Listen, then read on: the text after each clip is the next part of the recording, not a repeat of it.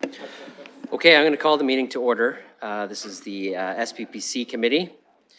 The City of London is situated on the traditional lands of the Anishinaabe, Haudenosaunee, Lenape-Pewak, and Attawandaron. We honor and respect the history, languages, and culture of the diverse Indigenous people who call this territory home. The City of London is currently home to many First Nations, Métis, and Inuit today.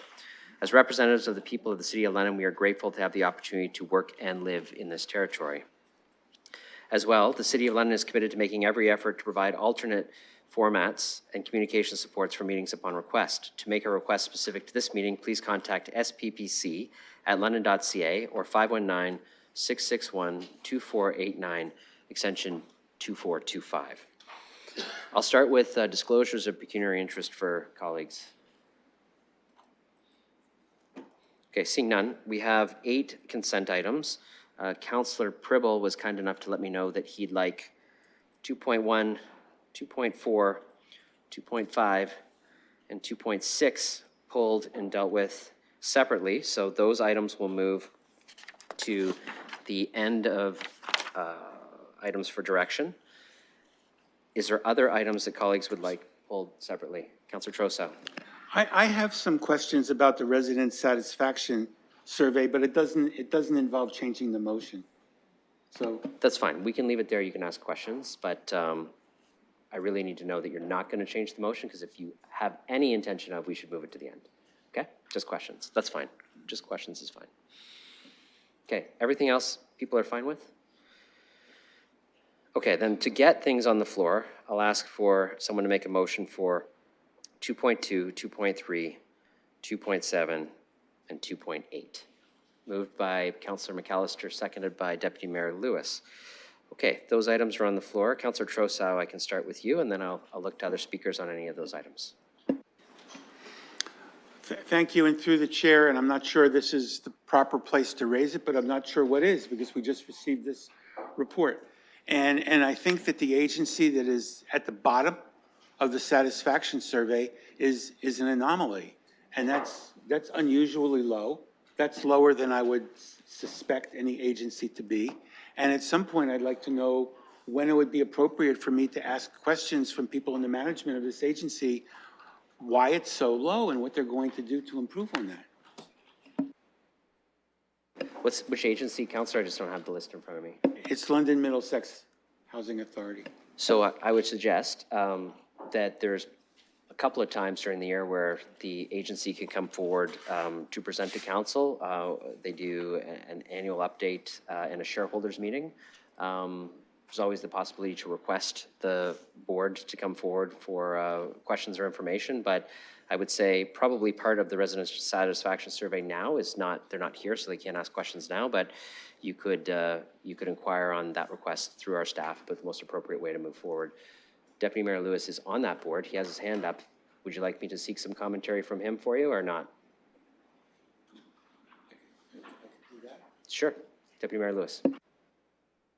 Thank you, Chair, and appreciate the opportunity to at least hopefully provide a little bit of information for the councillor. You know, when we're talking about satisfaction at London Middlesex Community Housing, I think we need to also consider that this is a report for the current satisfaction over the course of a year. It's a snapshot in time. Several steps have been taken this year, including steps by this council to start addressing some of the biggest concerns. We just recently ratified a change to the tenant placement agreement, which certainly, and I've certainly had meetings with Councillor Ferreira and some of his constituents about the impacts that old formula was having on those tenants in those buildings. And so we expect to see some improvement there. We have recently just finished the completion of the new strategic plan for London Middlesex Community Housing. We have changed the contract service provision for things like pest control.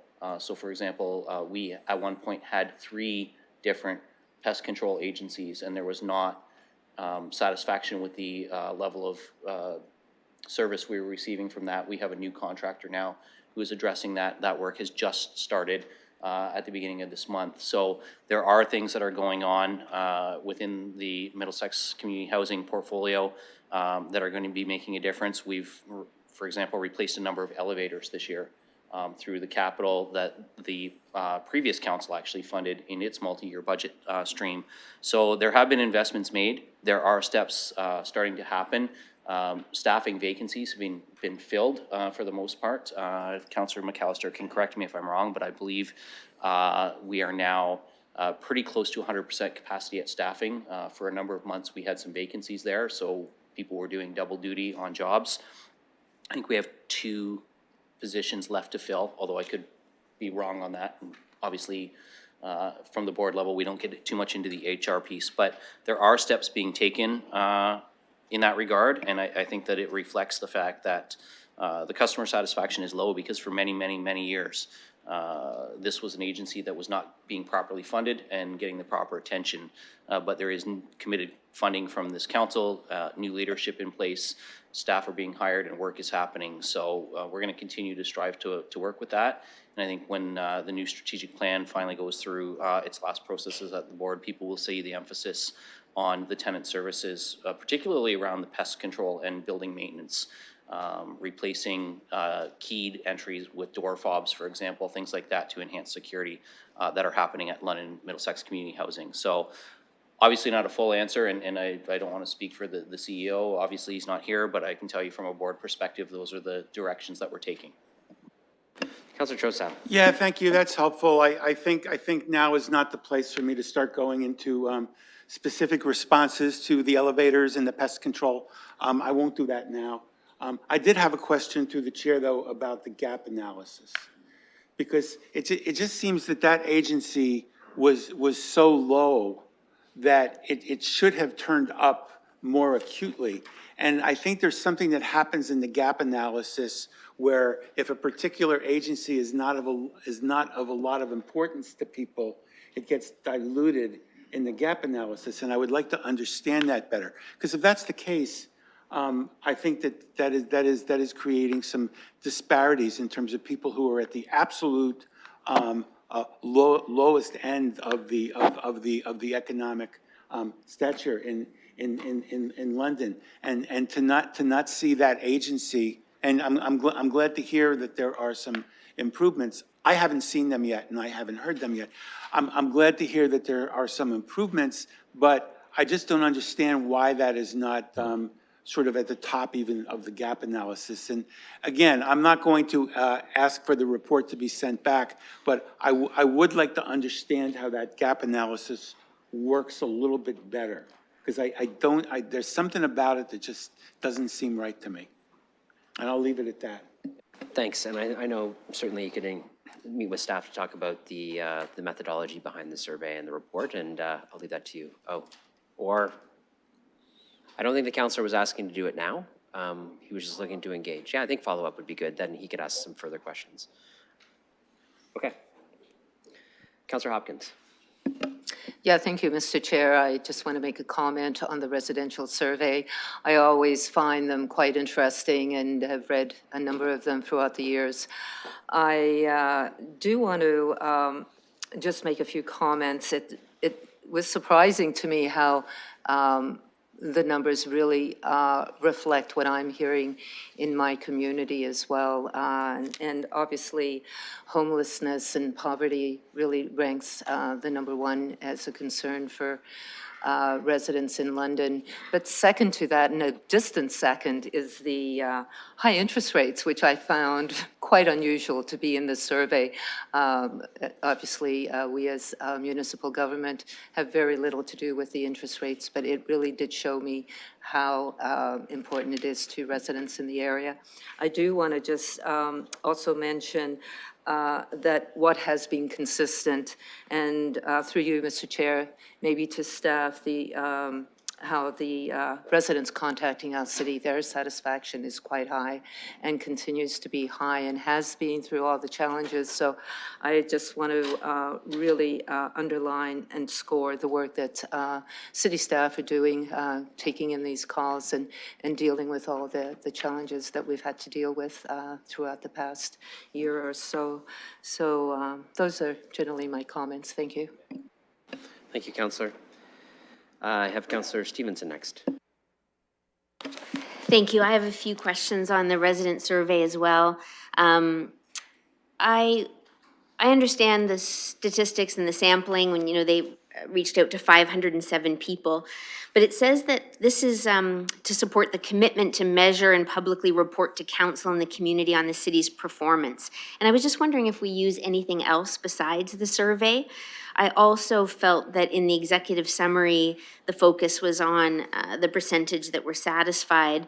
But I did notice that the ones that felt quality of life to be very poor doubled, and those that felt quality of life was poor increased by 50%. And I just wondered about staff's comments on that. Sure. I'll go to Ms. Livingston to start. Through you, Mr. Chair, yes, there are a number of other tools and mechanisms by which we report on performance. In addition to this is a point-in-time survey that's done year over year, but also allows us to look at trends and to see whether there's a shift in some components. And it allows to understand top-of-mind issues and whether council and staff are working to address what the community considers to be most important. Another very important document that fulfills that commitment around reporting on performance is the annual performance report. That is part of the accountability and reporting cycle that is linked to council's strategic plan.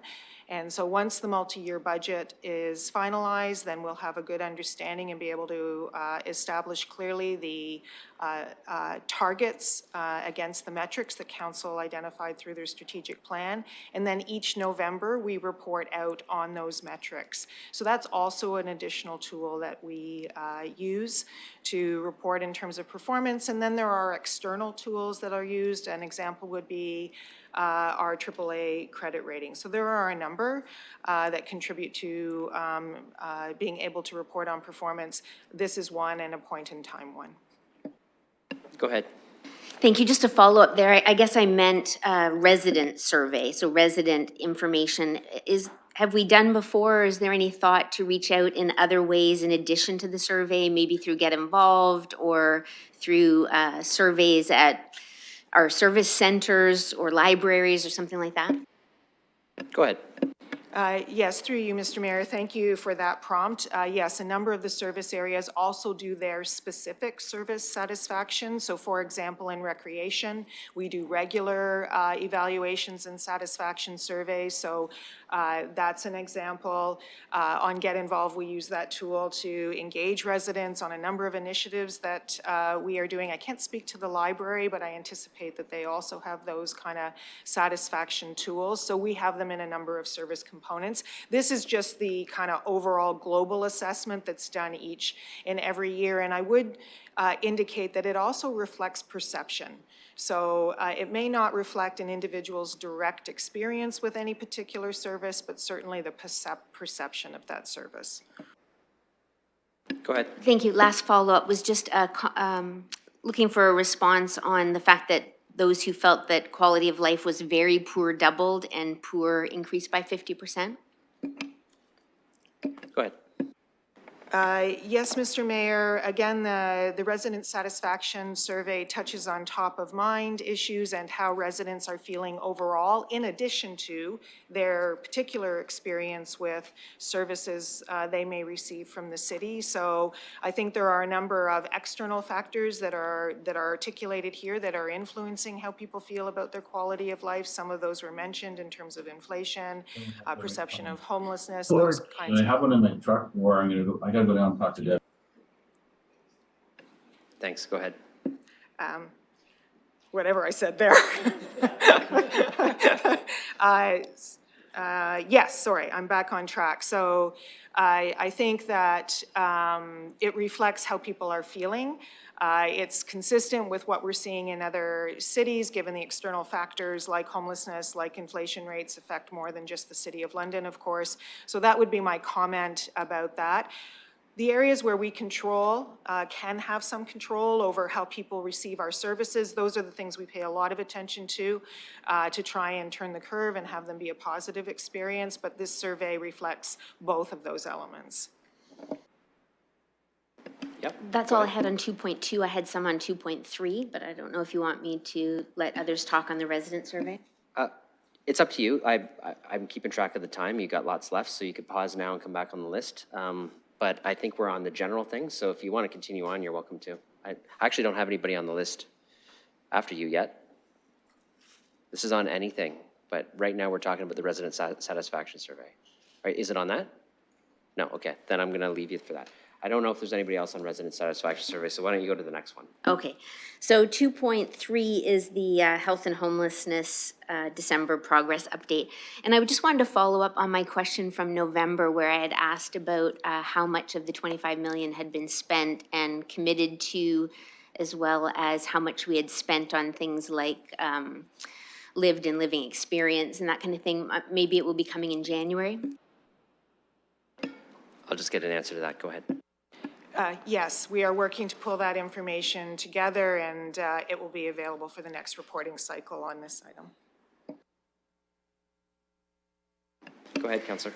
Thank you. So my only other comments are, when I look at, as we come to the close of 2023 and we had a commitment for 100 highly supportive housing and 3 to 5 hubs, we've got 44 and 25, so we've got 69 for the highly supportive housing. But the 44 were already there for deeply affordable housing that we rebranded. And the 25, I'm assuming those were in use by somebody at the time. So there's nothing new there. So I just wondered, and I know there'll be an update coming in January, but that along with the fact that we had the 100 spaces offered for the Bob Hayward, but no staff for this winter. So I wondered if there was just a comment or reassurance around the huge commitment we have to 531 more highly supportive housing units and 3 to 12 more hubs in the next 2 years if we didn't have the staff for the 100 beds. Just looking for some comments or reassurance there. I'll start with Ms. Livingston, go ahead. Yes, Mr. Chair, I'd like to kind of comment on some of that because actually what happened with the 44 was a commitment to move forward with those as highly supportive, so it wasn't a rebranding. And those units were filled in October with new people coming into them. The same with the 25. Highly supportive, people weren't housed anywhere else. Those were new units and they were filled with new people. So 69 in total. And yes, we were working towards a target when the plan was released of 100 as well as hopefully up to 5 hubs this year. And that is the work that the community has tried to undertake with moving forward with 2 and the 69 units. In terms of the difference between trying to establish ongoing sustainable services versus emergent and necessary temporary services, that is the challenge of staffing for the short-term services, such as cold weather response. So yes, the system is extremely stretched and we're trying to do both at the same time, but I think the big difference which allows organizations to bring on permanent staffing is when we're looking at those permanent solutions versus trying to hire staff for a 6-month period of time. Hiring for a longer term permanent jobs tends to be easier. And you can provide people a career path versus a temporary or emergency service that is short-term. Go ahead. Thank you. Just a couple of follow-ups there. I understand that the 44 are new highly supportive housing units, but when we look at our housing crisis and our homelessness crisis in our city, those deeply affordable housing units were built and ready for occupancy in the spring. And so when I say rebranding, I mean they were there ready for the people on our housing wait list, and then we switched them to highly supportive housing. So when we look at the gamut of what is needed, those weren't new beds. They just moved from one pile to another, or to one list to another. And so the same with the 25 with the new hub. Yes, no, they weren't highly supportive housing units before, but presumably some Londoner was living in them and using that extended stay suite. So the same with the hubs. We had a commitment of 73 for the spring, and unfortunately now that's down to 43 with the withdrawn proposal. And I know there'll be more coming, or at least it's anticipated there'll be new hub proposals coming. But that only leaves, so of the 43, 28 of them were already in place for this winter because last year's winter response had 2 years of at LOSA for the 18 plus 10. So again, that means only 15, the YOU, are actually new beds in the City of London for our homeless population. And when it comes to the 100 spaces at the Bob Hayward, was there any thought to maybe use that as a training ground or to hire staff on, take advantage of the whole of community aspect to be able to bring people in, train them, have stuff ready, knowing that more hubs and highly supportive are coming? Mr. Dickens. Thank you, and through you, your chair, as Ms. Livingston had also indicated, I'll reiterate that the 44 units at Thompson was not a simple switch and conversion. Yes, it was used, we used money for Rapid Housing Initiative, which was targeting affordable housing. However, before any units were occupied, we did seize the opportunity to create highly supportive housing units. The extended suites, or the executive suites, of which London Health Sciences Centre and London Cares open up 25 beds, are net new. There were no Londoners living in that space. It's a fantastic partnership funded by the hospital to create 25 highly new highly supportive housing units. As far as the number of hubs beds, at LOSA was providing 18 indoor respite spaces. It was not 28, they were offering 18. They've added 10 new additional beds. That space as well has been converted to start to provide hub-type services. So again, it wasn't just a procurement of beds and pillows, it was a procurement of some essential services for those high acuity folks. As far as things that were contemplated at the Y or the strategies, we appreciate the suggestion to have considered it as a training grounds. That's exactly how we proposed it to a number of organizations, looking to do some upfront hiring of their staff to provide short-term temporary supports in the hopes that they could springboard that into more permanent, long-standing programming. The challenge in that is I cannot make a promise to an organization that we could hire a number of their staff and fund them to do something temporary without a guarantee of ongoing permanent funding for whatever that next iterative project is, be it a highly supportive housing program or a hub. So we did contemplate that with a number of service providers, and I will note that typically the service providers that are interested or able to provide short-term cold weather relief are typically different than the partners that provide housing as well. Councillor, you got 30 seconds left. All right, thank you. I forgot to say I appreciated the LMCH update because there is a lot of concern in the social housing, and I really liked hearing that there's positive things coming. I don't want to belabor the 44, but those were available in the spring. They weren't used. People needed them, and I am glad to, maybe the training will happen and we'll be able to utilize the staff that Arcade is training to be able to move to the hubs and the highly supportive housing when we get them. Okay, thank you. Any other speakers? Councillor Ferrer, go ahead. Thank you, Mr. Mayor. This is for item 2.1, the 2023-2027 strategic. Okay.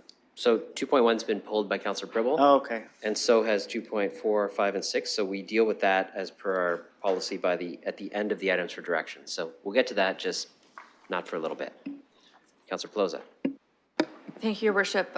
Just more of a comment procedurally. Realize we have friends in the gallery with us that making sure they realize that anything that was pulled from consent will come after the scheduled items, and the budget's probably going to take about an hour, just if they're trying to manage their time. Yes, I'm happy to clarify that. I did mention that when it was pulled, that they go to the end of the scheduled items for direction. So given a councillor wants to make changes to, for those who are here from the LADC Small Business and Tech Alliance, given a councillor would like to contemplate some changes, when it's pulled from consent, it goes to the end of items for direction, which is actually after our budget item. And I'll also let colleagues know that we have a hard stop scheduled break from 5:30 till 6:30 tonight. Annually, we reserve time for any councillors who'd like to go down and participate or observe the lighting of the menorah. And as well, I'm just going to combine kind of the dinner break with that so that people can finish that, come back and come in, and then we can conclude. So but that'll be a specifically scheduled break, no matter whether we're in the middle of something or not. We're going to pause at 5:30 for an hour. So hopefully that gives you some information that if you're here for 2.4, 2.5, or 2.6, You might be here for a little while before we get to it. So apologies for that, but that's just the way it rolls when someone wants to make some contemplated changes. Councillor Trossau? I'm wondering if a counselor could make a motion to alter that and allow us to accommodate the people who have come, so we could do that. I don't think these are going to be very controversial items, but there might be questions, and I'd like to not have them here till 9 o'clock.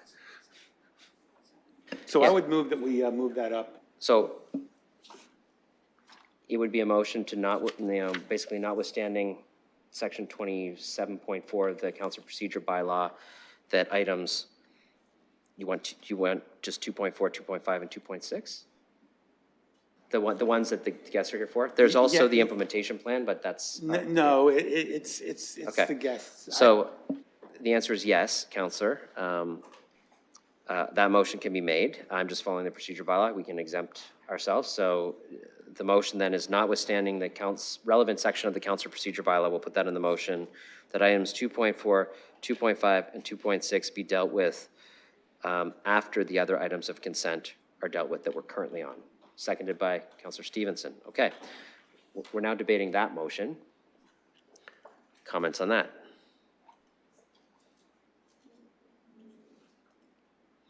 Okay.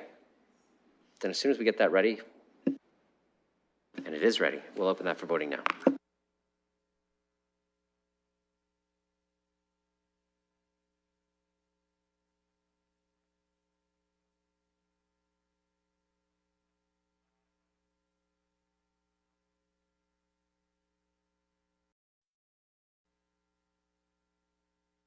This is Councillor Trossau's procedural motion. And we go back to the motion we had on the floor right after. Sorry, Your Worship, I don't know if anyone else is having a problem, but e-scribe's not working for several of us on this side. I'll vainly vote yes then. I vote yes as well.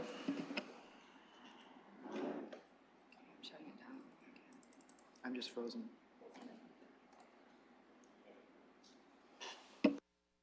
Closing the vote, motion carries 13-2. Okay, so we'll deal with that then. Those are three items after the other items for consent, which are on the floor, which we're currently discussing. A number of councillors have spoke, 2.2, 2.3, 2.7, and 2.8. Anybody else on those items? Okay, so that's moved and seconded. We'll open those for voting.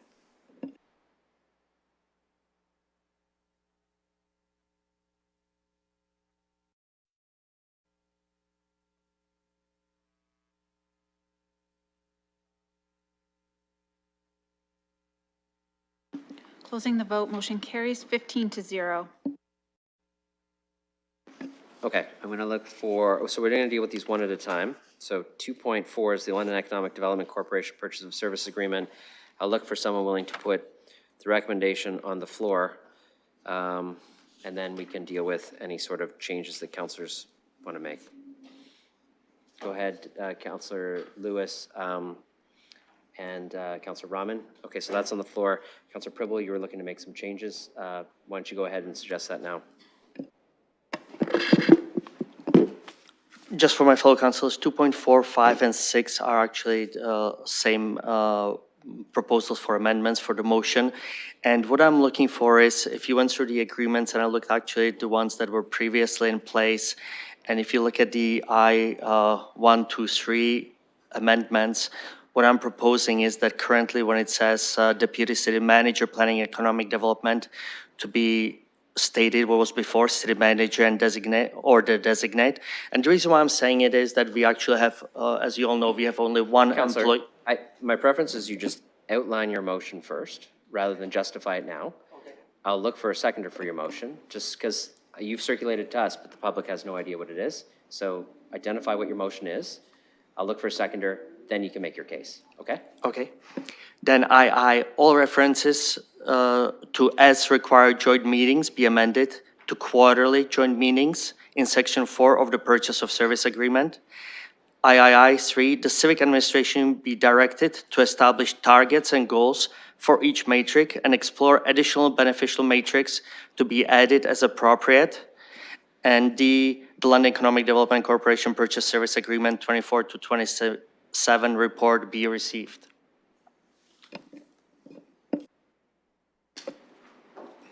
Those are my proposed amendments in my motion.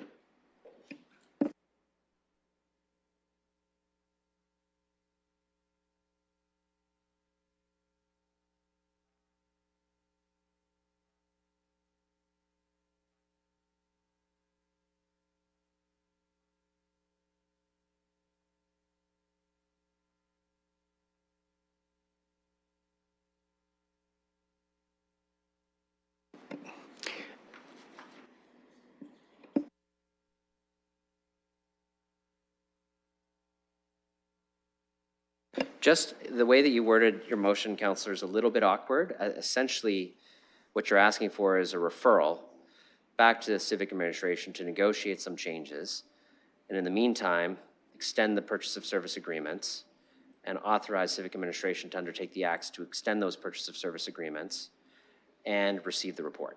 So it's actually a referral motion to do those things. So all of the things you said, it's just the way that you circulated and worded to us kind of has to be dealt with as a referral. And then, you know, your C is essentially the main part, and your A and B and D kind of fall under that referral as actions that are also taken.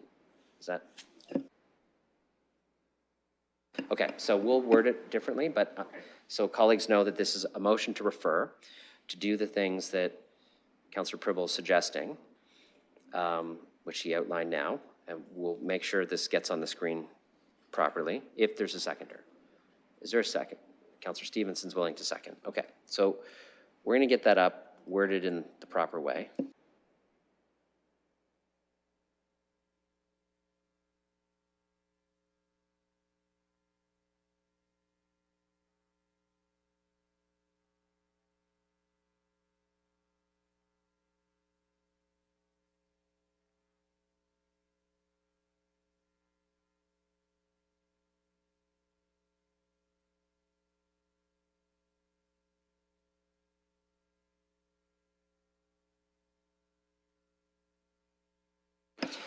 Okay, on the advice of the clerks, we're really just referring to the, dealing with the referral part first.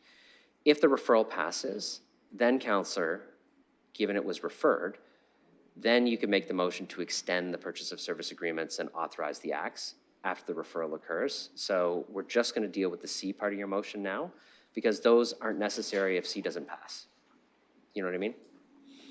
So we're basically dealing with C, which is refer to Civic Administration, back to Civic Administration to negotiate the 3 changes you suggested, and then the other parts we'll deal with after if that referral passes, okay? Because really those are actions that we would need to take if it was referred to deal with the mistiming of the end of the agreement. Okay? You're okay with that? Seconder's good with that? Okay, all right. Okay, so we're on the referral, which is the part C that Councillor Pribble circulated, which you should be able to see in eScribe now. So I'll open discussion or debate on the referral.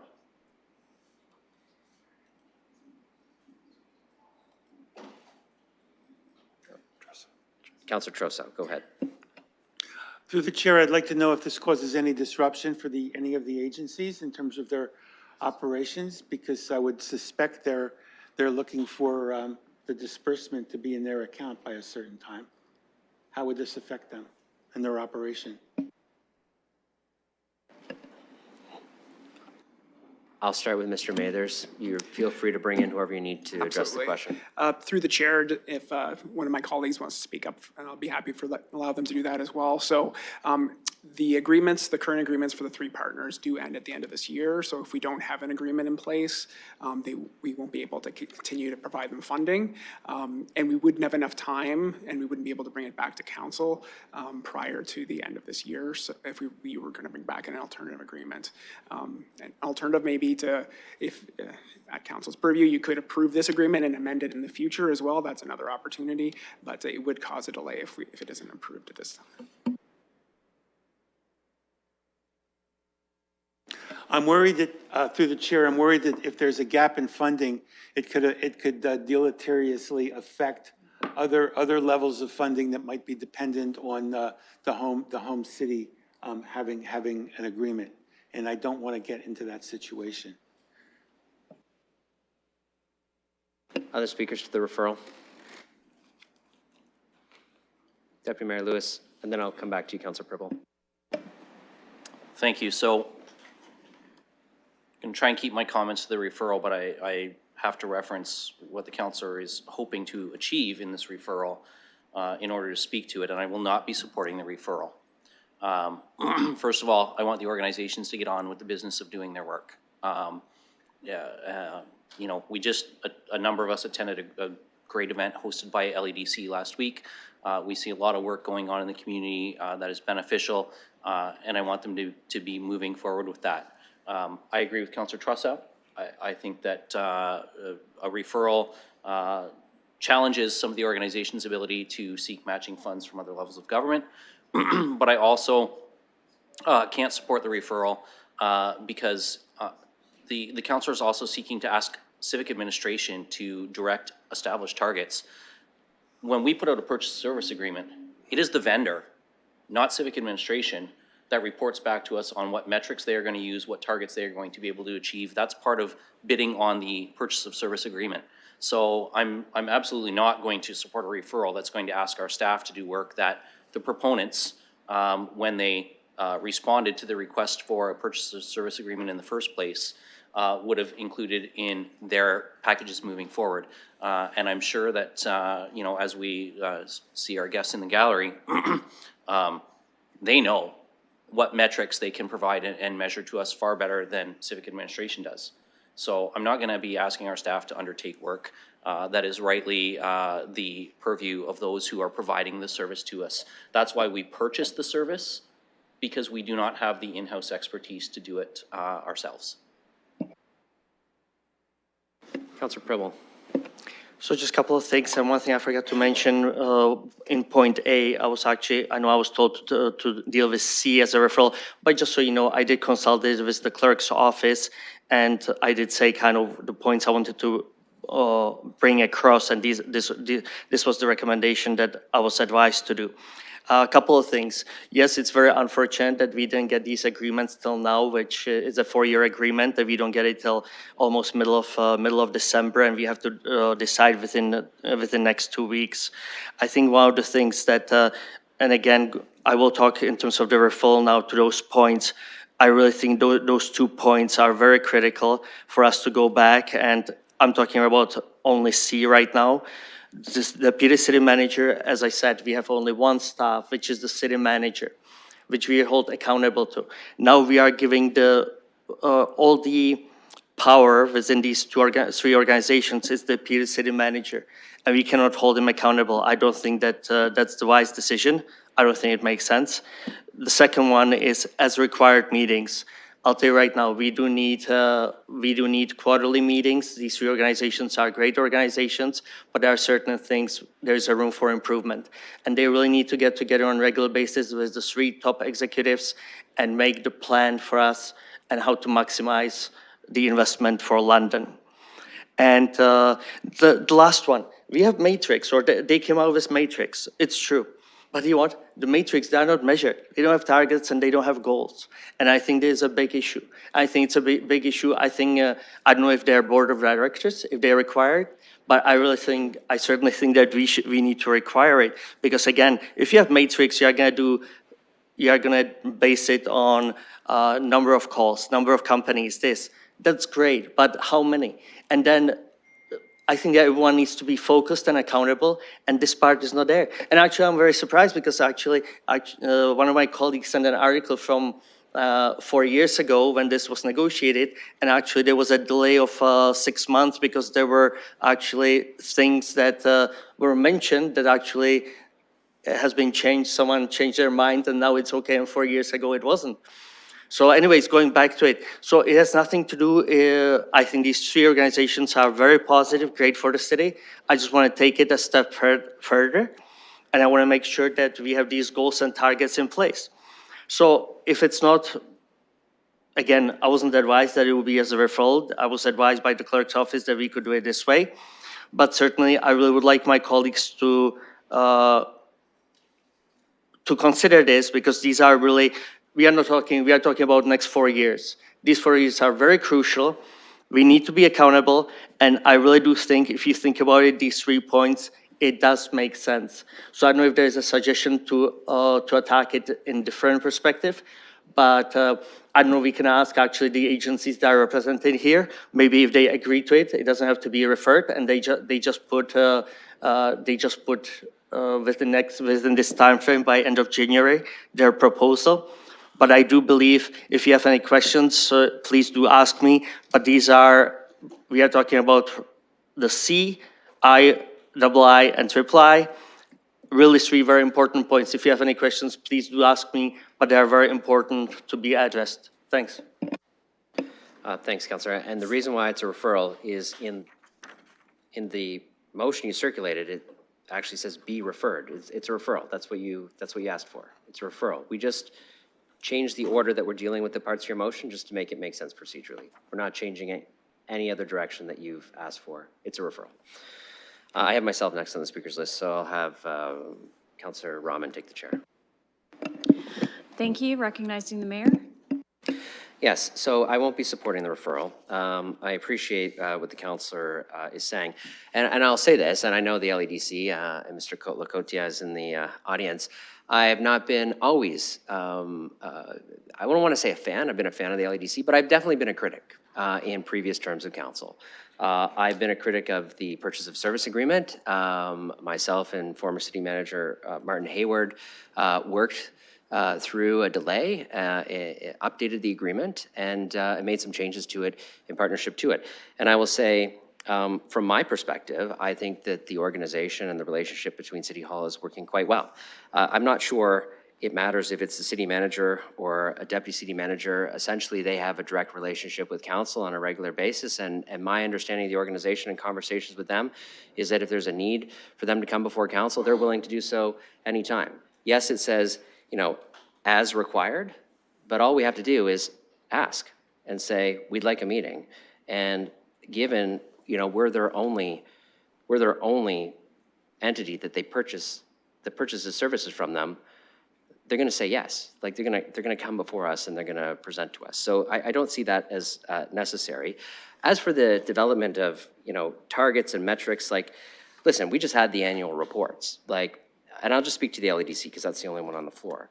Like, this is an organization that is driving and organizing the incredible interest and success that we've had in our industrial land development strategy, the work to recruit talent here, the workforce development piece, partnering with, on a regional level with St. Thomas to ensure that workforce development questions for Volkswagen were answered, regularly meeting with high-profile individuals. I had the opportunity, because I sit on the board, to know that without revealing confidentiality, that there is a number of really positive irons in the fire on the economic development side of things, particularly with our industrial land.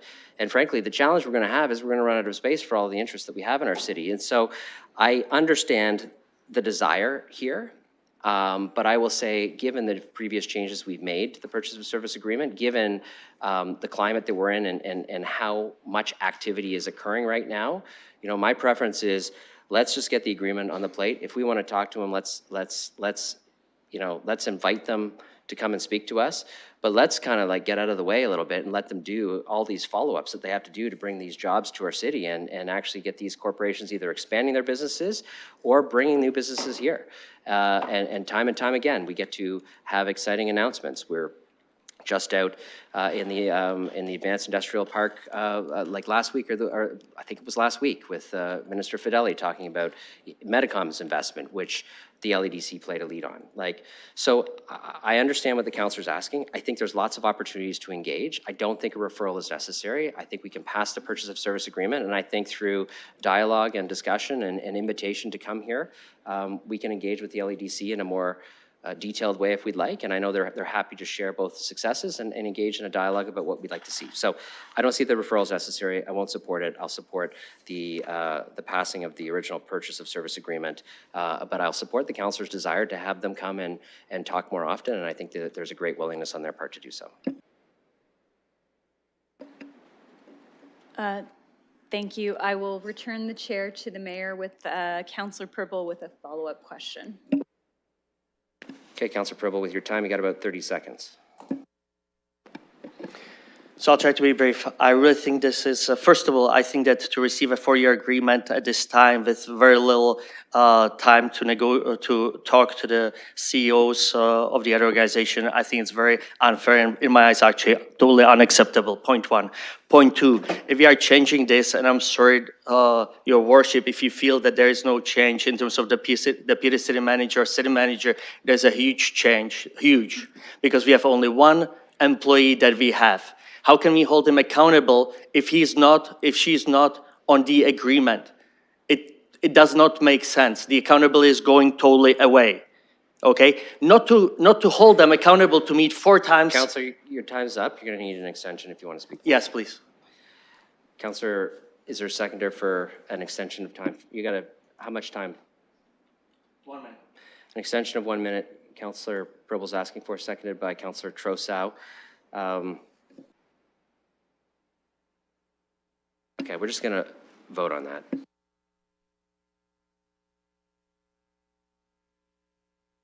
We're going to do that in the system because I see people shaking their heads different ways, so I just want to make sure we have a record of the vote.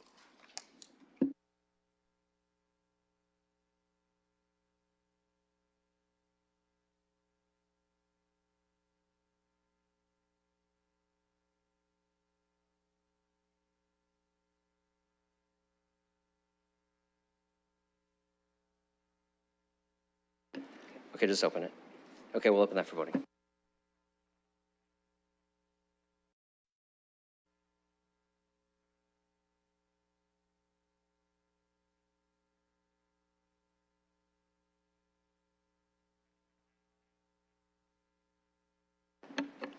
Closing the vote, motion carries 12-3. Okay, continue, Councillor. Thank you. So going back to it, tremendously important agreements, all 3 of them. We get them this late. If I look at, I really honestly don't understand why they were this late because they are almost identical. And actually we took out the stuff and the updates we made, in my eyes, are not in the benefit of our community. Very unfair timing. We are making adjustments, as I said, repeating myself. We cannot change it to the deputy city manager because how can we hold the city manager accountable, the new city manager accountable, if the deputy is going to be on the agreements and deputy is not our employee? Does not make sense. 4 times a year to meet for these crucial organizations to move our city forward, absolutely a must. If it's, we all know how busy everyone gets. If it's as required, who knows if it's going to be once or twice a year. These 3 organizations, they are great for our city, but they can be even better. There are certain services that overlap, they can drive it much more efficient, and they need to be together. All 3 of them on these regular basis. Goals, I personally think that their board of directors should require these anyways. So actually, to be honest with you, first I was thinking of they must have them anyways, and we could have it even before the council, and there doesn't need to be. Your time's up, Councillor. Till January. Please consider these points. They are really important. Think about it, what I was saying. Thank you. My fault. I gave you a little bonus time because I was listening and not looking at the clock. So sorry about cutting you off abruptly, but you did get an extra 20 seconds there. Sorry. Other speakers I have Councillor Stevenson and then Councillor Cuddy and then Councillor Pelosa. Thank you. Can I ask why these 3 contracts were withdrawn last month? I'll go to the city manager.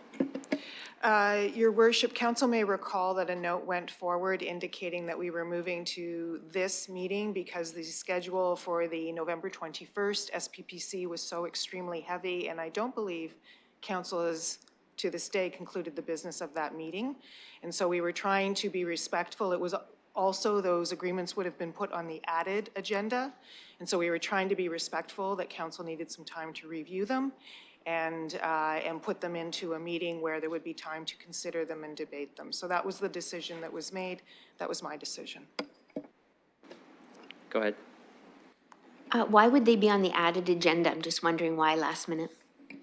The added agenda at the last meeting? Yeah, go ahead. They would have been on the added agenda for the last meeting because there were still things to be negotiated, is my understanding.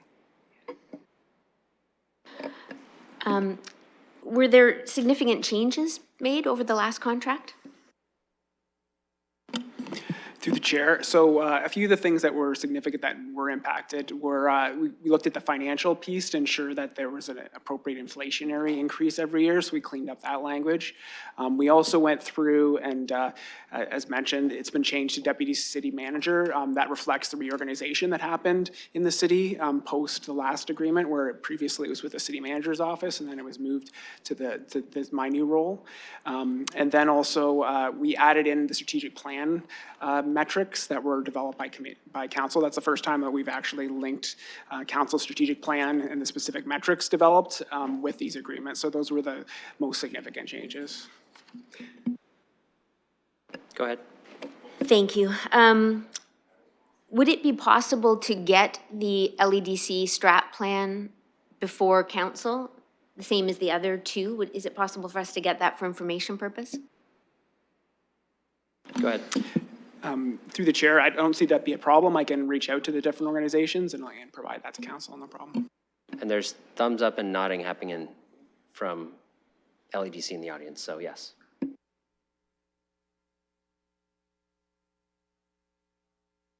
I guess the only other thing I'm wondering is if, I do agree with Councillor Pribble in that the agreement has metrics, but no commitment. So it's like one or more is good. And I get that there's been good work done in the past, but I do agree that from a place of governance or oversight, it is good to know what they're shooting for. I'm assuming that's going to be in the strat plan when we see them, that there'll be commitments, goals, measurable type things. Yes, and I'm getting nods up there. So,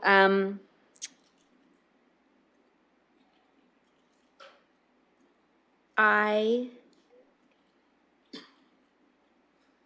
am, so in terms of the switch from city manager to deputy city manager, and I understand the reorganization, I'm assuming that we will have criteria or could have criteria with our new city manager that would hold them to goals that are fulfilled by the other deputy city managers, many of those. If we can maybe get a reassurance there that just because the deputy city manager is sitting in on these meetings, that the accountability will still be there. Yes, I'll go to Ms. Livingston and then I'll make a comment on that too. Yes, Your Worship, if council recalls the structure of my performance plan, for example, there are a number of items in that performance plan that I work with DCMs to either hold them accountable to deliver on, or we work together to deliver on. Yes, and I would just add to that, also, I mean, Mr. Mathers, who this falls under, is here every meeting. He's very accountable to us. He answers all of our questions every meeting.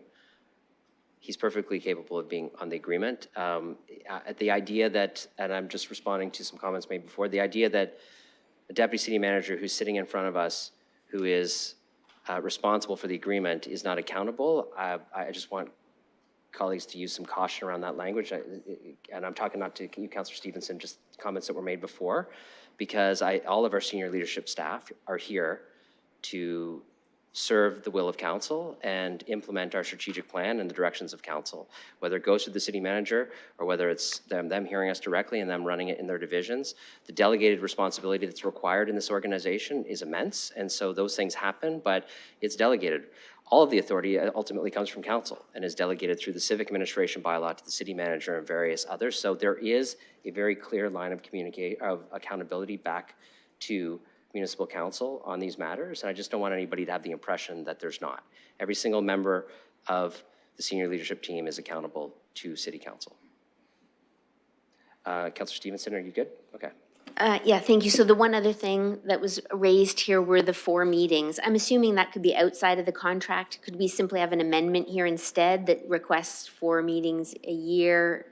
Or is there another way to do this rather than through a referral? Because I can see that's not going to be the way to go. As I mentioned in my comments, the current wording is as required. Mr. Mathers, you can correct me if I'm wrong, but as required means city council could request a few meetings a year, however many we want. We chat with LEDC, they come.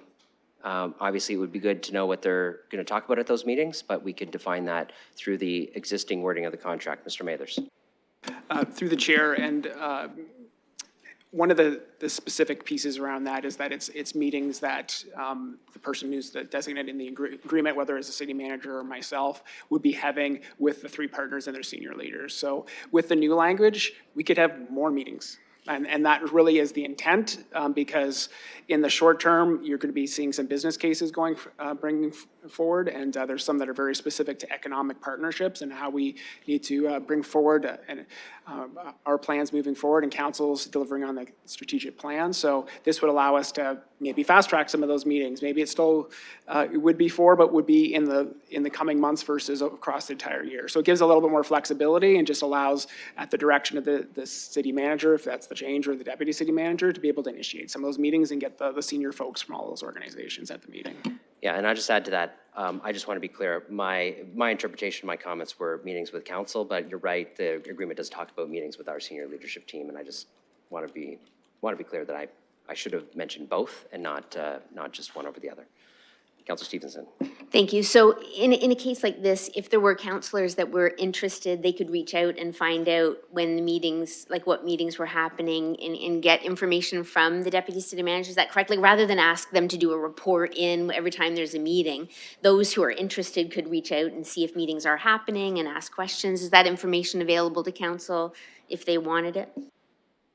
Mr. Mathers. Through the chair, would be happy to share whatever we discuss with councilors as well, and provide them any kind of update that they'd want at the time. That's perfectly fine.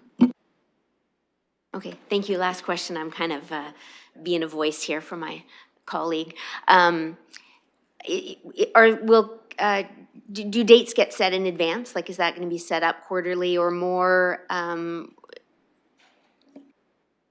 Historically, we have set them like with fixed dates. The new language will allow us to have a little bit more organic meetings that are based on some of the key deliverables that are coming forward. So to be very open with you, it would really much depend on the multi-year budget discussions and what comes out of that process. So if we have business cases that are approved, we have a lot to talk about, and to be able to see like who's going to be providing those services and how we come up with a plan that's cohesive across the city. And if it's not approved, then we will have less to talk about with just that normal everyday stuff as far as they're included in the agreement currently. So we would likely start initiating some of those meetings after the multi-year budget is approved. Thanks. I am no longer going to second, or can I vote against it if I second it? I'm not sure what to do now. You can vote against if you second it, yes. Councilor Pribley, your time's up, and you had an extension, so. There was a comment you made, and I just want to straighten it out, because there was a comment you made, and I didn't say it that way. Okay. So the question wasn't about, I wasn't questioning the accountability of the deputy city manager. Yes. What I was saying is, we have one employee, which is city manager, and if we take them out, therefore, what kind of accountability do they have, the city manager, the only one that's responsive to us? Yes. That was the question. Councilor Pribley, I'm going to take that as a point of personal privilege, and I'm going to respond to it. I disagree with you. Mr. Mathers is appointed by bylaw of London City Council. We don't just have one employee, we have one employee. The city manager is a very important employee that we do the hiring of. There's a different process for hiring others, but at the end of that process, pretty much every city manager, every senior leadership team member that you see before us has a bylaw that has been passed by council and appointed by council on the recommendation of the city manager. So I appreciate your point. I think we can leave it at that. We can have a discussion later if you want about that piece. We will, thank you. But this, in 13 months, this is the first time I hear that we have more than one employee. You know what? People have different opinions on this, but I go by. Point of order. Yes. It's me. Go. There's a speakers list if we can, and we're running late, if we can just get back to it. Yeah, that was a point of personal privilege, so I dealt with that. So the back on the speakers list is Councillor Cuddy. Thank you, Chair, and through you, I will not be supporting this referral. We have 3 excellent organizations. They're well-managed, they're well-run, and to quote Deputy Mayor Lewis, we don't want to see an interruption of service. I also think it's a challenge to the credibility of these organizations if we're questioning them at this stage. And with respect for meeting with them or hearing about what they're doing, I simply, when I wanted to meet with the CEO of LEDC, I simply picked up the phone, called him, and we met for a coffee. And that's what anybody can do.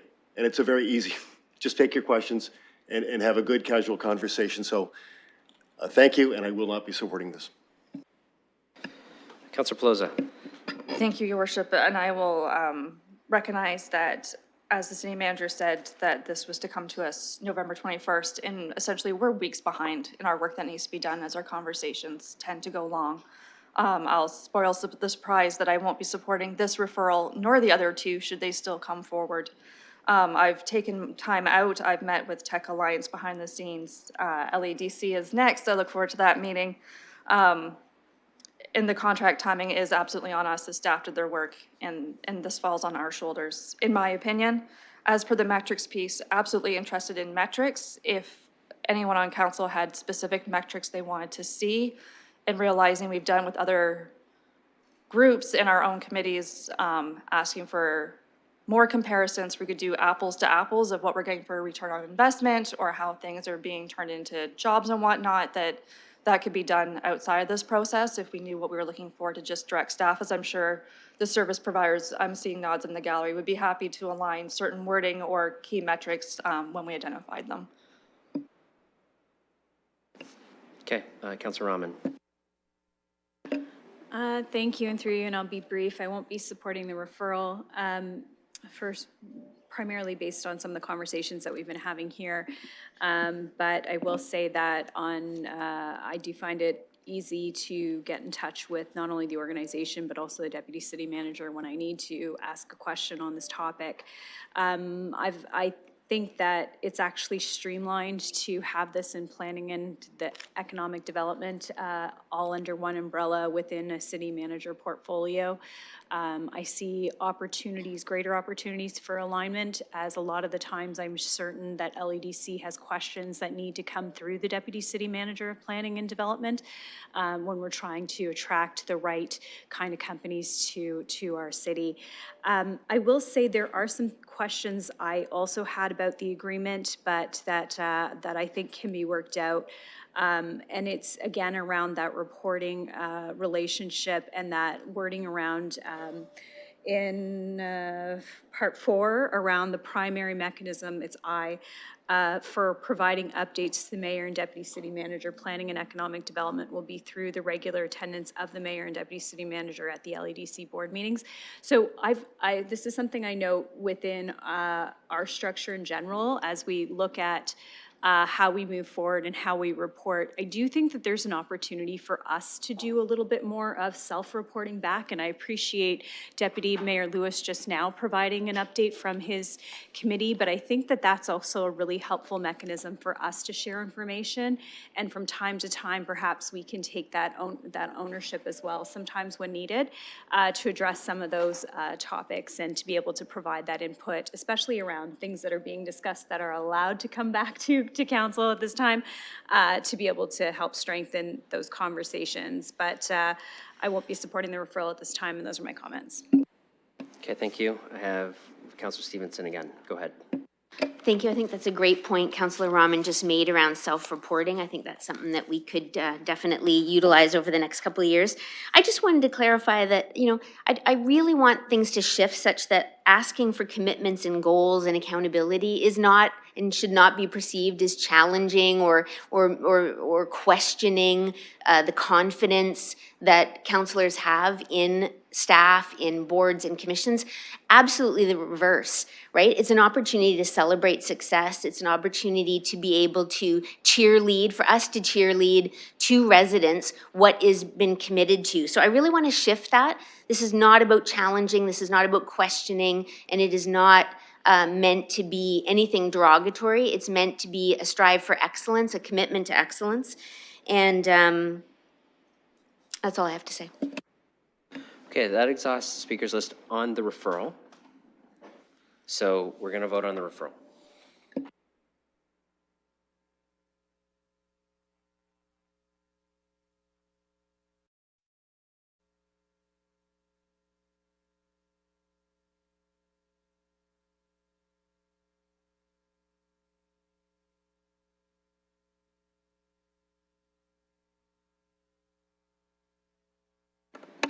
Councillor Trossau.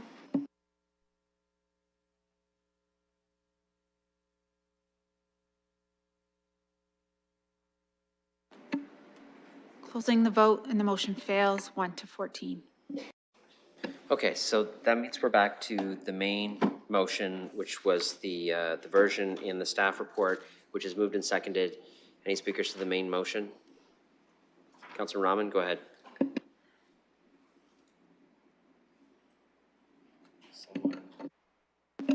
Thank you, and through you. Thank you for the submission, and I didn't have a chance to send this question in advance, and I'm sorry about that, but on E, a one-time allocation of $300,000 be authorized for the film strategy. I'm just wondering, through you, Mayor, if we can share any successes from the 2023 $300,000 allocation, just to highlight a few more. I know that we did have a little bit of that in the presentation, but I just wanted to see if there was any other things that you might be able to highlight. Mr. Mathers. Through the chair. So very much it was something that was highlighted by LADC about the success. I can provide that update to you folks prior to council. I can attach that to the strategic plans for the different groups as well. So that's no problem. And then just to highlight that in the report we do discuss about doing an assessment to see the value for money there and bring that back next year. And so there'll be an opportunity as well as part of that process to talk about the success and moving forward with the music, with the film program. Thank you, and yeah, I appreciate that just in time before council, and I do appreciate the fact that the report does just talk about what we will look at as metrics for that and how it will be reported back to us. That was my main question around that strategy piece. I do, again, I'm not sure if maybe Mr. Mathers might be able to comment on this, but outside of the annual agreement, do we have we had a significant overview of our economic development strategy as a whole? And when was the last time that we did that? Go ahead. Yeah, through the chair. So it's a very excellent point, and one of the really important reasons why there's some strat plan strategies around developing that plan. We have submitted a business case. It's P46, and looking at trying to develop a more comprehensive plan, going outside of what we usually have done, and work with our partners to see if we can provide a framework moving forward. So there is definitely an opportunity, and it's been flagged in the multi-year budget. All right, anyone else on the main? Councilor Pribble, go ahead on the main motion. Thank you. The main motion is, right now we are talking about LEDC. Is there a specific date that we have either in our bylaws or that the council passed, that by when do we have to receive the proposal for the 4-year contracts? Go ahead, Mr. Mathers. Through the chair, so the current contract ends at the end of this year. So, and LADC receives monthly payments. So without a contract, they wouldn't be able to get that January monthly payment. So that would be kind of the deadline to be able to bring something forward.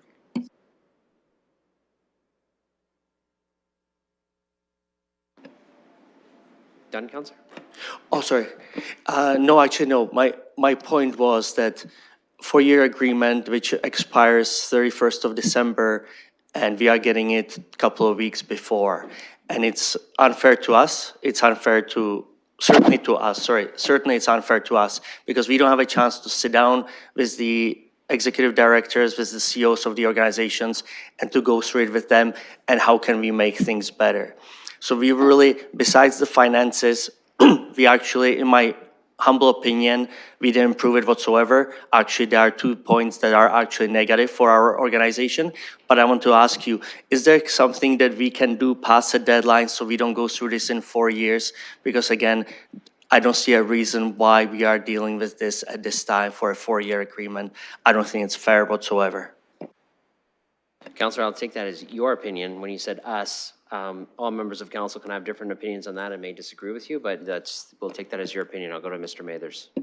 Through the chair, so there's the opportunity to amend at really any time. So that's what happened previously for our film program. So probably the most logical time to do that would be after the multi-year budget process, where council has made decisions on business cases where there might be additional funding for additional services. So, and as well as part of that process, it's defining what our metrics and targets will be based on the funding that's provided through the multi-year budget process. So that will be the ideal time to revisit this and be able to come up with any changes that are appropriate.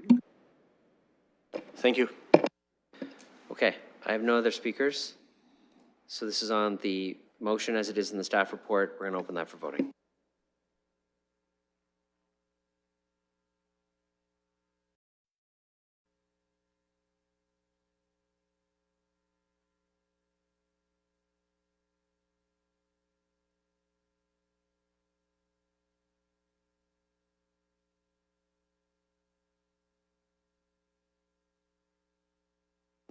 Closing the vote, and the motion carries 15-0. Okay, we have now 2.5 Small Business Center Grant Agreement. I'll look for someone to move the staff recommendation. Councillor Pelosi, seconded by Councillor Rahman. Any discussion on the Small Business Centers Agreement? Councillor Pribble? I'm the one who did a 2.5 and actually next one 2.6. I'm not gonna delay it. It was actually, if anything, the first one that was probably the most important one for our city. So the other ones, I have no comments and I'm gonna pull it out. Okay, well, we just have to deal with them individually now, so Okay. you don't have to make comments. We can just, but we'll vote on them separately. Okay, so I see, Councillor Hopkins, go ahead. Yeah, Your Worship, I will be supporting the recommendation in front of us. I just want to confirm that the added increases throughout the next 4 years are inflation numbers, just through you to staff, just to do my due diligence. Mr. Mathers. Through the chair, yes, they're inflationary increases, just with fixed values. So for the first 3 years, it's 3%, and then the fourth year, it's 2% increase. Okay. Councillor Rahman. Thank you, and through you. This question pertains to both the Small Business Center and Tech Alliance. I'm not sure if we ever did, but did we ever have council members on either of those? And is it just because we didn't have it in the original agreements? Through the chair, I don't have all of the history on it. However, they are, because they're grants, they're slightly differently worded, as you'll see, as part of the agreements as well. So that may be part of the rationale, but I don't have the history on that. I'll have a long, maybe response to back to yourselves with all of some background, but I can look into that and get back to you too. Thank you. Yes, I'd appreciate that. I think that there's value in having a more integrated relationship, and I'm not sure if that's something, again, haven't had those discussions with either organization at this point, but just wondering as we contemplate what the future looks like in further planning, if that is an opportunity that we might be interested in exploring, but just wanted to get some clarification of how that came about with LEDC versus the others. Thanks. Thank you. Councillor Pribble. I just want to clarify my last comment so it doesn't come across in any different way. By the way, Small Business Center, both and Tech Alliance are tremendously important for our community. And when I said if it didn't go through LEDC, it was meant, when I said the importance was because of the amount of funding. That's what I meant. But certainly, all three organizations are tremendously important for our community. And I really mean that. Okay, I don't have any other speakers for the Small Business Center Grant Agreement, so we're going to open that for voting.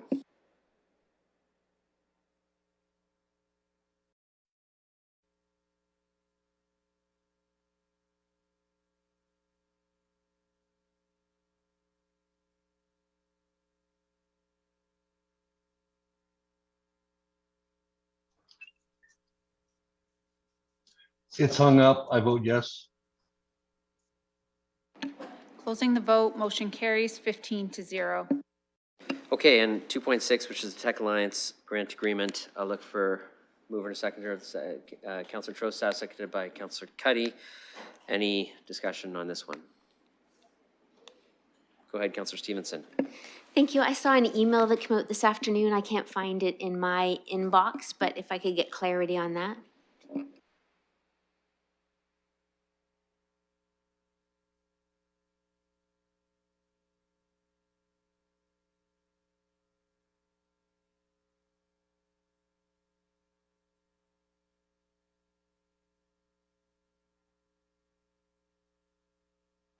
Counselor, I can only comment that because I brought it with me, because my staff did it. I think we all received an email at about 3:27 with an attached letter from Tech Alliance addressed to council. So, I mean, I'm happy to give you a copy of it if you'd like to see it. But No, I'm just clarifying that what is before us is the agreement that was originally, like, we're not dealing Correct. with this, is that correct? That's correct. Yes. Yeah. That's a letter from them, and there's some information in it, and councilors can read it, take action on it, or engage later on it. So, but that's not what is before us right now. It's as the thing that was moved and seconded was as you read in your council package. Okay. Go ahead, Councilor Rahman.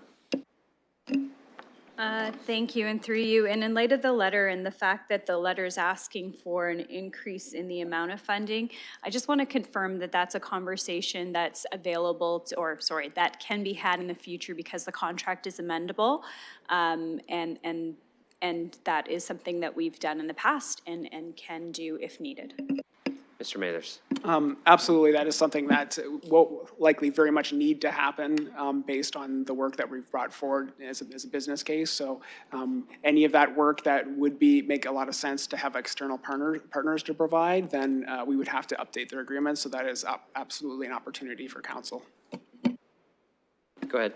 Thank you, through you. And so the process by which the organization would do that would be then just circle back with your team to begin that work and that discussion around what that additional funding request would be for, the metrics associated, and how that would be actioned by or brought back to council for an amendment.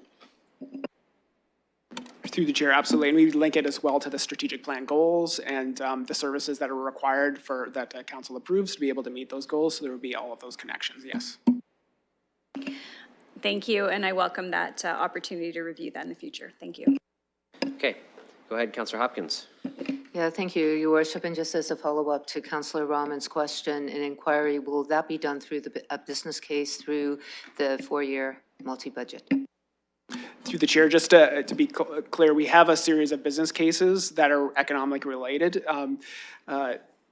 Business case P46 relates to economic and partnerships, has funding that would be able to provide initiatives related to economic development. And those are the initiatives we'd be looking at, look for partners to be able to provide those services. So this would be subject to approval of a business case and or a part of a business case. So that is something that would be decided through the multi-year budget process. Once that's completed, we'll know the dollars that we're working with, and then we can work with the partners to figure out how we deliver those services.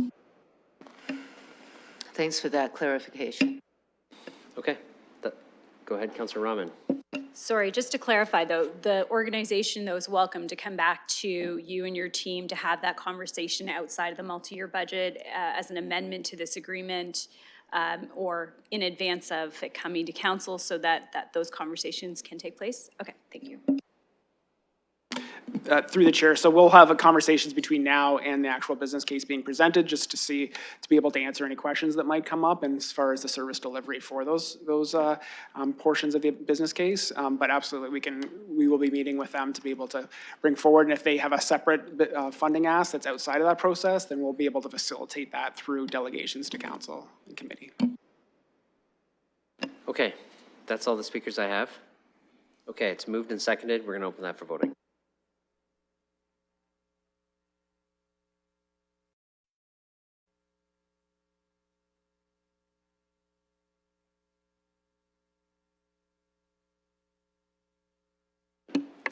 Closing the vote, the motion carries 15-0. Okay, colleagues, the next item would have been the release of the multi-year budget, which I don't think we should start with only 8 minutes before. 2.1, a councilor wants to make an adjustment to it, so we could put that on the floor and start that for the next 8 minutes, but we probably don't conclude it before we take our break. So if we start it, we're going to have to continue that when we come back. If we break now, we can start with the multi-year budget when we come back. So at this point, I think if you want to make a break now, I'd suggest making a break now until 6:30. I see lots of nods. Okay, I'm gonna ask someone to move that. Councillor Ferreira moving a break until 6:30. Counselor Hopkins seconds. We're going to do that one by hand, okay? All those in favor? Motion carries. Okay. We'll be back at 6:30.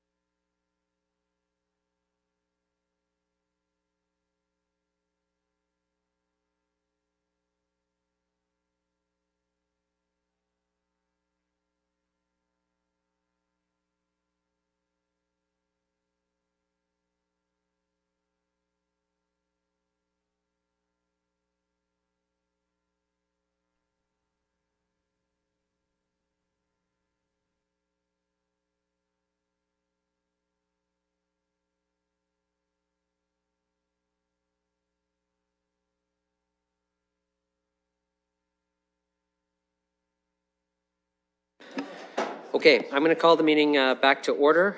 For colleagues, where we left off is we had completed the items that through Councillor Trosa's successful motion to move up so that the guests that we had in the gallery could go. 2.1 remains at the end of our items for direction, so we're not dealing with that one yet, which moves us on to scheduled items, which is the draft 2024 to 2027 multi-year budget. We do have a budget committee now, which will deal with this, but this presentation at SPPC does still come to SPPC.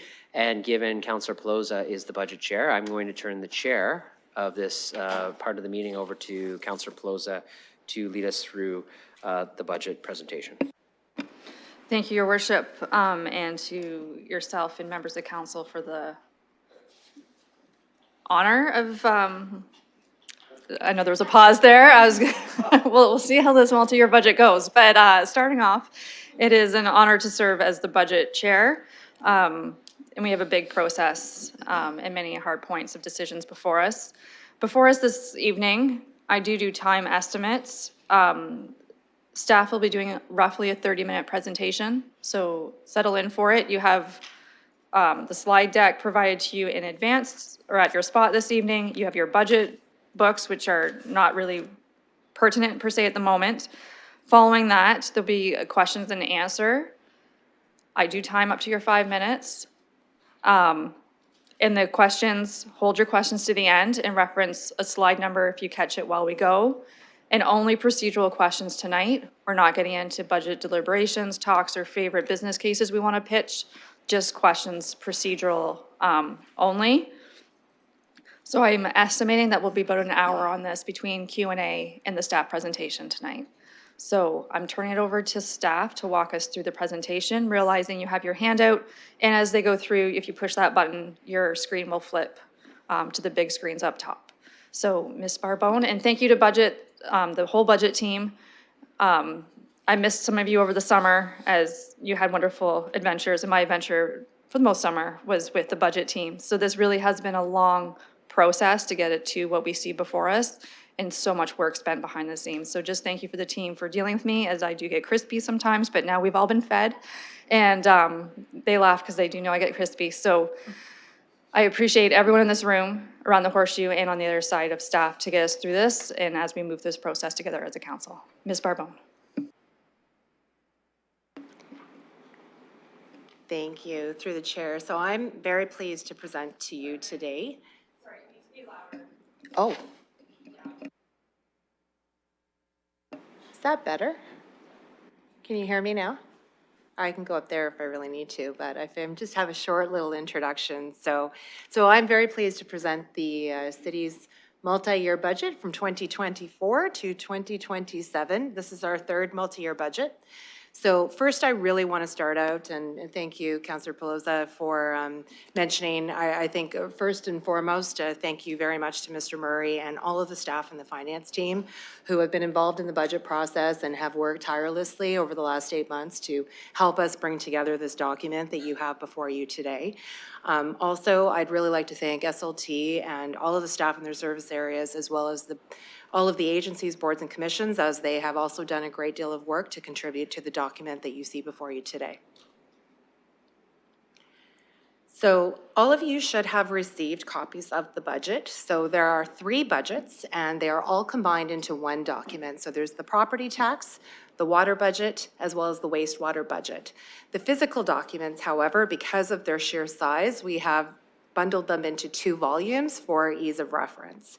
So the budget documents are all available online at the 2 links that you see before you today. So they're on the city's website, and they're also available through our public engagement page on the Get Involved website. So Mr. Murray is going to walk you through the budget presentation and provide some of the key highlights. And then at the end, we can take some questions with respect to process, noting that this is the official kickoff to the budget process, and any discussion about specific items or business cases will take place during the budget committee meetings that will start later in January. So with that, I'll turn it over to Mr. Murray. Thank you. Excellent. Thank you very much. In terms of what I'm going to walk you through this evening, we'll do a bit of a refresher on the multi-year budget process for those who perhaps are following at home or who have not been through a multi-year budget before. I think it's good background. We will also do a bit of a refresher on the kickoff to the budget process from back in April of this year. I'll then walk you through an overview of the multi-year budget and what it means in terms of an impact, as well as how we compare to other municipalities. We'll touch briefly on the water and wastewater multi-year budgets as well. And then I'll walk you through key dates and some upcoming public engagement as well that we're going to do throughout the budget process. We're also going to go through a handful of requests from the budget chair. These would be administrative matters, so we will work through those and also provide a bit of an overview of the new Strong Mayors legislation as well and how that will impact this year's budget process. So let's start with a bit of a refresher on the process itself. Our MYB process is very much fully integrated with our strategic planning process. The strategic plan really is the foundation of the multi-year budget. It dictates what the priorities are and what strategies require resources. It really does set the direction for our multi-year budget process. Now, at the outset of a multi-year budget cycle, Civic Administration also does request Council's direction on an appropriate tax levy target to provide some financial parameters to help guide the multi-year budget, and it provides the parameters in terms of what resources are available to implement the strategic plan. So you'll recall that this was done back in April of this year, and I'll get into some more specifics on that shortly. So there are generally three components to our multi-year budget. There are base budgets to maintain existing service levels. There are business cases for potential new or additional or expanded services. So this is where additional resources are required. And then there are business cases for potential reductions as well. So this is where fewer resources might be required. The multi-year budget really determines the pace of the implementation of the strategic plan. How fast or slow do we want to go in implementing those priorities? And then once the multi-year budget is approved, this leads into the annual budget update process, which you all would have went through last year. This is our opportunity for course corrections as needed.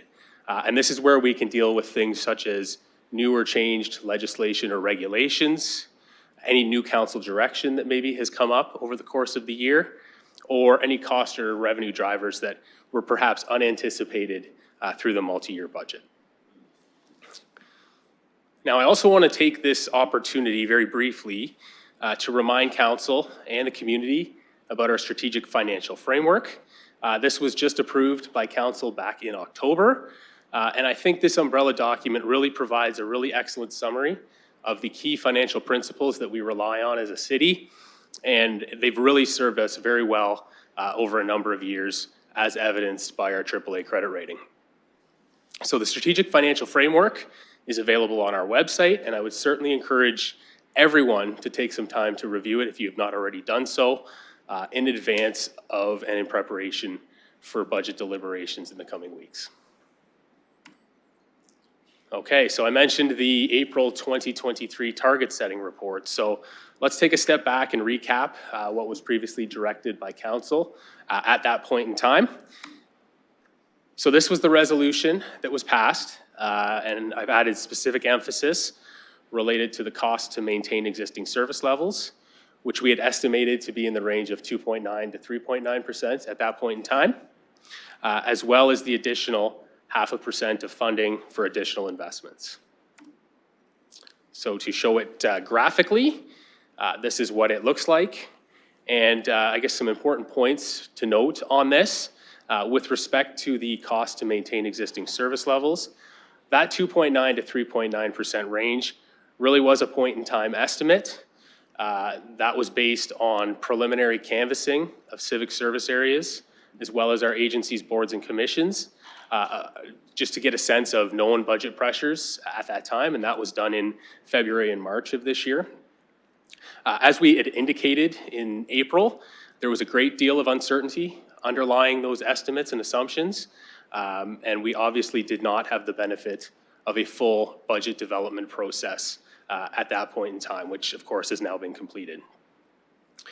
With respect to the business case component of this, it was very clear that in order to do everything that was identified in the strategic plan that required additional funding, that would require a lot more than 0.5% per year on average.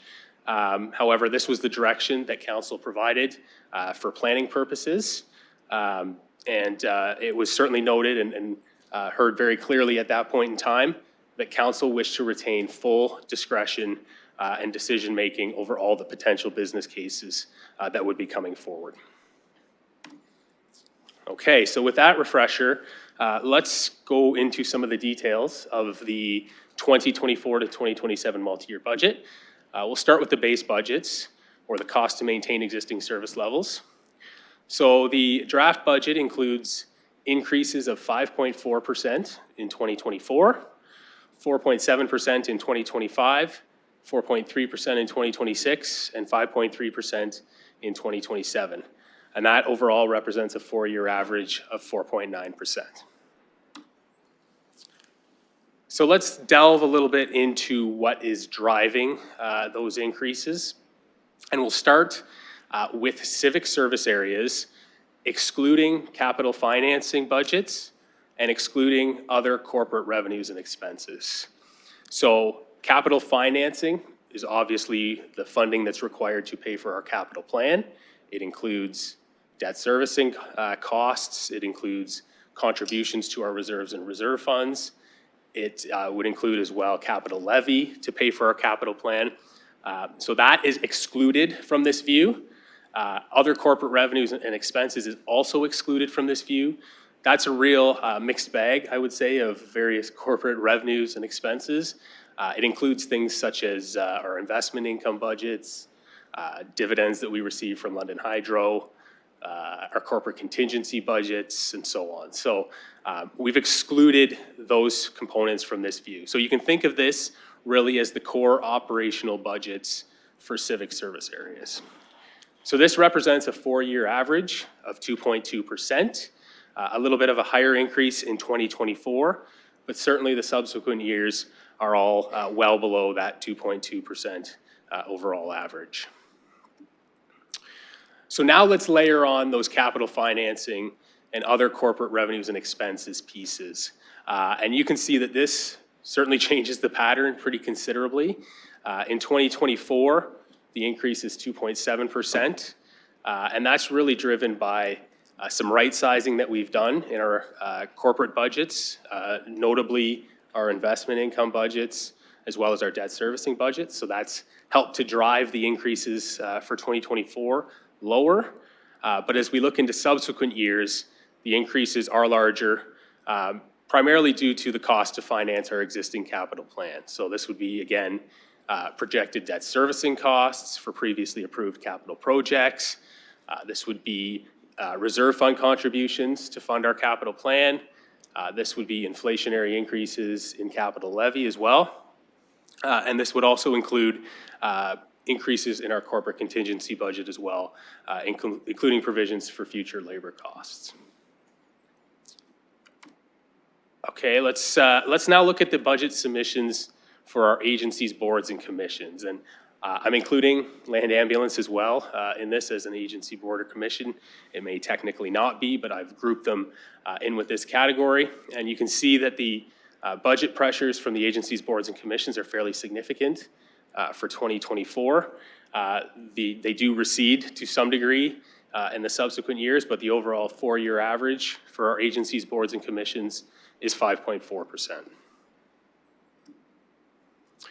So if you combine it all together and bring the civic service areas budgets and the agencies, boards, and commissions budgets together, this is how you get back to the 4.9% 4-year average with those 5.4, 4.7, 4.3, and 5.3% increases for 2024 to 2027.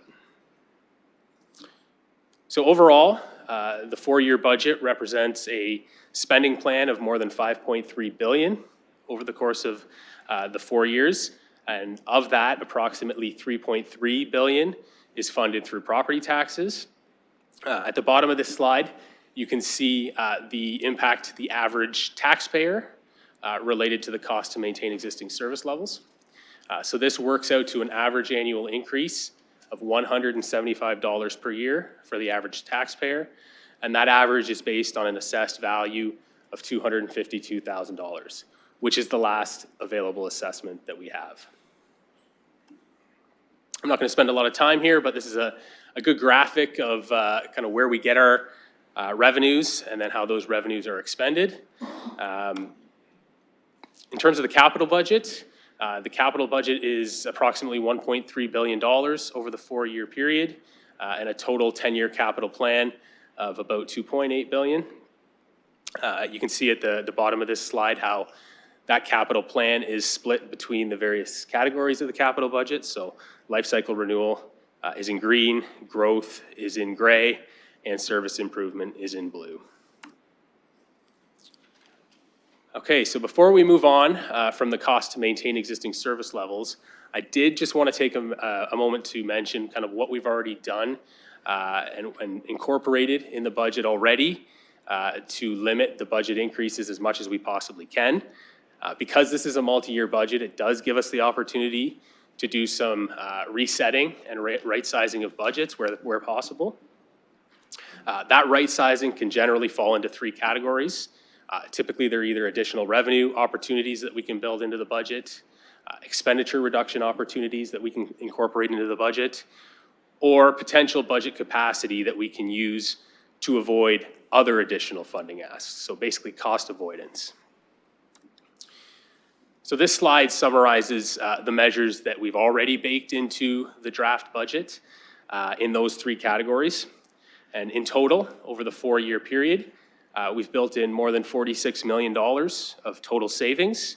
And in particular, I'll point your attention to the more than $10 million of ongoing annual savings that have been included.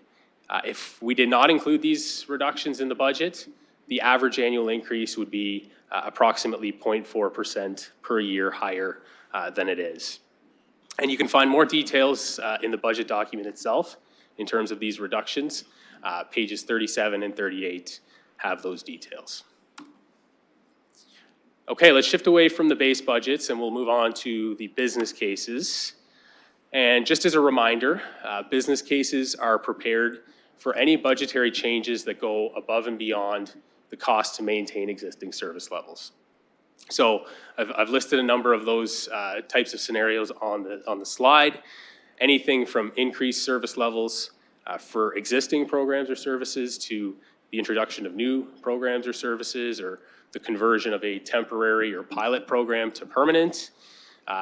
You may see business cases as well for financial impacts related to changes in funding from other levels of government, significant capital project escalations, or as well, reductions to programs, services, service levels, or funding.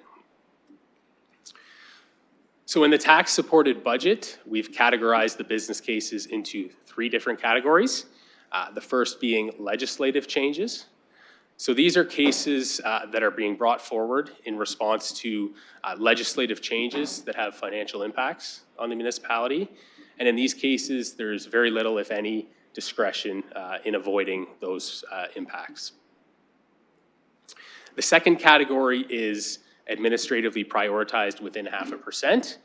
And this is in keeping with the direction that council provided to us back in April.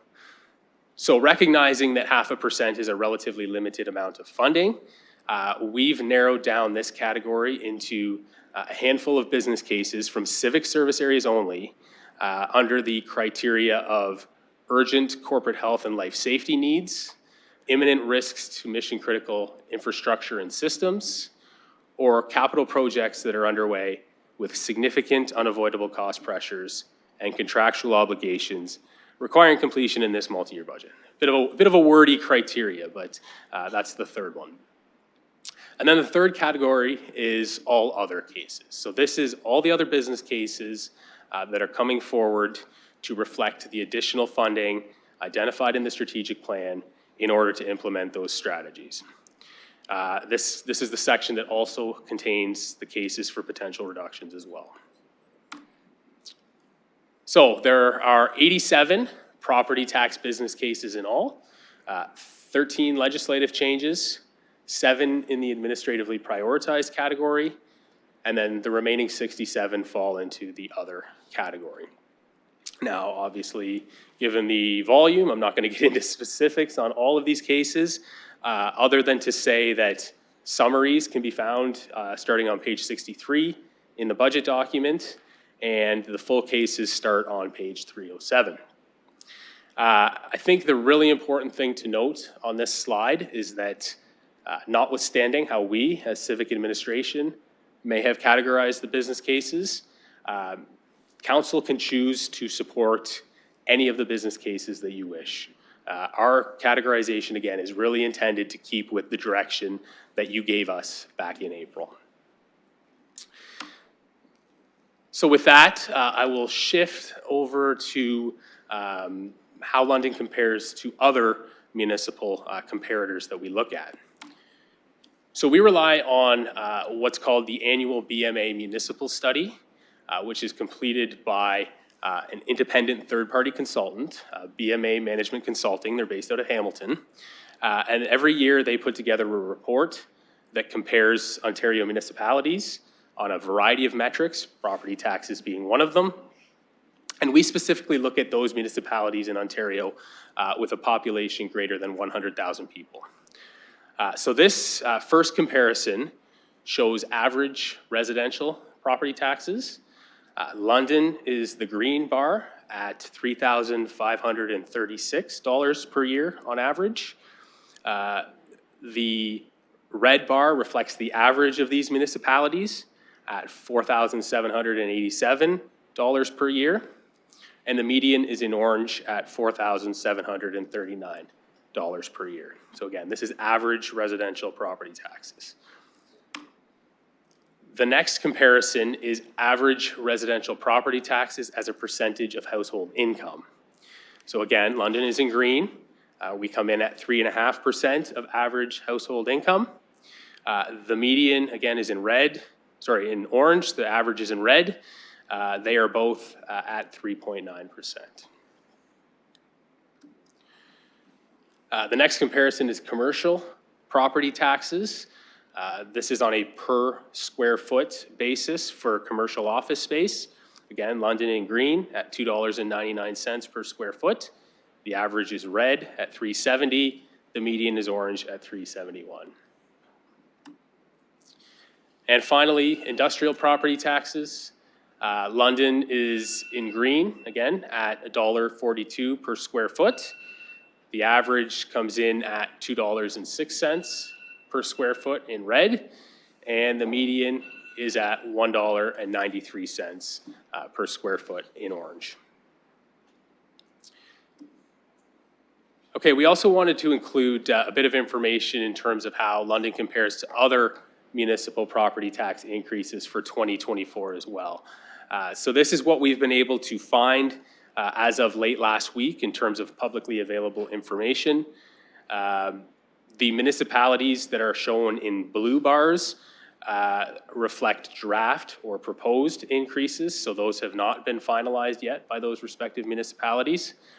The red municipalities represent those that have actually finalized their budgets and have final figures for 2024. I'll also note as well that this is a mix of single, upper, and lower tier municipalities as well. So just keep in mind that for lower tier municipalities, the ultimate increase for that municipality will be a bit of a blend between the respective upper tier and the lower tier for that specific municipality. Okay, let's change gears and we'll go briefly through the water and wastewater multi-year budgets. So the MYB for water reflects a 4-year operating budget plan of $432 million. It's predicated on average annual water rate increases of 2.5%. And that 2.5% average annual increase translates into a ratepayer impact of $14 per year on average for the average residential user who consumes 200 cubic meters of water. Here's a visual of the various revenue sources for the water budget, as well as where those funds are spent. On the expenditure side, about 3/4 of the budget goes to fund the water capital plan, as well as the purchase of water from the Huron and Elgin water systems. The capital budget for water is a 4-year plan of $320 million and a 10-year capital forecast of more than $700 million. For water, the bulk of the spending plan, about 75%, is in the life cycle renewal category, which is shown in the green bars at the bottom of the slide. So flipping over to wastewater now, the 4-year budget represents a plan of about $550 million, and that is based on average annual wastewater rate increases of 4% per year. That average increase translates into an annual impact of approximately $29 per year for the average residential user. Very similar to water, the bulk of the wastewater budget is spent on funding the capital plan, with roughly 60% of total revenues being funneled over to pay for the capital budget. Speaking of that capital budget, it's a 4-year total of about $600 million and a 10-year total of about $1.3 billion. In this case, it's a little more evenly distributed amongst the categories of capital spending. Life cycle renewal is still the majority, but there are pretty significant growth and service improvement components as well. So in terms of business cases for the water and wastewater budgets, we've classified them into 2 categories: legislative changes and everything else, basically. When you're reviewing those legislative changes, you will definitely notice some similarities with the property tax supported budget. There are a number of legislative changes that impact both the property tax budgets as well as our water and wastewater budgets. So for the water budget, there are 3 business cases in total. 2 of them are legislative changes. And on the wastewater side, there are a total of 13 business cases, 4 of which are legislative changes, 9 of which fall into the other category. I'll just note here where you see a 0% rate impact for those other cases. That's typically for those cases that have a funding source already in place and identified. For example, a reserve fund that doesn't necessarily require us to increase rates to pay for it. So business case summaries can be found for water on page 140 and page 165 for wastewater, and the full business cases can be found starting on page 793. Okay, I'm going to spend a couple minutes now talking about key dates in the process, and also talk about how we're going to engage with the public on the multi-year budget. So today's obviously the formal budget release. Our first budget committee meeting is scheduled for January 29th. That starts at 4 o'clock and is our first public participation meeting. We have then up to 8 days set aside in the month of February for budget deliberations, as well as a second public participation meeting after the deliberations days that is scheduled for February 27th. And ultimately, we're working here towards a final approval of the budget in early March. So we have a number of public engagement events scheduled over the coming weeks. We've actually already held our first event. It was an online budget information session on November 25th. That was more of just an overview of the city's budget process and municipal finances in general. That recording is up on our Get Involved page if you're interested in reviewing it. But again, it is more background in nature more than anything else. We have a budget open house that's scheduled for January 10th here at City Hall. That will run from 4 o'clock until 8 o'clock. Certainly all members of the public are encouraged to come out and chat about the budget and get their questions answered. And we'll also be out and about across the community in the month of January. We have a series of pop-up events scheduled at various city facilities in all geographic areas of the city. So those are listed on screen in terms of the specific locations, dates, and times. In addition to those formal events, We have a number of other public engagement avenues to engage with the public as well. We're always very happy as the budget team to attend councillor ward meetings or town halls that you're holding. We've already got a number of those scheduled in the month of January. We're very, very happy to attend community group events as well. Again, also have a few of those already scheduled. Very open to providing presentations to council advisory committees upon request as well.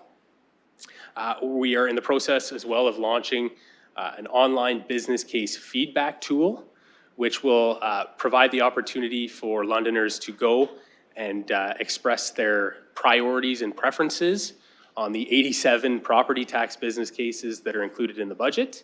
That feedback will then be filtered back to council prior to budget deliberations.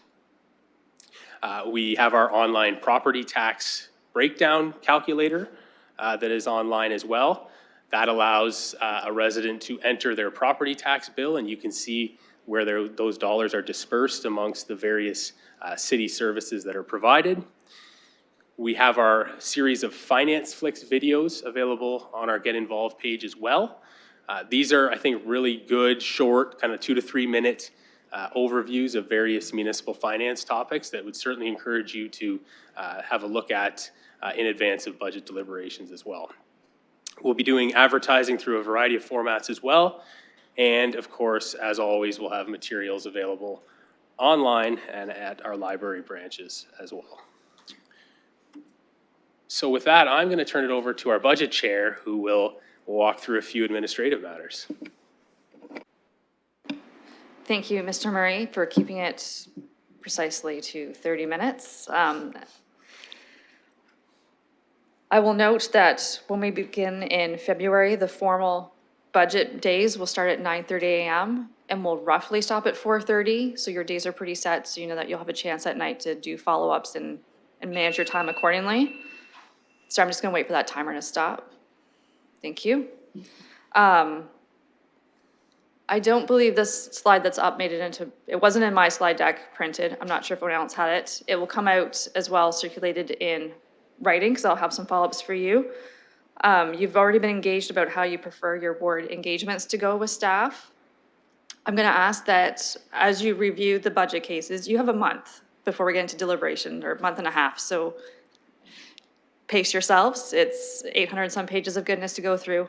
But looking that if you have questions in advance, by all means, you can go to the deputy city manager and ask, or give them your questions in advance so they can come prepared for you with questions.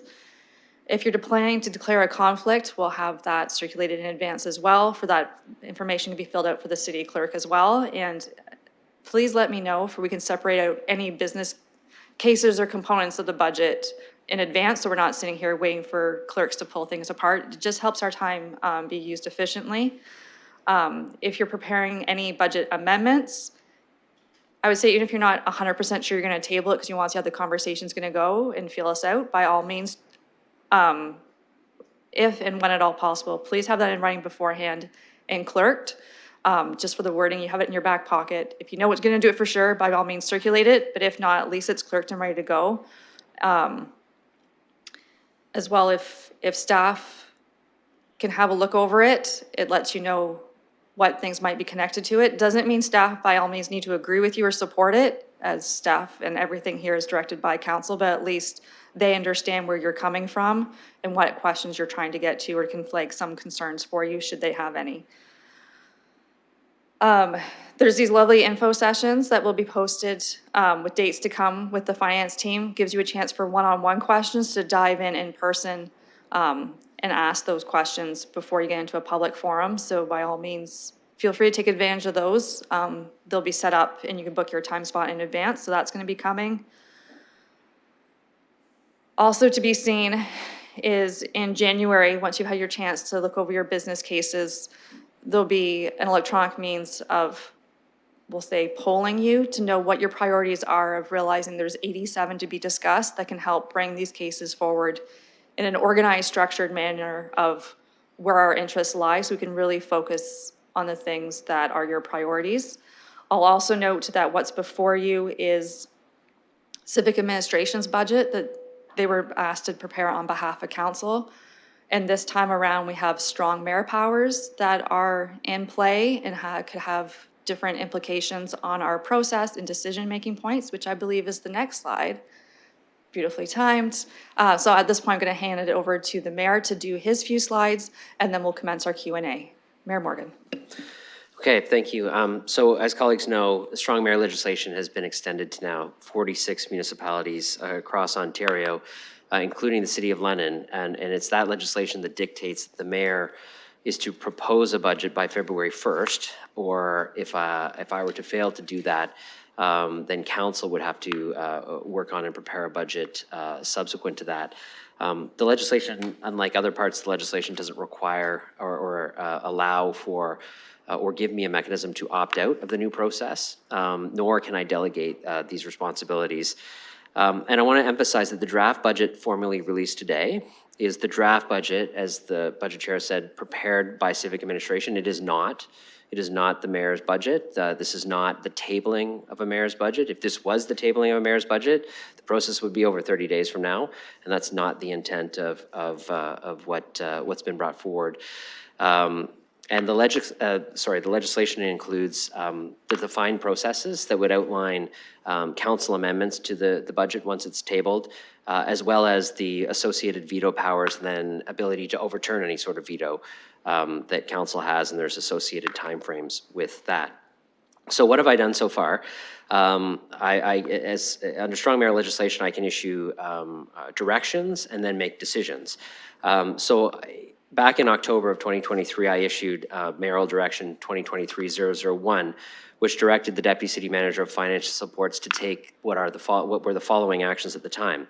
And that was proceed with the preparation of the 2024-2027 multi-year budget in accordance with the direction previously provided by Council on April 25th, 2023, and to support the implementation of strategies as part of Council's approved 2023 to 2027 strategic plan. So in other words, I directed our staff to continue as we had all agreed on with the budget process under the parameters that we'd agreed on as a council.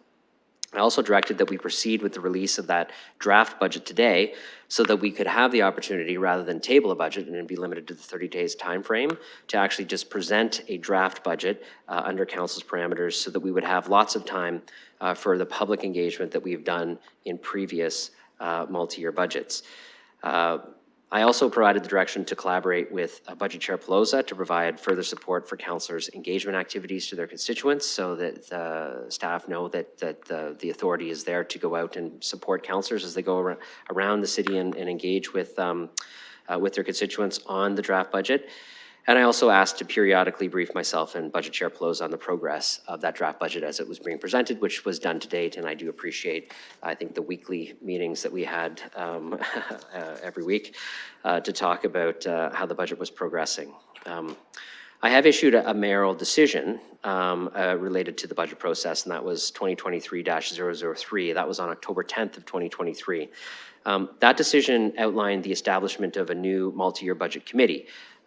This is a dedicated committee that will deal with the budget rather than have SPPC and all the other matters of SPPC dealt with at the same meeting. So that committee was directed and established for the purpose of overseeing the development of the budget process and alignment with the city's strategic goals and the strategic plan. It's at that time that I appointed Councillor Pelosa as chair of the budget committee, and that's why you see her doing the work that you did. And I also directed that the budget committee be comprised of all members of council, replicating how SPPC functioned in the past when multi-year budgets were debated. The budget committee does report to council and works closely with civic administration to facilitate a transparent and inclusive budgeting process. That is our job as the budget committee, and the clerk has been designated as the support for the budget committee. And then I also clarified that the council procedure bylaw, which is the rules of order that we use for all of our meetings, would be the rules of order that would govern the proceedings of the budget committee. So to kind of summarize, we've essentially gone through the process of saying, through strong mayor legislation, I've gone through the process of saying, despite what other mayors have done and just brought forward their own budget and it's over in 30 days and you take your go and make amendments, This is an extended time frame where we have a draft, lots of ability for public consultation, lots of ability for you to go out to your wards, a public participation meeting, all in advance of our budget debate, which will happen in February when we do that. So my timeframe to propose a budget based on all of that process and feedback will be before February 1st. And then at that point, there will be a 30-day period for council amendments to the proposed budget. And if nobody makes any amendments in that 30 days, that budget is deemed to have been adopted by the municipality as the budget. If there are changes made, then the mayor has the ability to essentially veto those council amendments within a 10-day period of them being made. If there's no veto, then those amendments are deemed to have been adopted. If there is a veto, there's a 15-day period after that for council to override the mayor's veto with a 2/3 majority of council. And if that doesn't happen within 15 days, the budget's deemed to have been adopted and those not overrided. Essentially that's how the process unfolds between now and then. There is some ability for both council and the mayor to shorten those timeframes. There's, my ability to shorten the timeframe for my veto. There's council's ability to shorten their timeframe for their override. None of those decisions have obviously been made yet, nor do they need to be. The budget timeframe and process is there to try to account for those decisions to be made. But should we run into an extended or prolonged budget discussion, we would have the ability to shorten some of those legislative timeframes to ensure that we arrive at a decision together under the appropriate time to make sure that we have a budget in place to actually run the operations of the city. So I believe those are all of the slides that I had, and I'll turn it back to the budget chair. Thank you. Just looking to the budget team to see if there was anything that was, nope, of course we didn't miss anything, so we've been practicing this for the weeks. So turning now to council members, procedural questions only. I am timing for up to 5 minutes. It is committee, so we can speak multiple times, so just sharing our space for those who aren't familiar with how I run my committee meetings. So it's a running tally of your time, and I will start my speakers list with Deputy Mayor Lewis. Thank you, Madam Budget Chair, and I'm going to be very brief. You've probably already anticipated this. I know this was a question that we shared in the last term of council around actually neighborhood decision-making. On the Get Involved website for budget business case feedback, will we be utilizing, just as we've done for recent neighborhood decision-making votes, unique voter logins so that we are getting feedback once from one person, not somebody providing 10 different pieces of feedback through the course and sort of stuffing the feedback box, as it were? Yeah, Mr. Murray? Thank you, and through the chair. So that's a very good question. Unfortunately, we're challenged by the technology that we have available to us in terms of the feedback tool that we will be utilizing for the business case feedback. Due to privacy concerns, which were discussed with both our clerk's staff as well as our legal staff, we were advised that we are unable to collect any identifiable information that would allow us to limit or ensure that only one response was completed per person. So unfortunately, due to those constraints or concerns, we won't be able to do that.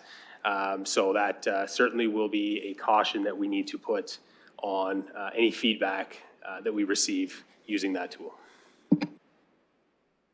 Deputy Mayor, a follow-up? Yes, so I'm a little confused and concerned. I don't need personally identifiable information provided directly to council. However, even for neighborhood decision-making, we require a unique username and login. So somebody has to register with an email, and then we're able to limit the number of times a person can vote in neighborhood decision-making. So through you, and I realize this may not be Mr. Murray's question to answer, but without providing personally identifiable information, why are we not able to ensure one citizen, one vote? To staff? Sorry, Madam Chair. Through to the Deputy Mayor, I think we'll have to take that question back, sir. I don't have the answer for you, and I need to work with our staff on. So I understand the desire, and we'll work with our staff on what may be possible or what the barriers are to it, so we can give you a better answer. Thank you. You're good. Next on my speakers list, I have Councillor Frank and then Councillor Stevenson. Thank you, and through the budget chair, on slide 50, so the second last one with the strong mayor legislation information, I just wanted to confirm from my understanding, so the mayor will be proposing mayor's budget on or before February 1st, and then that's what we will be debating. I guess I'm just curious to understand, will you be selecting business cases that you want to move forward, or you put like literally everything on the floor and then we'll debate it kind of as is, as we see now? Thank you. Mayor Morgan? So yes, I will propose a budget before then. I will not put every business case in the budget, because if I did that, and we didn't make any changes, that would be the budget, and I'm not going to table a budget that has 9% tax increases across the board. Also, the advantage of going the other way and only putting a minimum number of business cases in, it gives council the ability to potentially shorten the process, in that if they were all in and you wanted to take 50 of them out, you'd have to make 50 decisions. If they were mainly out and council wanted to add them in, you would only be needing to debate the ones that you wanted added in. And so I think I'll work with the budget chair on the best possible way to design the process to kind of flag the budget debate for councillors who want to put amendments forward, of which I expect there will be a number of them, because I think colleagues will have their feedback and their discussions. But that would be my intention, is to essentially table something at more of a base level that then we would add to as a group, rather than everything in and then have to make a large number of decisions to take it out. Councillor Frank. Thank you. And through the budget chair, just to follow up on that, was there any consideration just for not tabling your own budget and just letting what staff have suggested and previous processes just move along? Just curious as to your thoughts on that. I will note for any colleague, you're never obligated to answer, but these are questions only the mayor can answer. So Mayor Morgan. Yes, I think I don't think anybody has done that yet. I think some mayors have been very aggressive in just proposing their own budget and then aggressively vetoing council. My desire here is to strike a balance between the intent of the legislation, which essentially, could I do nothing and just try to duck the whole question of the budget and the tax increase? Yeah, I think that would be a strategy, but it's not reflective of what the actual legislation says. And so actually tabling the budget, I think, is the appropriate way. It also gives council the ability, if we do that, to make it an additive process through the month of February.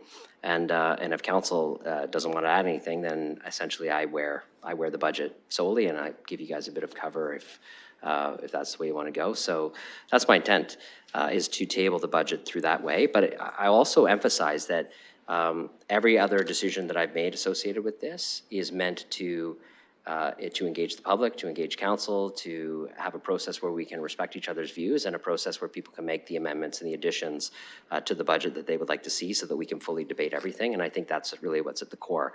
I see tabling the budget as a really good shortcut to us being able to setting an end date to the time frame of the process, as well as making it an additive process where we don't have to debate each and every case, but we can essentially go through and table and debate the amendments that councillors would like to see made. Councillor Frank.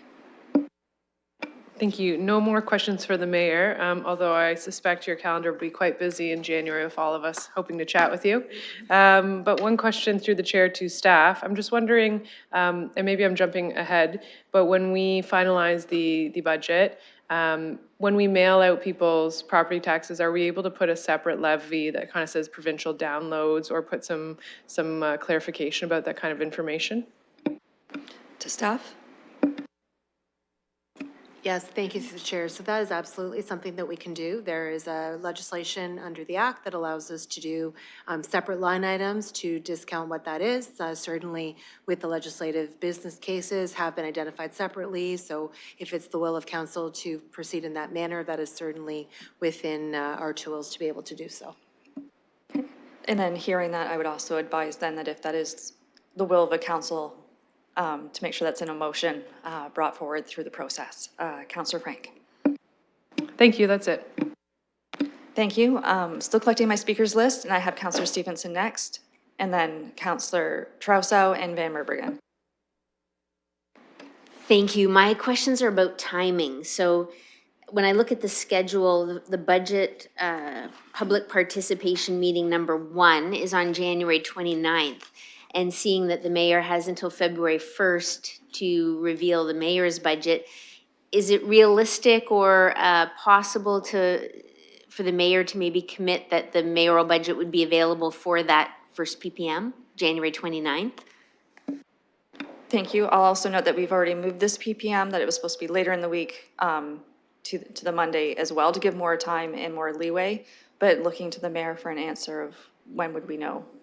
Actually, my preference is to listen to the PPM before I finalize the tabling of a mayor's budget, because I would like to hear the public feedback through that mechanism. So my intent would be to do it after that, but before the legislative deadline.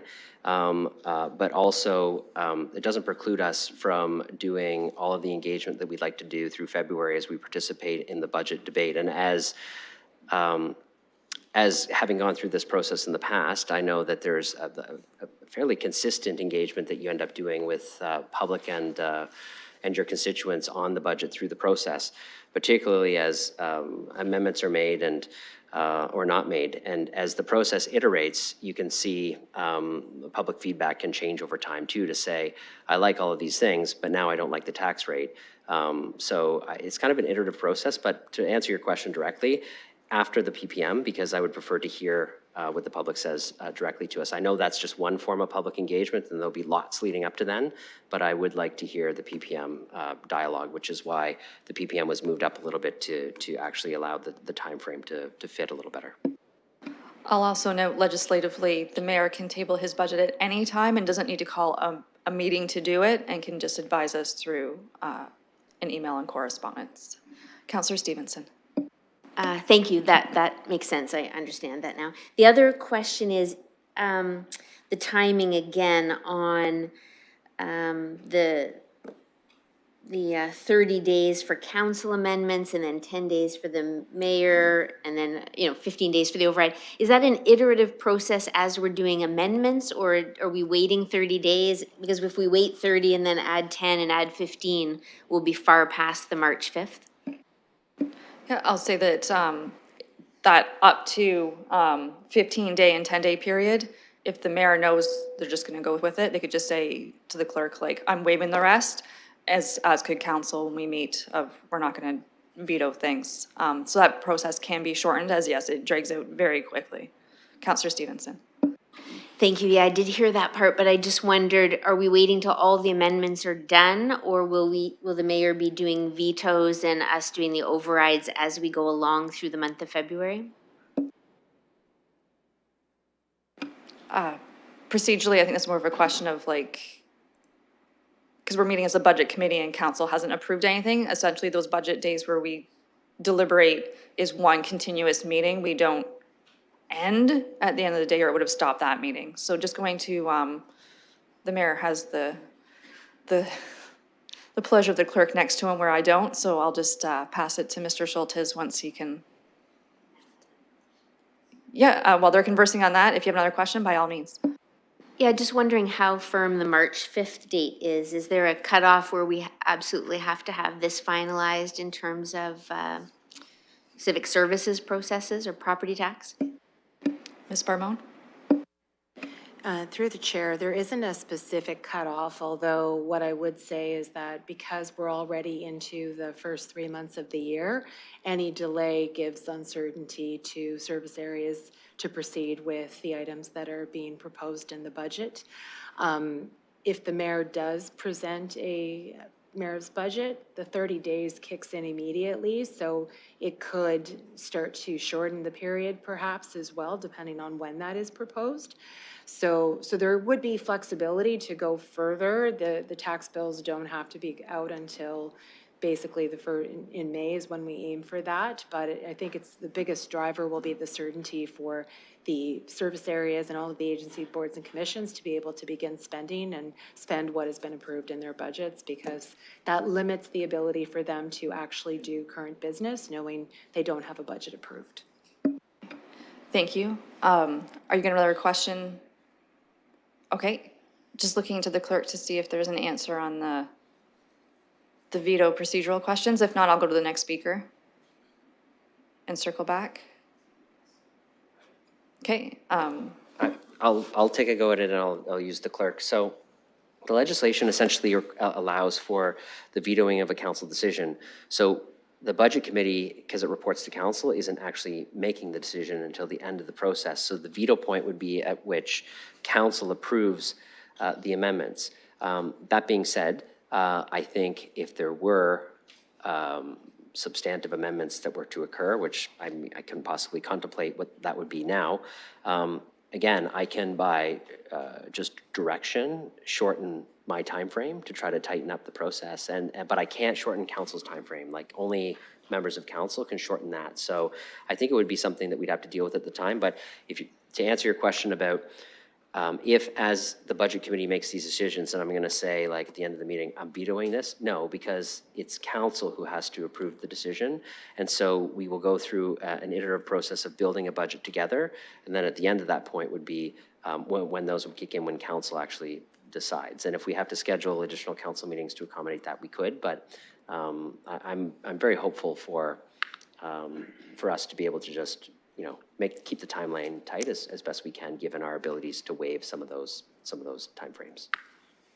I think you'll also note that if the mayor wants to take things out, council always has the veto power of 2/3 majority, which is a 10-5 vote. And if we went through the process together, we need to be a compelling case to start going back and forth with each other. Councillor Stevenson, did that prompt a follow-up question? Just a comment, that makes sense to me now that we do it on March the 5th, and that's when the 10 days and the 15 potentially adds on. So that makes sense to me. Just a clarification on the council override. Is it 10 votes regardless of the number of councillors present, or is it 2/3 of who are present? Assuming we're all going to be here, but just so that we know. I don't know why someone wouldn't want to be here. It's going to be a great time, but it's 2/3 majority. So to the clerk, just for clarification, that it's 2/3 majority of council, not just who's able to show up to cast a vote. So the legislation says council may override the head of council's veto if 2/3 of the members of council vote to override the veto. So it's members of council, not those present at a meeting. Okay, thank you for that clarification. Next on my speakers list, I have Councillor Trousseau. Thank you. Through the presiding officer, I want to go back to the original slide deck and ask some questions about that. On slides 18, 37, 34, maybe some other ones, there was a gray bar in the middle between the blue and the green that dealt with growth. And those are only on capital slides. May I ask why there isn't a similar gray bar presentation for growth on the operating budget slides? Thank you, Mr. Murray. Thank you, and through the chair. So we have a dedicated process to deal with growth costs as it relates to our operating budget. That is our assessment growth process, which is supported by our assessment growth policy. That is a separate process outside of the budget process. So that is a separate report that we typically bring forward after the approval of the budget.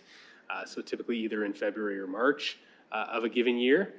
And that report includes business cases that support growth needs for those civic service areas or agencies, boards, or commissions that are experiencing growth pressures, and is the mechanism for those service areas to request growth funding to pay for those growth costs. Now, that funding comes from new additional property taxes that come from new homes, businesses that are built throughout the city. So any new property taxes that come from assessment growth are carved off separately and go to fund the costs of a growing city in the form of assessment growth business case requests that come forward, and you will see through a separate committee report after the approval of the budget.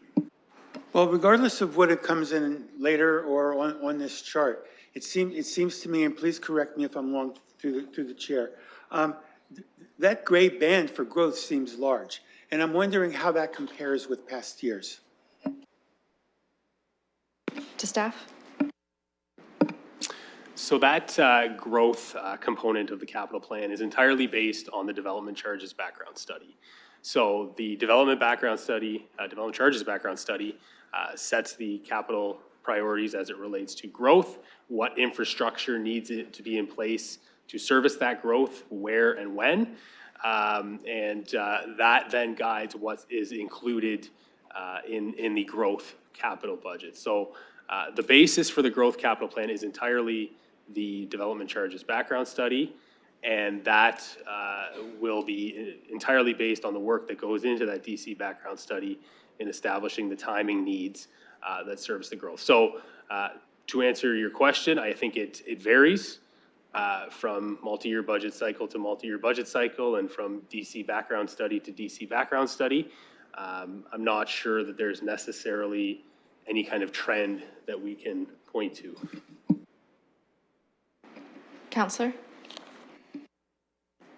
Well, I guess my next question is the blue life cycle renewal and the green service improvement are decisions wholly within this council in terms of what's approved. To what extent are is the gray band growth band within the decision of council, or is that totally exogenous to our budget process because it's through the planning process, which is a budget committee and the council on the budget don't have control over? Okay, to staff? Thank you, through the chair. It is entirely within council's control still, and so there are multiple opportunities for council to review those projects that go into that growth capital budget. The opportunity is first and foremost through the DC background study to review those projects. The next opportunity is as you go through and approve the growth capital budget as well. So you can still make adjustments to the growth capital budget through the budget process. There are, of course, potentially implications in doing so, but certainly council has the full ability to make adjustments to the capital plan in its entirety. Councillor Trausa? Other than running the risk of denying a project, in which case we could go to the Ontario Land Tribunal and be reversed on appeal, what policy tools does the council have to limit the size of the gray band by saying we're not going to support this request for growth? Or is it totally within the planning process? Do we have other policy tools is the question I'm asking. Ms. Barbone? Thank you, through the chair. So council has a number of different tools in terms of how you're proceeding in terms of the growth component. So you've received a number of reports from Mr. Mathers and the team earlier this year with respect to some of the work that we're doing to support the growth projections, the GMIS study that looked at some of the things that are within the development charge process. And certainly all of the background studies that are currently in process. The M&P is a really good example where council will look to make decisions on that will impact ultimately what goes forward as well into the next development charges background study and ultimately the development charge bylaw. So those are really, there's a number of different tools. So notwithstanding the capital plan represents the cost that council has. Council can certainly choose to defer projects, and throughout some of the monitoring processes and things that have happened throughout the year, council has deferred certain programs and been able to make changes within the council approved capital plan. So that prerogative is certainly, there will be impacts and decisions that council will need to understand in making those changes. But a lot of the planning tools, the support that we're doing for housing, everything will link in terms of getting infrastructure into the ground to support the growing city. On a couple of occasions,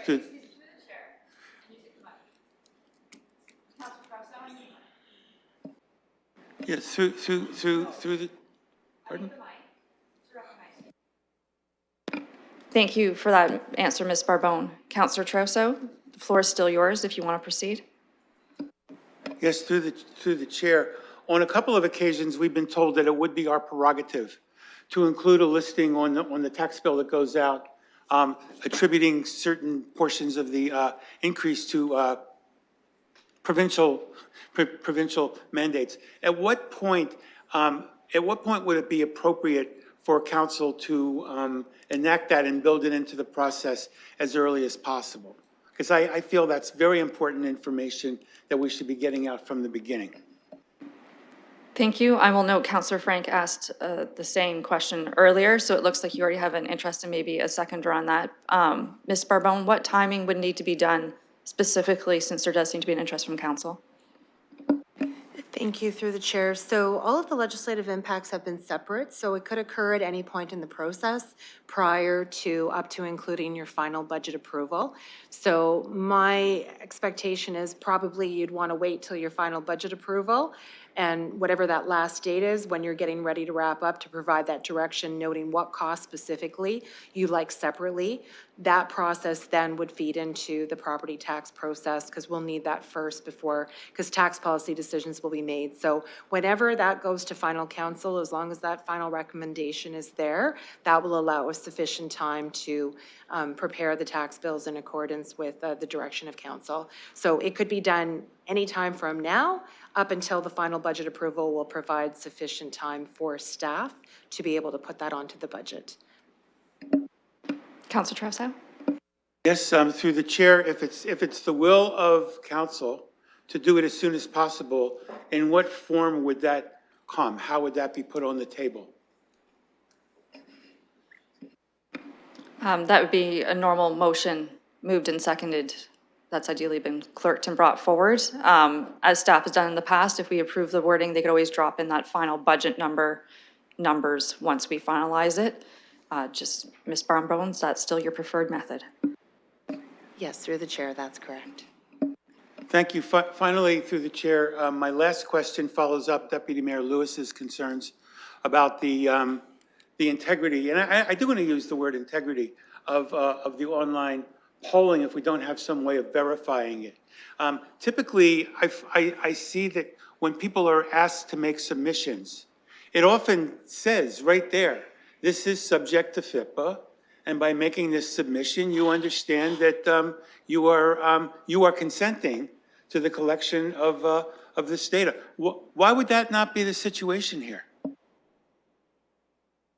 Thank you. I think staff already said they're going to look back at it and get back to us, but just making sure that legal reference and term will come back with information to council. Ms. Livingston? Yes, Madam Chair, it may very well be the case. I just want to confirm with staff on the approach. I understand the intent. I just want to make sure that we're doing it correctly, and I can provide that information back to you. Thank you. Councilor Trousseau? Thank you. I'll let that go for now, but I will have more to say about that later, and I'll be watching that very carefully. And I think I'll just stop now and defer to others. Thank you. Next on my speakers list, I had Councillor Van Merbergen, and then Councillor Hopkins, and then Mayor Morgan. Councillor Van Merbergen. Thank you, Chair, and thank you to staff for the presentation. I wanted to ask a quick question. It strikes me that the 5.4% starting point is the highest that we've seen, I think, certainly since 2004. Would that be the case? I remember 2004 was my first budget, and I recall then it was maybe came in around 11%. Do you know if since then, if this is the highest? Oh, sorry. Mr. Murray. Thank you, through the chair. I'm sorry, I don't have that information here today. I'm certainly happy to take that back, take that away, and get back to you with that information. Councillor Van Merbergen. Clearly, there's a lot of angst in the community about a budget such as this, when it starts at 5.4 and then it can only get higher because there's dozens and dozens and dozens of cases that will just add on top of it. So the angst is starting to build. I'm getting texts and emails. It's already started. I had one that kind of encapsulates what's going on out there. It says, "Hey, Paul, let me know if I have to take out a loan to pay my municipal taxes for next year." Now, that's the kind of thinking, because we have a community that's just gone through roaring inflation, and in many, many cases, the wages have not kept up. So this is going to be a hit, and we've got to look at this as a group, that this is a must-have, needs-oriented budget, not want-to-have nice things to have. So it's going to be imperative on us to do that service for the community. And because there's going to be lots and lots and lots of questions and commentary, I'm thinking we should give real thought to perhaps a third PPM, public participation meeting, as part of our process. Perhaps we don't have to answer that tonight, but I think that would be something that would be appreciated by the community, to let them not only learn more, but also express themselves. And I would recommend that it start at 6 instead of 4 for people at work, so that they can actually attend. Budget Chair, I would offer that as perhaps a suggestion. Thank you. It is always up to councilors' purview if they would like to add additional public participation meeting, but knowing that we've said in chambers in the past that a PPM is only one means to get involved, many councilors are having their own ward meetings, and those, I'll just mention that I don't know if it's how many would invite the entire public out to the ward meeting, but only the staff-hosted drop-ins are on the city's website. Our ward meetings are left to us to spread the word on our own, to get people to them and providing feedback. Next on the speakers list, I have Councillor Hopkins, and then the mayor, and then Councillor Rahman. Yes, thank you, Presiding Chair. My question relates to the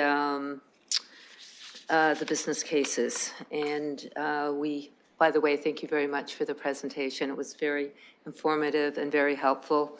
And getting back to the business cases, there are 67 in front of us. And maybe through you to staff, I'd like to have a better understanding before we get to the public participation meeting that is scheduled for January 29th. Will we have all these business cases in front of the public as we go through the public information sessions and the ward drop-in sessions? I'd like to have a better understanding how we're going to deal with these business cases through this process, through you. Thank you. I'll note that they went live on the city's website. The entire good package that we got went live yesterday around noon on the city's website. In addition, there's 87 in total, just for everyone that it's 87. Mr. Murray. Thank you, through the chair. As the budget chair noted, we've very well. All of the business cases are included in the budget package, and recognizing, of course, the volume that we're dealing with, we have included summaries as well, as I did note in the presentation, that provide a very brief overview of each case. So that at least gives Londoners the opportunity to review the summaries, at least as a starting point, and certainly then they can delve into further details and perhaps read the full case for those particular ones that they might be most interested in. So certainly that's a mechanism that we've put in place to try and streamline, I guess you'd say, the process for Londoners as they're looking at the various options that are in front of them. We will, of course, have similar summaries as part of the materials that we bring to all of our public engagement events. Obviously, with the volume, we're somewhat limited in what we can present graphically for each case, but we will have certainly high-level summaries available, and then able to refer those who are interested in more details to the relevant business cases in the budget package. Thank you. Councillor Hopkins, a follow-up? Yeah, thank you, and thanks for the correction. Not 67, it is 87, but then again, we do have legislative changes that we really won't have a choice. And I think that is really going to be a big part of the conversation with the public. And my concern is making sure that the public and me, that we're all aware what we can and can't do going forward. I'm going to really do my best to have that information available to the public so they can understand exactly where we're going and what choices we have. I think the other part of this is I'm hearing loud and clear these business cases will all still be there come the end of January, beginning of February, for us to then go through that debating process. So thanks for that clarification. Another quick question through the presiding chair. I know timelines were addressed. That was one of my questions, but as it relates to the ABCs and the public participation here at our budget sessions, will these ABCs sort of be coming in like on the first day of the public participation meeting, or will they, is that being finalized yet through the chair? Yeah, I'll comment on that one, that with there being the legislative cases in 67, absolutely for our discussion, that ideally as we survey council and see where your priorities are, that the ABCs would know where they fall and when they need to come in, as I'm assuming that we're going to have questions of them and as well, but I can go to, that's been the conversation behind the scenes so far, of trying to make use of everyone's time that they're not with us every day for weeks. But Ms. Barbone? Thank you through the chair. So depending on how the process unfolds with respect to the strong mayors and what his worship may choose to do, that may have some sort of an impact on the process. So we're kind of trying to still work through how that might be done with some prioritization.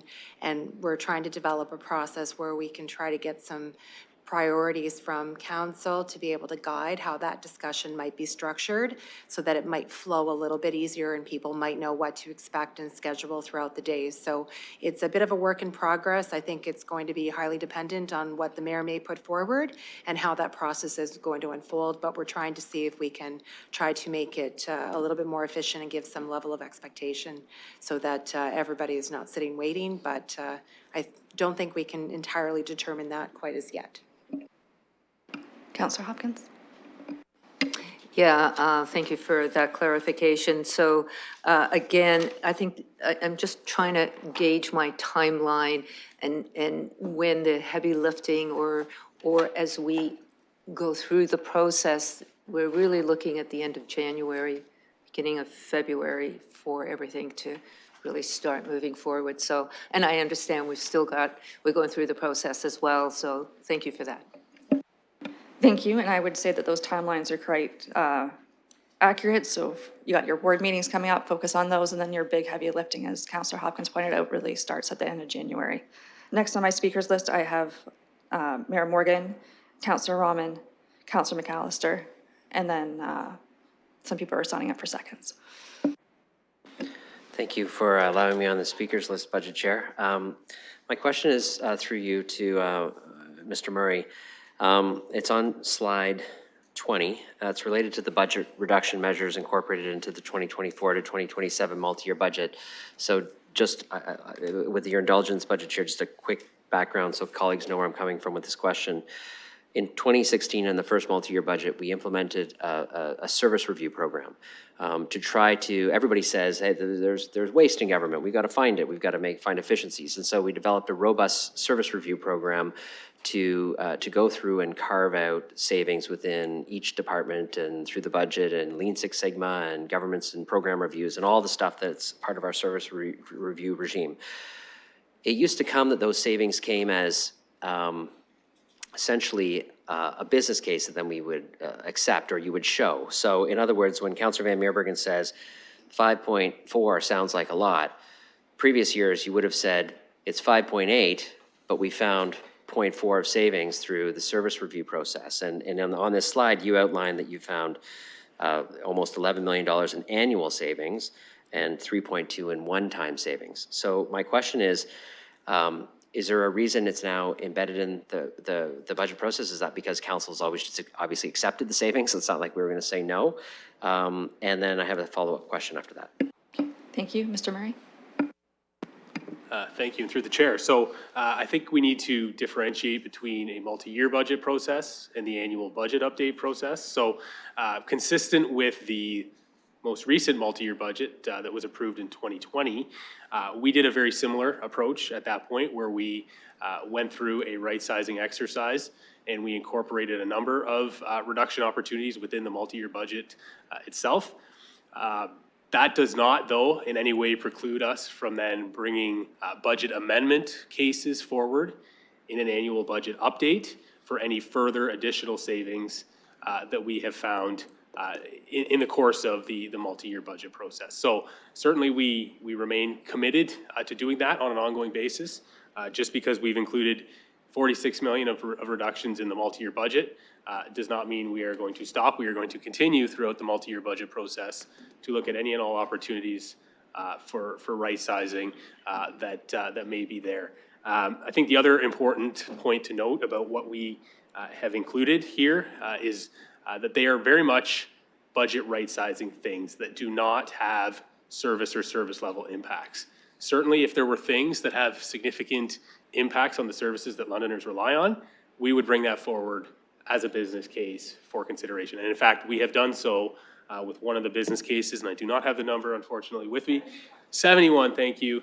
Actually, there are two business cases in there for reductions, but one relates to parks and roadsides and naturalization of those roadsides, which has the opportunity for ongoing operating savings. So that is an example where there are potential service impacts.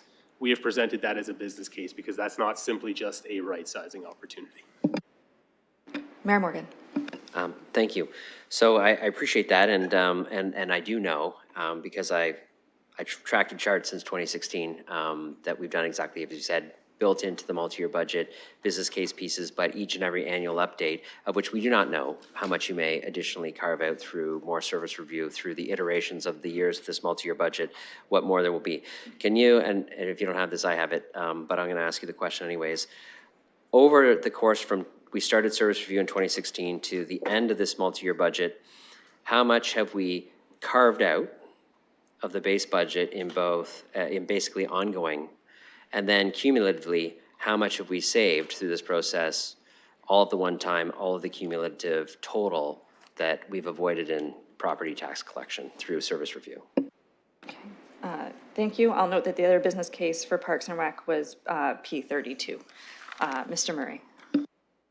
Thank you very much for that clarification. So in terms of incremental ongoing savings, we are now to the more than $40 million mark in terms of cumulative savings from 2016, which was the start of the service review program, projecting now through to the end of 2027, being the end of this multi-year budget period. That will be a total cumulative savings of more than $240 million that we've identified over that 12-year span. So fairly significant total cumulative value, $243 million to be exact. Okay, thank you. I'm just going to note that Councillor Hillier, it's not your turn yet, but I do see you on the speakers list. Mayor Morgan. Yes, so thank you for letting the public know and council know that through the work of staff and council over the years, the budget is $40 million less than it would be, and cumulatively, and I'm going to round up a little bit, we've avoided a $250 million of taxes for Londoners, and I know that work will continue. So I know the budget is going to be a difficult one, but I just didn't want it to be lost that significant work has been done to reduce this to get us to the number where we've done. Obviously, council's got a lot of decisions it can make to also make an impact on this, but I appreciate the ongoing work of the service review program, which I don't want to be lost in a budget debate because it does require a lot of ongoing work. So thank you for letting me ask those questions, Budget Chair. Thank you. Councillor Rahman is next, and then Councillor McAllister. Thank you, and through the presiding officer, I do have some questions, concerns. I'll start it off with a comment. First, actually, I'll start off with an initial comment, and then I'll go to another comment. But first, thank you to the budget team for your work so far to date. I know that it is a lot of work. Thank you to Councillor Pelosa for her assistance with, or Budget Chair Pelosa, sorry, for her assistance with getting us organized on the input side and getting our ward meetings underway. Much appreciated for that. So I am trying to wrap my head around this process with the strong mayor's powers, looking at what other mayors in other cities have done that have now went before us, trying to understand what looks best in terms of process, because I'll be honest, I think the way that we're entertaining this process is confusing. I do think that there's opportunity for a more streamlined process, one that flows better with the new strong mayor legislation. I think in some ways it feels as though we're trying to meld an old process and a new process, and the overlap is actually, I think, kind of anxiety producing, to Councillor Van Meerbergen's point, for the public, because it's as if we're going to go through two separate debates, one on the budget that's in front of us as draft today, and then when the mayor presents his budget. So I want to get a couple things cleared up in terms of how the mayor intends to publicly release his budget. And I'm not trying to put you on the spot here, I'm just trying to understand the process, because when I look at the dates that we have lined up here, I think that we need more clarity around those dates. What I'd be looking for is the date that the mayor is looking to publicly release the budget, and then following that with a presentation of his publicly released budget.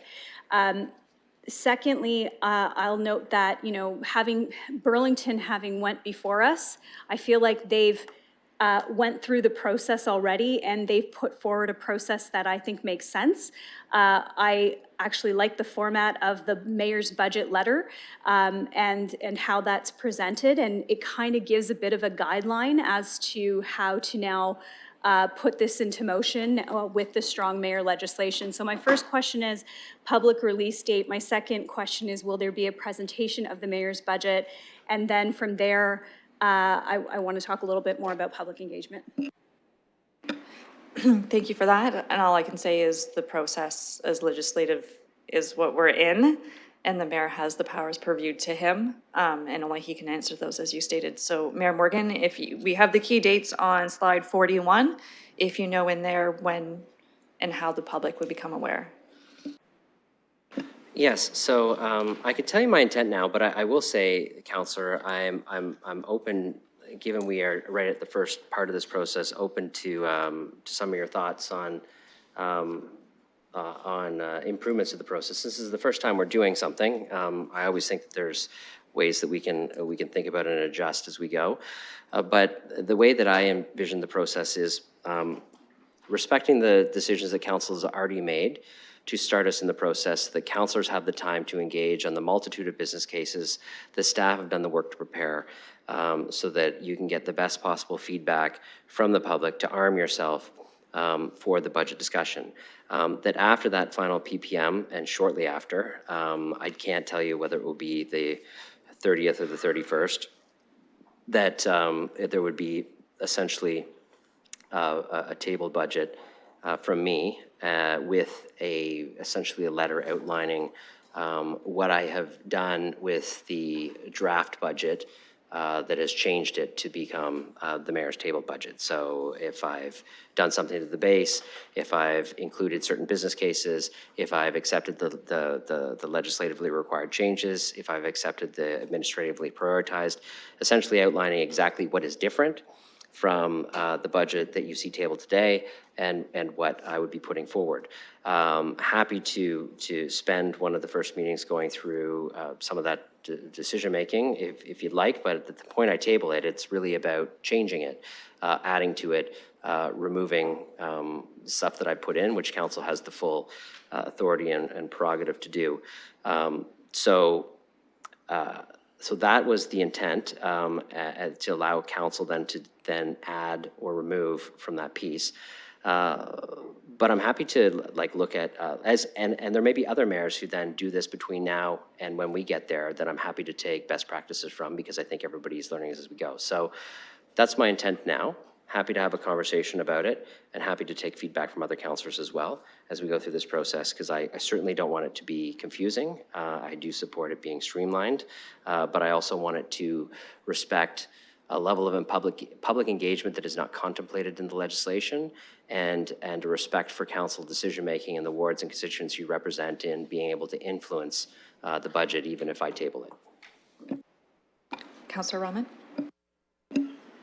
Thank you. I appreciate that clarification. So just to follow up, so you're saying probably using one of the first dates after February 1st to present your tabled budget as presented at one of those meetings following? So I don't have to use a meeting to table the budget. That can be done a day in advance, but I could certainly work with the budget chair about using a portion of that first council-directed budget meeting that's been called to do a little more detailed public presentation of that. I would anticipate, though, that the tabling of the budget would include a fairly thorough letter from myself outlining the differences between that tabled budget and the draft budget, as you've seen before us today, that the public will be giving consultation on. Councillor Rahman. Thank you, and through the presiding officer. So I note that we have a number of days, and I know that in previous terms of council, you know, that those days may fluctuate and may not all have been required for the budget deliberation. But now that the budget deliberation is made up of amendments, I'm just wondering how we can be true to that process as it relates to the discussion now that it's into amendments, once the mayor has proposed the budget. I'm, again, trying to wrap my head around the process. Yeah, and traditionally, when we go through the budget, it was always a mover and a seconder to do something with an item. So really no different, just as the mayor's budget, and it's a mover and a seconder if you want to take something out. If not, our conversation flows on to adding something else in that we might be interested in. I will say it is a different process that we've seen in the past, and I would like to think that you've been pleased with my communication so far. So as soon as we know the mayor's budget, you will get out in an email in advance of the meeting my intention, especially the first day, of how our time and our blocks of time are going to be spent. If it's people wanting to have an overview from the mayor of whatever budget he will table, because it sounds like you're planning on doing that for sure, and then what order I'm going to take us through. Normally that would be the legislative pieces first, as they're mandated, administrative prioritized, and then the rest of the business cases as it's laid out in the budget binder. That's, I usually try and follow that format, just because that's how it's presented already in writing. Mayor Morgan, a comment on Councillor Rahman's. Yes, if I could add a comment through you, Budget Chair. During the presentation, I believe it was Ms. Barbon who articulated that they were looking into a clerk-approved way of gathering information on the types of amendments that councillors would be looking to make as they do their public engagement. So a number of members of council may say, I really like, and I'm just picking one, I don't know what one it is, business case, 74. And there may be 10 members of council who want to entertain the idea of business case 74 being adopted. If we have a mechanism to gather that information in advance of our budget debate, then I think the budget chair would be armed with a process by which we can schedule amendments, starting with the ones that most members of council want to talk about, kind of going down to the ones where maybe only one or two want to talk about, and be able to go through the budget debate in a way where we know that 12 members of council want to discuss these 3 business cases and 10 want to discuss these 4. And if they're not already in the mayor's budget, then the budget chair could potentially start to schedule those on days so that essentially those boards and commissions, if they're related, would know essentially when those amendments were being made. And then council, we would have a process by which we're discussing the ones that council's most interested in doing, down to the ones where maybe only one or two people are willing to discuss, and try to use our time as efficiently as possible as we build up the budget. We do not have a process finalized for that yet, because we want to respect any sort of closed meeting rules and have staff gather it in the right way. But the budget chair and I are contemplating a way to do that so that we can maximize the efficiency of the use of council's time through the process and talk about the things that most members of council would want to talk about. And after the mayor's budget is tabled, there may be some councillors who say, like maybe most of you want to take something out. Like, I'm not going to presume that that might not be the case. So those could happen as two. There could be a day dedicated to removals, and then there could be kind of a catch-all day at the end to say, as we build up this budget process, you might have added and added and added, and then said, whoa, I don't really like the total number now, and you might want to undo some of those decisions or reconsider them. There might be the ability to catch all at the end. I appreciate Councillor Rahman's desire to have this as streamlined as possible. Those are ongoing discussions, given the restrictions that we might have to follow, that the budget chair, myself, and staff are having to try to figure out the council's priorities. And again, I think you'll need to do your public engagement with your ward meetings and hear from people before you can really finalize that list of things that you're interested in raising. So we'll have to find the right timing for circulating that engagement piece. I will note as well that when we go through the budget process, as always, I've confirmed that Mr. Murray will have his handy-dandy visual spreadsheet that as we may add a decision point, if we want to see how it's going to change the tax rate, he can show that instantly in real time before we cast our votes. So we have an informed decision. We used it in the budget update this year. It didn't make too much of a difference as the decisions before us, but it was a good intro because you'll see that tool again. And Councillor Rahman, you have about 1 minute and 10 seconds left. Thank you, and through the presiding officer. Thank you. That does help me a little bit in understanding the process. So just as I mentally, again, think through this process, I'm thinking of the fact that I've got my Ward 7, Ward 8 budget meeting scheduled for January 24th. Or 22nd, I can't remember, when it's 24th or 22nd. And so then I'm thinking after that, I should know that, it's my brain right now. But the 24th, and the next meeting I would probably want to take, strategically thinking, would be a meeting with the mayor then, because I would want to then, make sure that the mayor's aware of the priorities from my ward, not that he probably doesn't know them already because he was the ward councillor beforehand, but making sure that he's aware of those priorities. So then, again, as I wrap my head around this process and the way we move forward, then I want to make sure that anything that didn't make it into your budget is what, and still a ward priority, is what I'm working to bring forward, so that my constituents understand my thinking now based on the change in the process, because I think that's also really important. So how are we going to communicate the change to the public in terms of the process as well with the mayoral? I know we've got it in the slideshow, but outside of that, I wonder, is there more direction that we need to provide so that the public understands the change? Thank you. I'll note that actually slightly exceeded your time. So I'll go to staff that when the mayor tables his budget, how would that, because we've never had this before, how would that flow through to the city's website or other posting places for the public can follow the conversation? If we know that answer yet. Mr. Murray. Thank you, through the chair. I think those are still some details to be worked through. I think one of the requirements of the legislation is, of course, that the mayor's proposed budget is posted publicly online. Where that is specifically still being worked through, but certainly over the coming days and weeks, we will be tackling that question among many others. Certainly, as well as we're going through all of our many public engagement events that we've scheduled over the course of the coming weeks, we will certainly be sure to carve off some time and some attention within those events to address this change in process, because as you have certainly noted, it is very much a new process that we're going through for the first time. So it's definitely important that the public appreciates how this could shift the process that they might be used to in the past. So definitely will be a topic of all of our public engagement events that we attend. Thank you. I have Councillor McAllister next, and then Councillor Lehman. Thank you, and to the presiding officer. I was wondering in terms of the process, when we get into the business cases that are at our discretion, in terms of how we can tweak it, because I mean, one of the things I found, like when we look at other, when it's even like proposals coming before us, I mean, these are business cases that others have provided and we're making a decision on.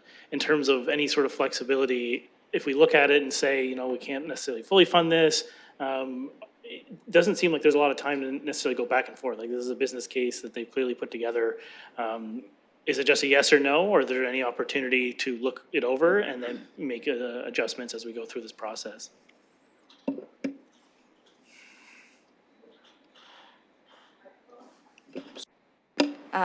Thank you for that question. I'll also note, it's gone now, that's okay, to staff. Oh, I'll note as well, through the business cases as we go, if there's provincial and federal funding mixed into a decision that we're making, staff will highlight that as we go. So if we decide to stop doing something or alter our plans of how we're doing it, that if it comes down that we'll lose funding or have to give some back, they'll highlight that too. Just staff have already been advised of that as we go through the process. Mr. Murray. Thank you, through the chair. So certainly, I think it is somewhat dependent on the specific business case. Some may have more flexibility than others to adjust. In many cases, there is certainly ability to scale up or scale down. I think, though, the important point to reiterate is the importance of starting to dig into the budget materials as soon as possible and start formulating some of those ideas and reaching out to those respective business case owners to understand potentially what the impacts might be of scaling up or scaling down, or adjusting in one way, shape, or form what is requested in that business case, and then working, of course, with staff and with the clerks to ensure that any amendments that you are potentially proposing to those business cases are ready when the appropriate time comes to actually talk about that case. So certainly, I guess the key point there is start looking at the cases early and start engaging with those case owners as to those potential ideas that you might have. Councillor McAllister. Thank you, through the presiding officer. Just as a follow-up to that, I'm just wondering in terms of how we would go about that. We can obviously have the conversations with groups where, there might be some concern that they might not receive that amount of money, but would it be a letter? Like, in terms of how we would go back, like, we could obviously reach out to them, and then, if they're willing to, they could come back to us. But my concern is, I would imagine some of them would just say, I'd like this put on, the floor essentially for debate to see if I can get it. And if I can't, then I would go back, right? I don't want to get into a situation where we say no, but then after, it would be decided matter, but like, I'm just wondering if there is any mechanism in terms of allowing, like, would they come to the PPM, or what's their best course in terms of making their case in person to us? Thank you. I'll note some places have already been reaching out, and this is our multi-year budget, but there's always the yearly budget updates as well. I just try to avoid the let's make a deal happening from the gallery or on the floor. We've done it in the past. It can be entertaining, but it takes up some time. Mr. Murray. Thank you, through the chair. So I would certainly start with the informal engagement with those case owners. There may be a desire on the part of that service area, agency, board, commission, community group, whatever the case may be, to come to the public participation meeting and provide a summary of their request and justify why they are requesting it. In many cases, whether it be the civic service areas or the agencies, boards, and commissions, they are also in attendance during budget deliberations themselves, so they're there and available to answer any questions and talk about any of those potential adjustments as they're being deliberated by council as well. A follow-up, Councillor McAllister. Thank you, through the presiding officer. My next question actually has more to do with, in terms of the process for the mayor. and what you would be presenting to us, is there an opportunity for you to explain why? Because what I'd imagine, whatever you put before us, my first question is inevitably, how did you come to that decision? Because I would imagine cases that don't make it through, obviously those are things we can advocate for, but would you have the opportunity to explain to us as a council what you prioritized and why you chose the cases you did? Thank you. I would also be mindful too of the time that we'd want the mayor to take up at the meetings for his justification, what he put forward. Mayor Morgan? Yes, to the counselor through the budget chair, I don't want you to think about this the wrong way. Council still has, under the legislation, the full ability by majority vote to add things into the budget. So it may not be that I bring you a complete budget with every single justification in it. It may be through the public engagement and dialogue that I do myself, that it may be a fairly base level budget, I'm just contemplating here, and that council can go through and add the additions through some of the debates. Like I'm not going to presume where we go because I do my own public engagement. I will say that it's pretty clear to me what I'm hearing as the priorities that Londoners have. I mean, we just did a resident satisfaction survey. There's top of mind issues out there. There's investments that if we're going to make them, you shouldn't be surprised that I'm probably going to make them in the space where the public is really asking for them. And that as we've seen with the budget pressures, there's going to be a lot of things that maybe would be nice to have. It's just not the time for it. And you're not going to get a robust, detailed explanation of that. What you're going to get is it just wasn't the time to potentially make that investment. So I don't think you should anticipate like big dramatic surprises from me.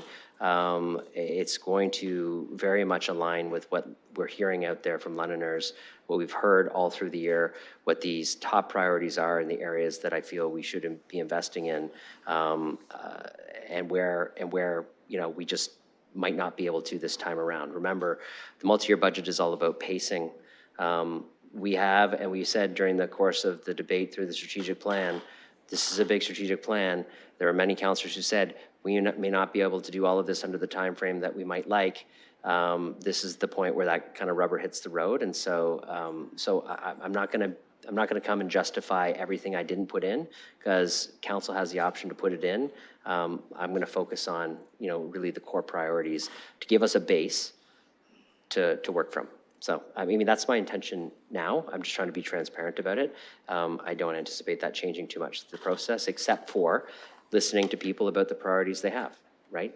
I'm going to be doing that too, just like each and every one of us are.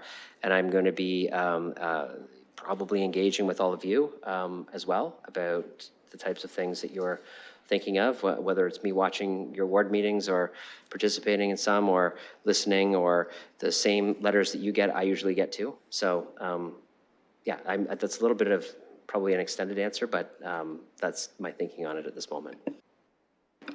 Thank you. Councillor McAllister. Thank you to the presiding officer. Thank you for that answer, Mayor. I understand it's new for you as well. I just hope you have the opportunity, obviously, to explain to us the budget you're putting before us, and you're hearing, I'm sure, the same things as us. But I don't expect you to go through everything, but more just to be able to put on the table something and explain why. My last comment is just on what was brought up earlier. I am totally in favor of, as we go through this process, ensuring that the taxpayers know who's charging them for what. I think having a special levy that would break down in terms of legislative changes, I think that that's highly appropriate. Anytime a bill comes due, we want to see who's charging them what. And in terms of some of the questions I've already received, I think it's very appropriate for us to call out on the property tax, what things we have control over and what things are being asked for us to put on the back of taxpayers. And I think they deserve to know who's charging them for what. Thank you. Thank you. Next on my speakers list, I have Councillor Lehman, followed by Councillor Hillier. Thank you, Chair. First of all, I want to say thank you. We're a billion-dollar corporation, and we're charged with coming up with a 4-year budget plan that is quite complex. The operation is complex.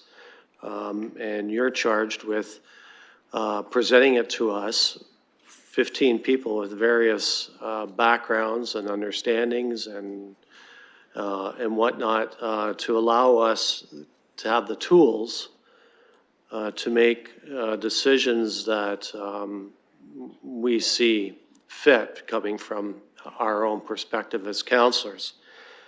I want to thank the budget chair for her involvement in working with staff in coming up with this initial process. And from my perspective, probably is easy to follow document that you can get given the nature of the beast. I want to talk or comment a bit about the new thing that's before us, and that's with strong mayor powers. This is challenging for staff, it's challenging for the mayor, it's challenging for the budget chair and for all of us in adopting this new process. And I think I'm glad the mayor touched on this. There is the legislation, but there's also the intent of the provincial government in directing the mayor in his role and staff's role in this process. So it is the mayor's budget to a certain extent. We have the option of vetoing with his decisions, but with a substantial number of councillors, with the majority. And likewise, he has the option of using his mayor powers of vetoing any amendments that he does not see fit for the direction that he wants to go. So I ask all of us to work, try to do our best to work with the mayor, the staff, and the budget chair to make this process as smooth as we can, because it will be evolving. I think all involved have done their best to set a course as best as possible, but any new thing, there are jigs and jags in the road. I just want to make sure I understand the initial numbers correctly. 8 months ago, we looked at a base budget that would be just keeping things at the same of 2.9 to 3.9% increase. Now we're looking at a 4.9% increase, and I won't get into that now because that's not the forum. We'll have that discussion later. Then on top of that, there are legislative changes, 13 budget business cases. That amounts to 0.4%. Is that correct?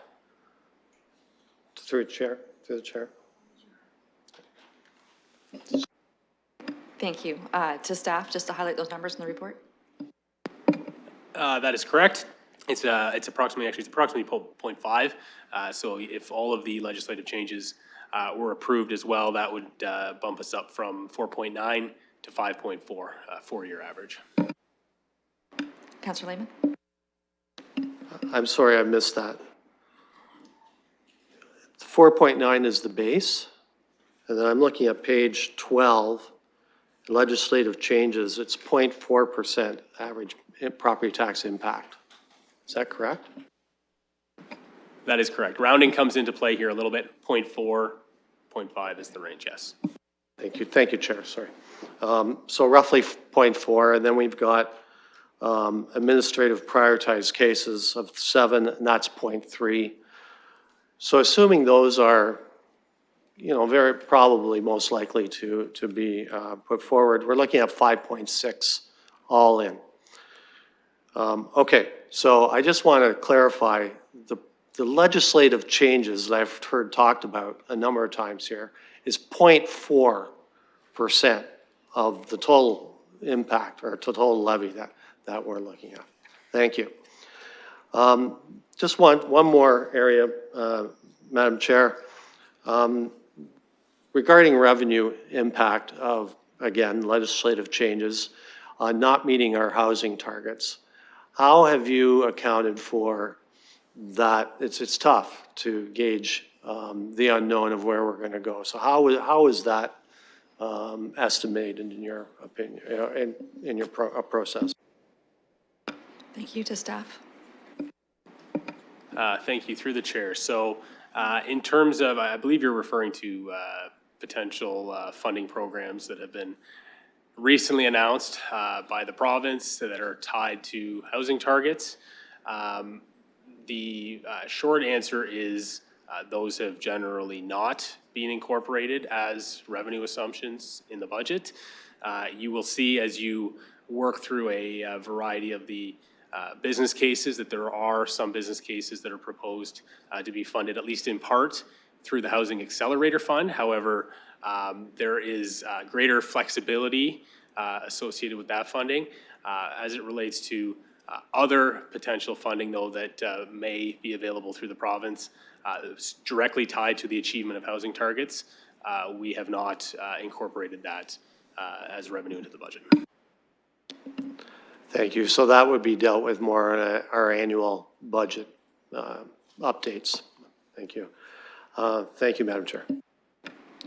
Thank you. That was a nod from Mr. Murray on the annual updates piece, just for those who are following online. And Councillor Lehman finished with 30 seconds left. Councillor Hillier, you're up next. Thank you very much, and thank you to Councillor Lehman for covering most of what I wanted to ask. But I would like to ask one question so the public understands the range in which we're operating. If all legislative, administrative prioritized business cases and all other classes were approved, what would be that high-end number, just so people understand the range that we're working with? Are you looking for the average or per year, Mr. Hillier? Councillor Hillier. The average, please. Okay, Mr. Murray. Thank you, through the chair. So if all business cases were approved in addition to the base budget, the 4-year average annual increase would be 8.8%. Wow, thank you very much. Okay, thank you. That concludes our first round of speakers. It is committee, you're allowed to speak a second time. Deputy Mayor Lewis, you are first up for second round. I'm going to try and be brief because we're very early in the process. We've been at this a long time already. I think people are perhaps in some cases getting a bit ahead of themselves on things. But I did, through you, Madam Chair, have a quick question to our staff. Aside from the legislatively prioritized cases, are there in the additional business cases any business cases which are subject to an appeals process wherein we could be having to pay the bill anyway? I know I'm thinking of the police in particular, but there may be others that I'm not aware of. So are there others in the additional business cases that could be taken to appeal that we would be paying the bill for regardless? Thank you. To our budget team. Thank you, through the chair. So primarily the boards and commissions that fall into that are the police, the conservation authorities, any of those, and the health unit. Those are generally the ones that if there are business cases related to those, that council would need to strongly consider the legislative requirements for them. So I'll just highlight that a couple of the London police are in the legislative ones as well. There's P28 and P29 in our budget cases for consideration. Deputy Mayor Lewis. Thank you, Madam Chair. And I'm going to take this opportunity now to say something that I should have said right out of the gate at the very first. I know we all appreciate the hard work of our staff, but I want to thank you, Madam Chair, for the, I don't know how many hundreds of hours you've put into this in this year already, but I know it's in the hundreds. The very fact that you're rattling off the business cases by number faster than anybody can look them up tells me how much work you have put into this. So I do want to take this opportunity to personally say thank you for all the work you have put in on this already. And I'm just going to conclude by saying, you know, we set a budget target earlier in the year. Councillor Lehman referenced that a little bit. The boards and commissions were all aware of what that budget target was too. And so to highlight Councillor McAllister's point about those with business cases who maybe they want to rethink what their valuation is, and there are about 40 people watching on the YouTube stream right now. I suspect a lot of those are stakeholders with business cases in.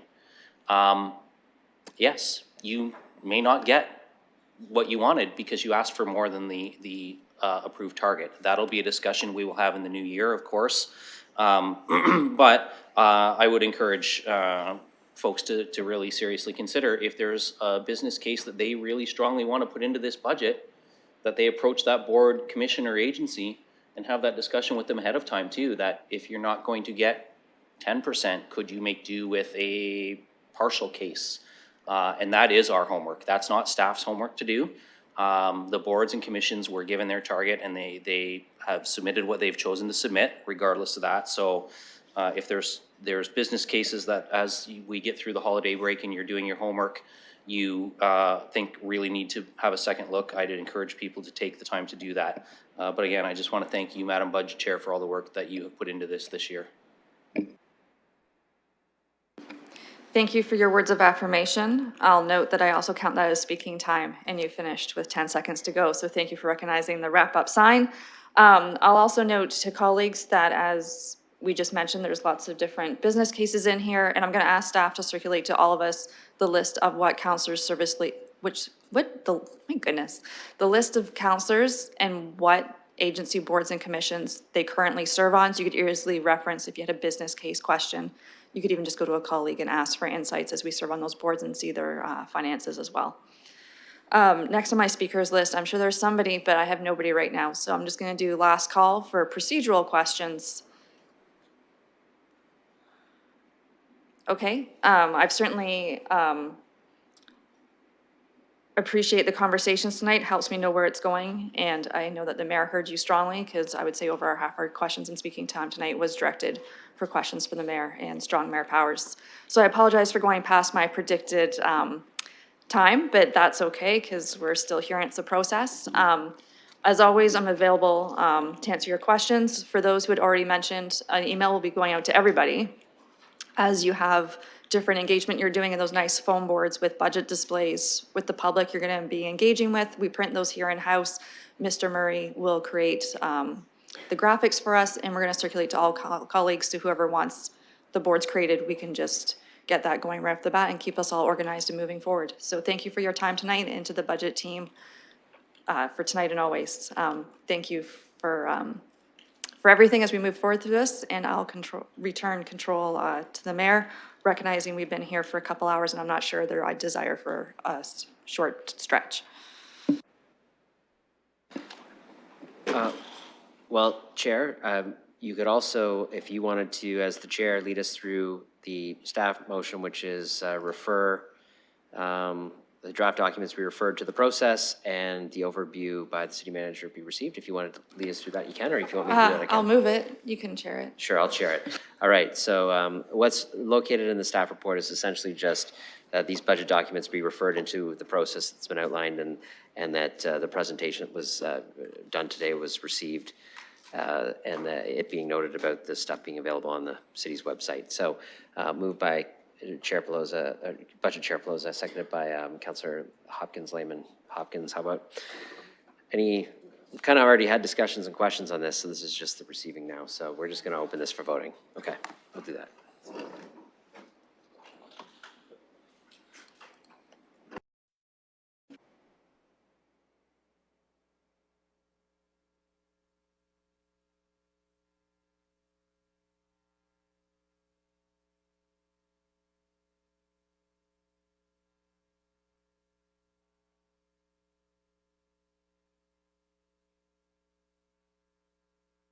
Closing the vote, motion carries 15-0.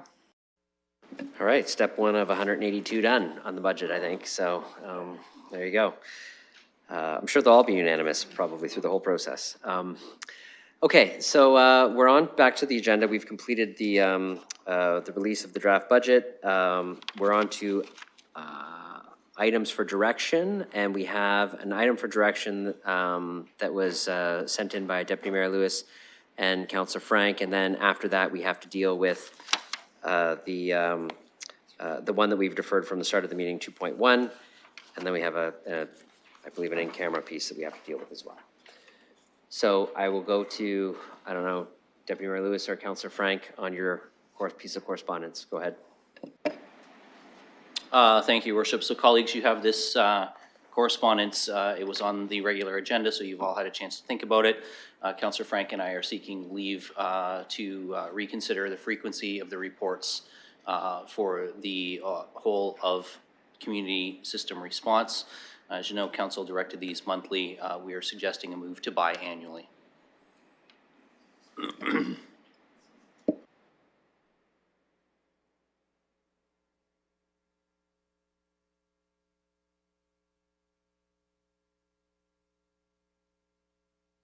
So I'm just curious about the language you just used there, which is slightly different from your letter. You want to reconsider the previous decision. I'm gonna give you some procedural information, but let's clarify first. So given the advice from the clerk this morning, I think we're going to seek leave to reconsider and see if council will support that. Yes, so leave to reconsider. So let me just clarify the process because I understand your intent now. I'm glad you got advice from the clerk because we would have had to move towards reconsideration given this is directly involved with a previous decision that council made. So at committee, we don't actually reconsider items as per the procedure bylaw. Only council actually reconsiders an item, but committees make recommendations for council to reconsider. At committee, that recommendation to reconsider requires a majority vote. When that committee report lands at council, it requires 2/3 of the members of council to reconsider the matter. Subsequent to when a committee recommends reconsideration to council, they also provide a recommendation on what the alternative is. And so if you want to do what you're suggesting, that you're actually moving a motion that is essentially recommending to council that it reconsider the previous decision to have monthly updates. And then should that reconsideration pass, then we would also be obligated to send a subsequent motion to council to say what the alternative is. And that can, you can put that on the floor, people can debate it, they can amend it, they can do whatever they like. So the first step is a recommendation to reconsider to municipal council the decision of having monthly updates. Yes, so my understanding is when you forward a recommendation to council to reconsider that you have to provide an alternate recommendation. So is it a recommendation to reconsider as a part A and then a part B would be the new recommendation, or is it the clerk and your advice as chair to handle these as two separate components? So this is the first time I think I've ever done this in 9 years on council. Let me just clarify that piece because you're right, it could be an A-B. Let me just get some advice on that part.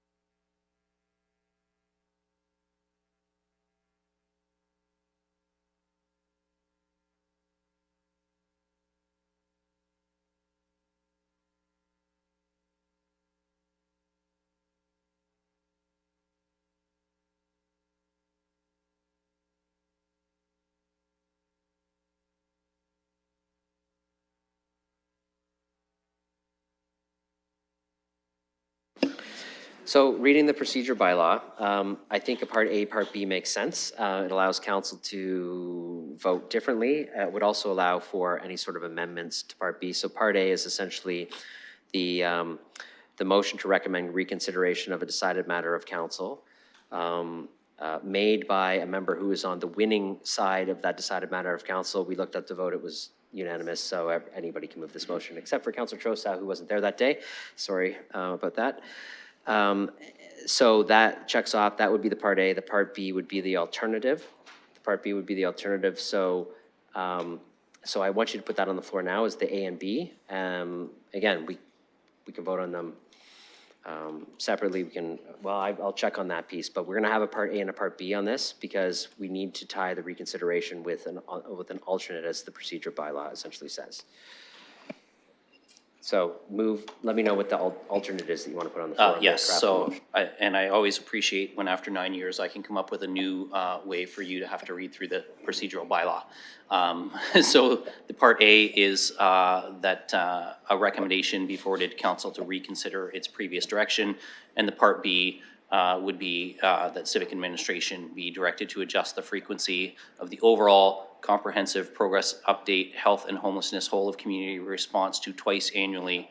It being noted that council via the Strategic Priorities and Policy Committee will continue to receive reports on matters for its decision-making related to the whole of community system response as necessary.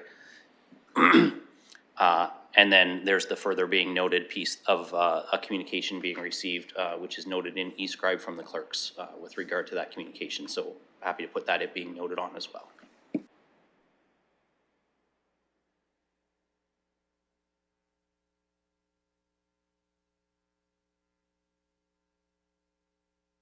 What's the question? I was getting another procedure advice now. What's your, sorry. There wasn't a question, just the part A, and then I read out the part B while you were getting advice. And I believe I have a seconder in Councillor Frank.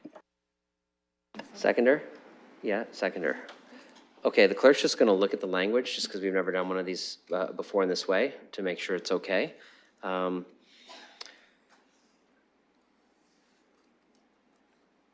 I'm just going to pause. I'm not going to have debate while we look at this, because I don't want to miss something.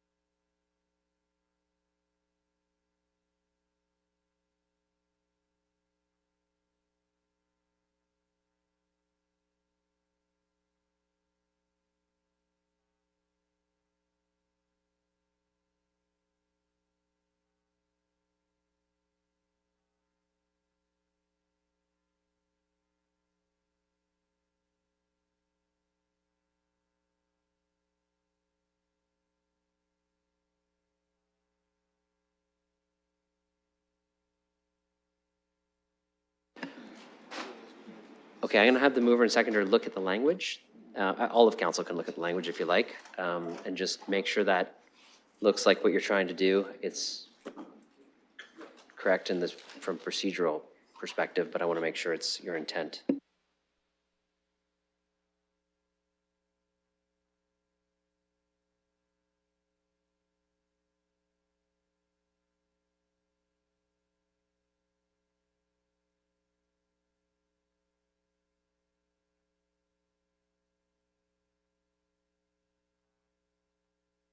Okay, now that it's on the floor, you can speak to the recommendations, and then I'll start a list. Okay, now that it's on the floor, colleagues, quite simply, we have been receiving these reports for half a year now. As was indicated in our joint letter to you, there's a limited, if any, value in getting a monthly report that essentially says to us, 2 tables met, or 3 tables met, or 4 tables met in the whole of community response. Decision matters still have to come before us, and both from a perspective of the actual work that needs to be done and the amount of staff time that goes into just producing these reports, as well as the fact that really what we are getting is essentially a meeting schedule after the fact. Also, given that since these reports were first requested and began being generated, we've made an additional change which has designated members of council to actually participate in the accountability table. And so there's direct elected representation at the accountability table, getting reports back from each of these tables every month on their meetings with no decision points for us to consider. Really doesn't seem to myself like a good use of our time. We spend a lot of time talking about the reports, but we're not actually making any decisions or getting any real new information brought forward. We seem to be spending just a lot of time talking about the things that we've already talked about. So that's where both myself and I'm sure Councillor Frank will have her own comments to add, but that was where we felt together that it was time to change the frequency of these reports.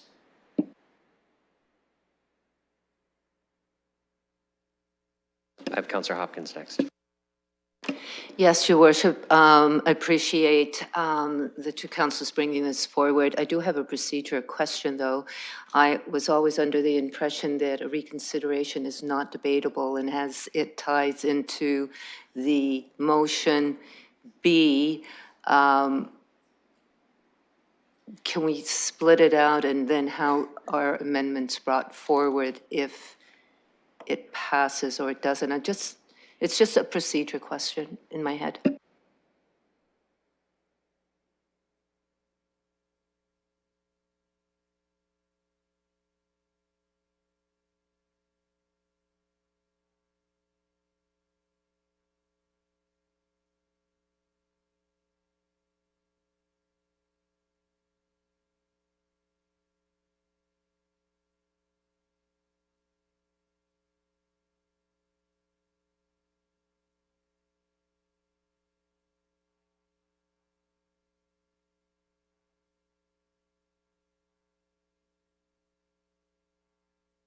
Okay, Councillor Hopkins, I don't know what prize I owe you, but very good procedural question. You're right, and this has now reconsidered our advice on putting A and B together because the motion to recommend reconsideration of a decided matter of council is permitted.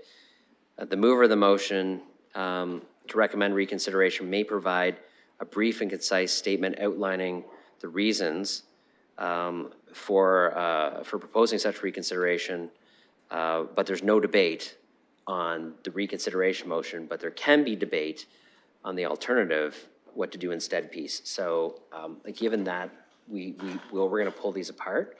There won't be debate on the recommendation to reconsider. The mover's already given that summary. We won't have anybody else speak. We will have debate should this pass on the alternative piece, the B that can be proposed next. So thank you, Councillor Hopkins.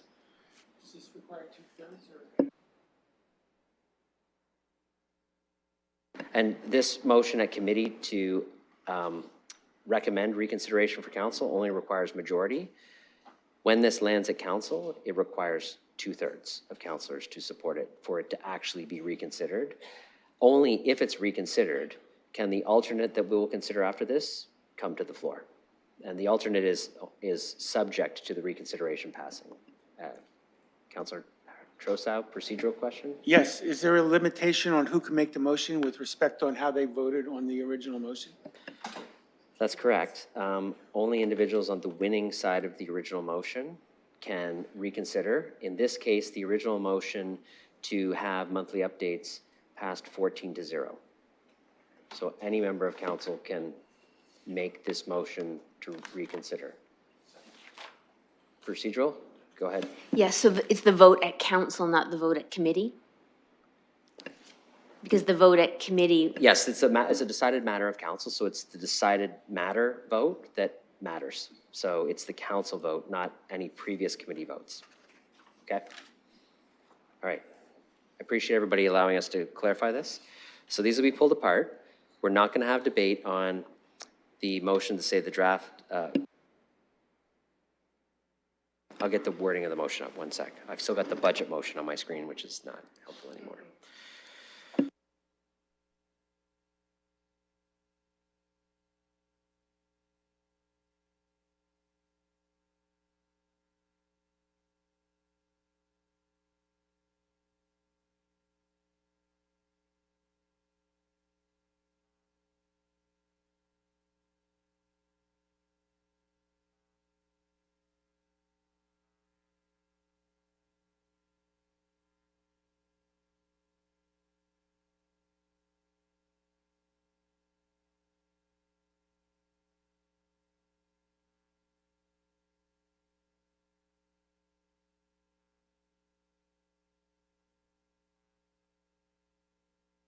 Okay, what we have before us, not debatable, summary's been given, just the piece about the recommendation for reconsider requires a majority of councillors. We're going to open that for voting.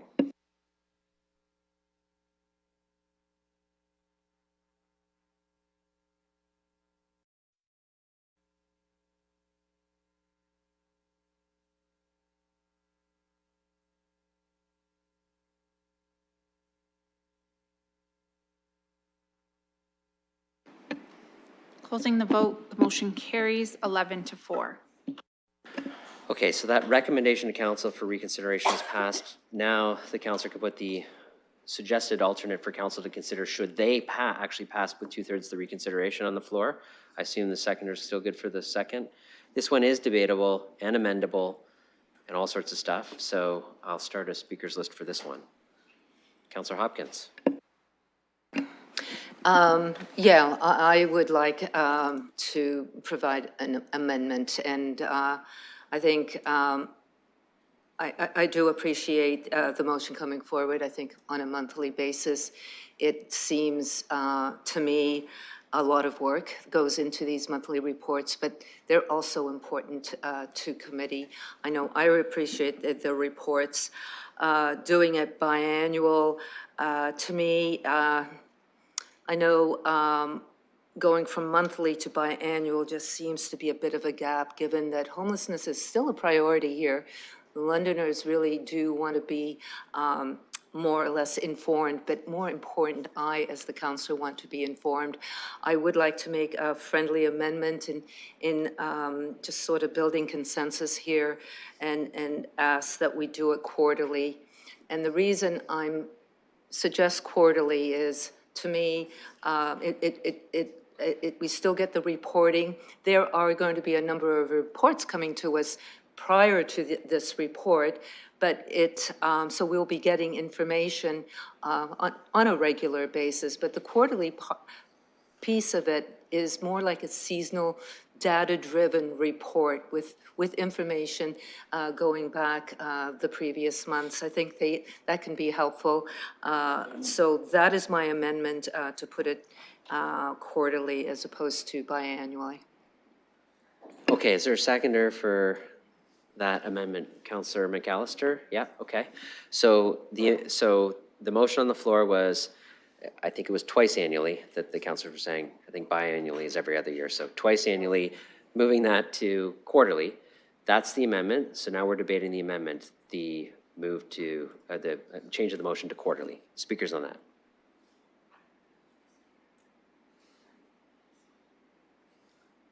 Councillor Rahman.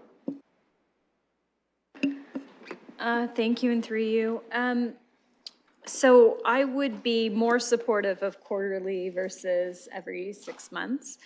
I appreciate the letter and the amendment that are provided. I do think that I understand where the councillors are coming from. I appreciate the need to help to reduce workload, because I can imagine that it is a lot of work. I do wanted to ask, in those meetings, are minutes taken? Ms. Livingston. Is the question with respect to the strategy and accountability table minute meetings? Yes. Yes?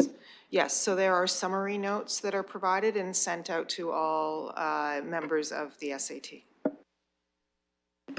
Thank you. Okay, so there's summary notes provided for all the tables or just the strategy and accountability table? Go ahead, Mr. Dickens. Through your worship, our backbone team, as part of this whole community system response, works to provide summary notes for every table.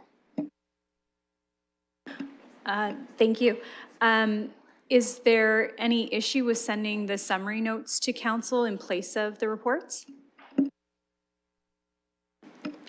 Mr. Dickens. Through your worship, we're conducting several meetings a week with the implementation tables and different frequencies for the strategy and accountability table, and those are very operational in nature. That's us trying to do our work. That would be a lot of content for council. Would be my advice not to do that, but certainly in council's hands if there was a different direction. But I would not recommend that. It's a lot of working documents. Councilor Rahman. Thank you.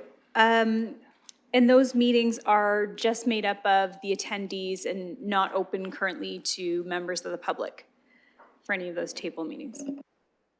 Mr. Dickens. Through you, your worship, the attendees at those tables are those that are involved in working in this sector or contributing to the work that is happening. We don't have general membership or general members of the public attending. No, it is people linked to post-secondary educational institutions, the businesses, BIAs, funders, or organizations that are assisting in delivering this work. Thank you. When we were establishing the reporting structure, I think part of my desire at the time to get a monthly report was linked to wanting to have more of the information from those tables at the time. I would be okay with receiving less reports if I could read minutes of meetings, if I could know when those meetings are being held and drop in or attend when they are, or that other members of the public that have written to me and asked that the reporting continue, that those meetings are open to the public for them. So I understand that the reports are a lot of time and work, and again, I appreciate that. If we were to go to quarterly reports and we still had the reports that are coming forward for decision points, I think that would be satisfactory. I think that would give me the information I need. So I would support that, but I'm kind of weighing all of that information right now as we consider this decision. Thanks. Okay, thank you, Councilor. Councilor Frank, go ahead. Thank you, yes. I'll speak to this motion, which is moving towards a quarterly. I don't have a problem with that. I think the main spirit of the motion remains that we want to see less talk and more action, and not necessarily from staff, but also from council. I regularly want to remind council that we actually play a governance role, and I find that receiving monthly reports, being made aware of meetings is not necessarily governance information. That is very nuclear, micromanagey, operational information. And I think that if people want to direct staff to do things, the best way to do that is to bring motions to council with information about what direction you want to set. Otherwise, staff come to us with reports whenever we need to make a decision, given that we play the governance role. And so having less reports, to me, allows them to spend more time focusing on getting the tasks done. As we know, we have a lot on the go with the hubs and with other homelessness responses that we have. So that is the main point. I'm okay with quarterly meetings. That doesn't bother me, but I think at this point, I'd rather us consolidate and save our energy and our time for making decisions and less time discussing what meetings are happening each month. Thank you. Okay, so on the amendment, any other speakers on the amendment of the change of the frequency from twice a year to quarterly? Councillor Stevenson? Thank you. We've gone from semi-annual to quarterly in this amendment, but we're also talking about content and the meetings to the minutes. So the format, the current format of the reports was not directed by council. The reports could be changed. I've been critical of them since the time I asked for them to be done, is because they're a diary of meetings that is not helpful. So I'm wondering if, like, I don't know how to put this into here, but like minutes to the meetings would be great. I go to the police board, I go to the paramedic board, and I go to the Old East Village BIA, and they all know way, way, way more than I do. They're telling me what's happening in our city. I don't see any reason why we can't get copies of the minutes. I haven't understood why we're not able to attend. There are a couple accounts, the deputy mayor and the budget chair, who are attending the SCTs, but we don't hear anything about it. So maybe that suggestion to self-report might be a way to do this. I do not need a long diary of information that says nothing. So whether it's monthly, quarterly, or semi-annually, it doesn't matter to me because it's really nothing in there. I want to know, Councillor Hopkins said about data-driven. At no point have we been told how many homeless people we have. We've heard from Deputy Mayor that there were out-of-town and specific numbers about out-of-town homeless. None of that has come before council, nor has it since in terms of updates. Councillor Rahman brought up the issue of 40% of the mission is refugees and a bit of a crisis there. That has never come before us, nor has there been any update since. So I think the bigger issue here is the relevancy of the information that's being provided. And I think it takes a lot less time to say something than to try not to say something. And so I'd like to include in here, I'm open to a change in date, but there's got to be some direction from council as to the meaningfulness of, from an oversight governance perspective, what is happening in our city? How many homeless do we have? Is it going up or down? Who are they? That information is really important, and for some reason it is not being provided. So I'm open to whatever happens here, but I would like some direction given so that we get the information that we need, or that there's another method for that to happen. I personally would like minutes to the meetings. Just add us, CC those of us who are interested. Maybe it's not everybody, but why can't we be CC'd? Why do people that I know who are not in social services know more than I do? As a representative of the city and answering to my ward, I do not like going to meetings where I don't know what's going on and they do. I would like a solution to that in the midst of this amendment.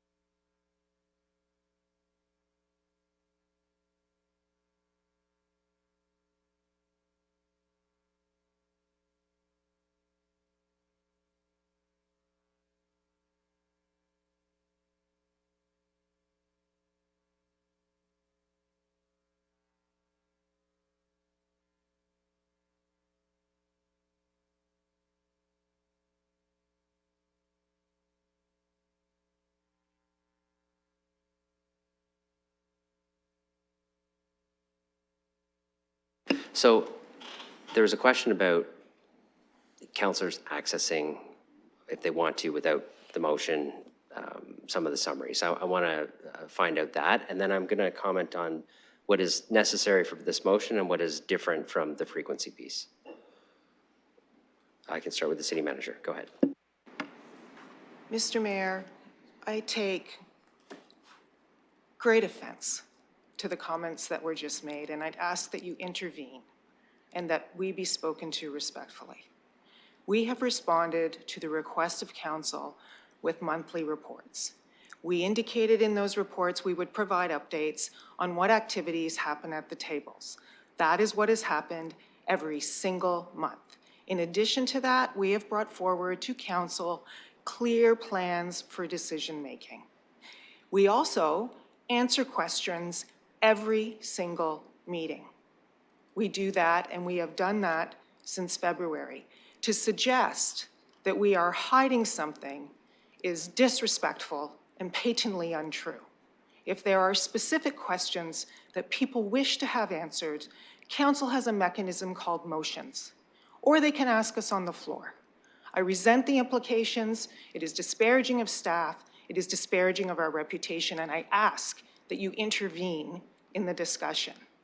With respect to the other, if council wishes to receive minutes, then direct us to do so, and we will provide them. Give me 1 sec.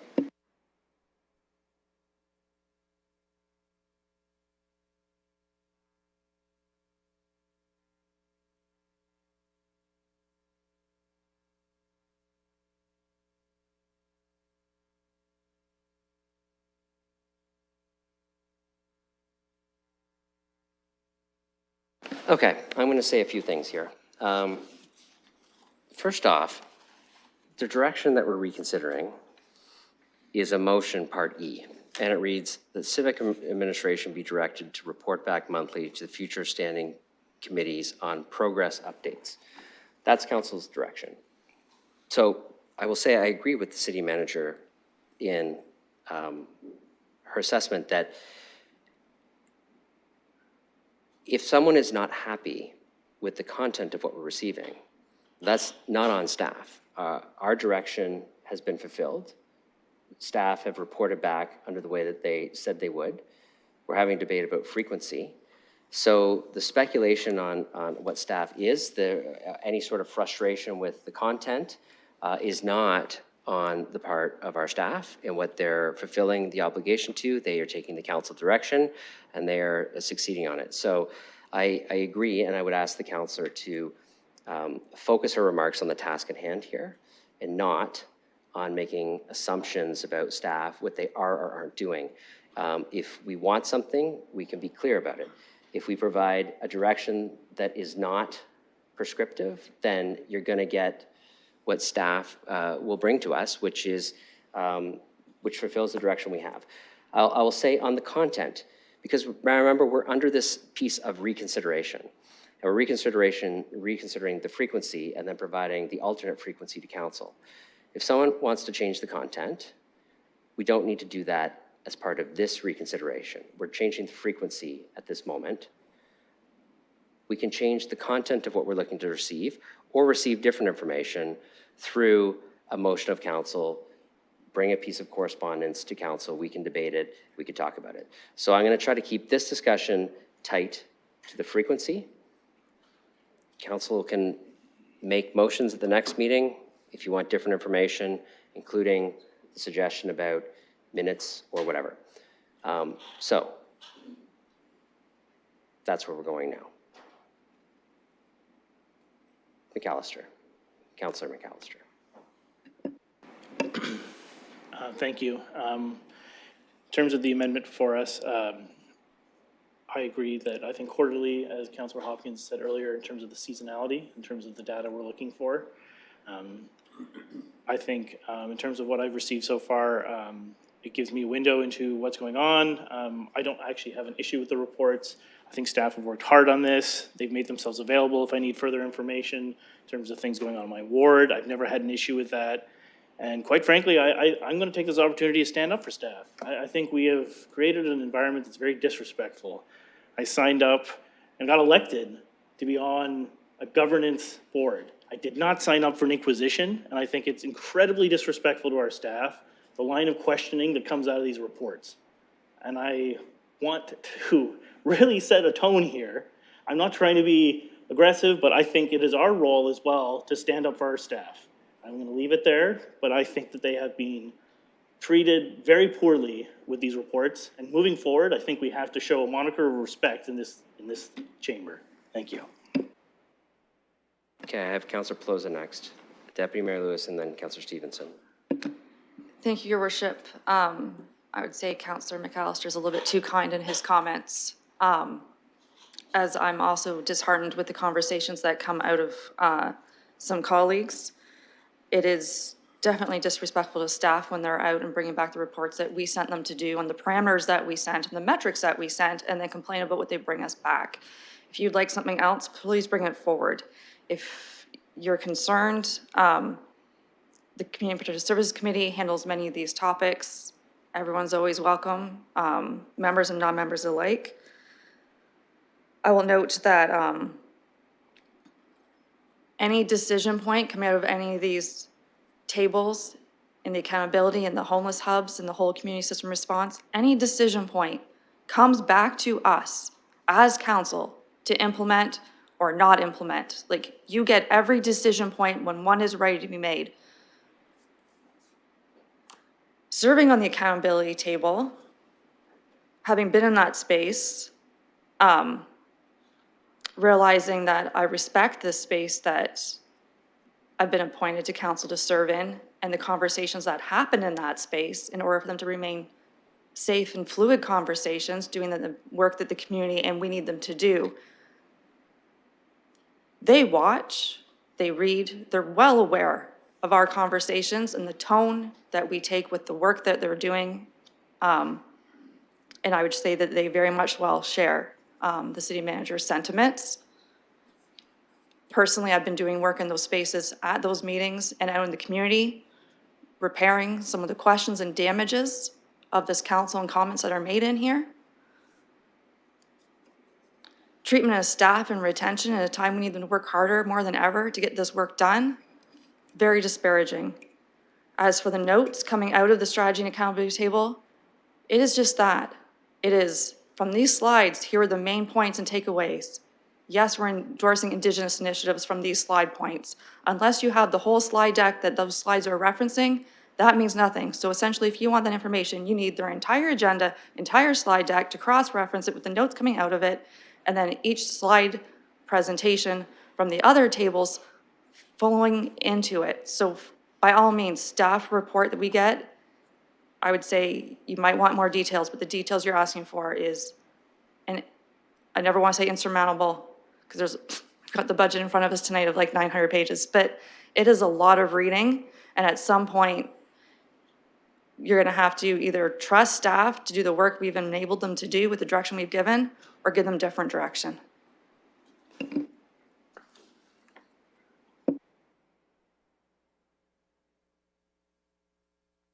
Councillor Stevenson. Thank you. I will come forward with a motion with details for what I'm looking for out of the reports. But I think that, again, any sort of questioning or criticism is deemed disrespectful. And I really think we get to be in a place of being able to have difficult conversations. There is a crisis in our city, and the heart of it is in my ward. And I am with organizations and I'm with those people, and I'm telling you that there is a problem. And we as city councilors are responsible, and it's been said, our term may be defined by this. So to have information like the number of homeless, the fact that there's refugees issues, the fact that there's out-of-town individuals, the fact that, you know, there was 1,059 unique individuals at a service depot, and we're not talking about that. I ask questions every time, and I can see the eye rolls around the horseshoe. And it saddens me that the thing that is the most important to Londoners, by far, nobody has an interest in.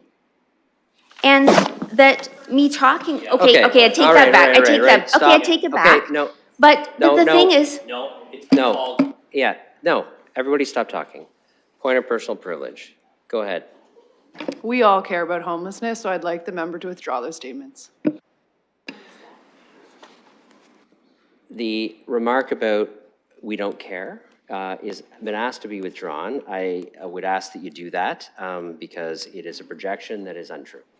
Thank you, and I will withdraw that. also in the motion, it said that council doesn't find them useful and council doesn't, what is it that it says here? They're not particularly helpful to council nor respectful of the tremendous amount of staff work in this area. And, you know, as the person who brought forward the motion for monthly reports, I do find them helpful, very helpful, although I'd like them to have a lot more detail and numbers in them. But having, I should say, I don't find the reports helpful, but I would love to have monthly reports on this issue. And to think that it's disrespectful of staff to have them report out on the most important crisis facing the city. And that there's work being happened, meetings, several Counselor, meetings a just- week. just So one- my just- No, let me just say one other piece. I don't want you to interpret. This is where language causes me to have to deal with a bunch of personal privileges. I don't want you to interpret not getting the information that you want in a report as jumping to us saying it's disrespectful. Like, if someone's going to yell that out, I'm gonna stop them, I'm gonna cut it off. So I just think we're spending a lot of time and a lot of process because of the language that a number of us are using in the chamber, and assumptions that we're making about each other's positions, and things that we are projecting. And so, as a governance group, we need to be very thoughtful about making clear directions, asking for things in the proper way, and not jumping to each other's conclusions. And I'm saying this not just to the councillor speaking, I'm saying this to council as a whole, to say we will do better if we try to debate issues with facts and not add language that can be inflammatory, disrespectful.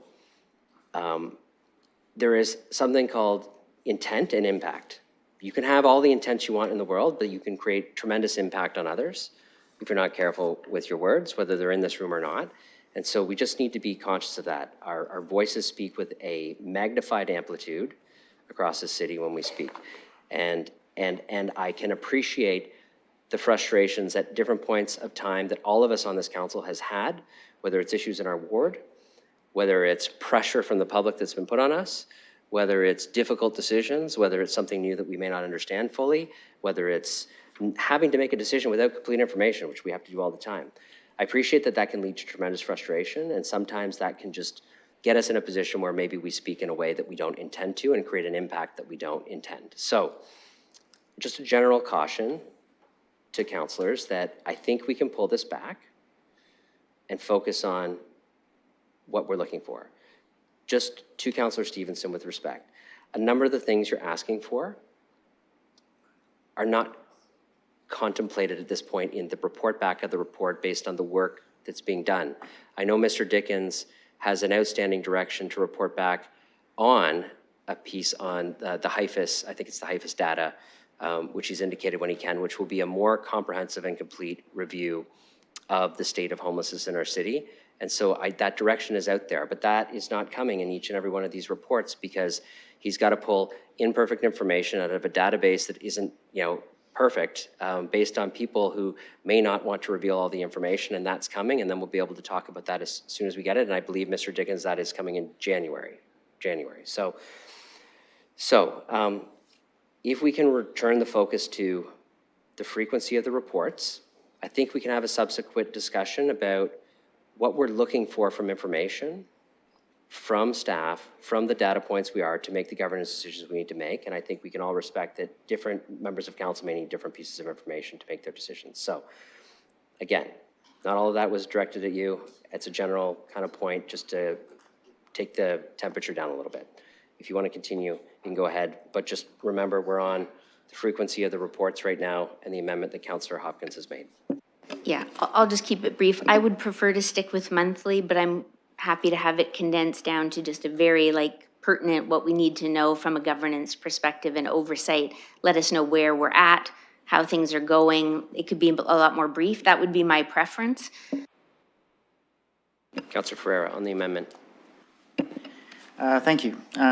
So I do want to say that I appreciate this council speaking up. I've been watching this go on for over a year, and I am also very concerned about the level of respect/disrespect. I know that I'm supposed to be Counselor, staying. I just tried to reset this discussion, and Okay, well, so, let me go to the motion then. Or the, Please speak sorry, to the motion. The motion, yeah. yeah, I don't want to start the whole thing over again. I Okay, think well, points have been I made. did want to say that, and that's something that we should do. But here is what I wanted to say. Speaking to reducing the frequency, that is extra work. And I would like to see staff be able to put work that actually will help us with what we're trying to do. I would rather staff not work on creating reports. I'd rather staff work on doing the work that we're directing them. So I do like the motion. I do like the direction. If it's got to be quarterly, I'm okay with that. Biannually, or sorry, semi-annually is okay as well. But I do respect the fact that staff puts in a lot of work, and I would like to allow staff to be able to focus on what we have at hand. So that's where I'm done. I guess I'm done there.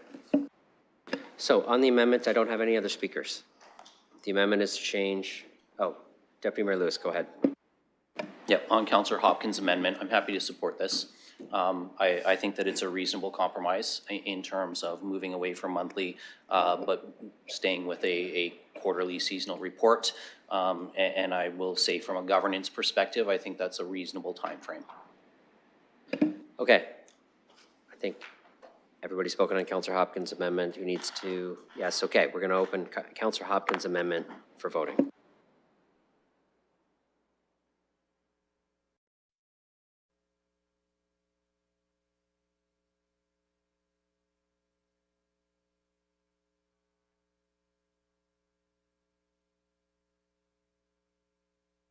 Counselor Purple, Counselor Trossau.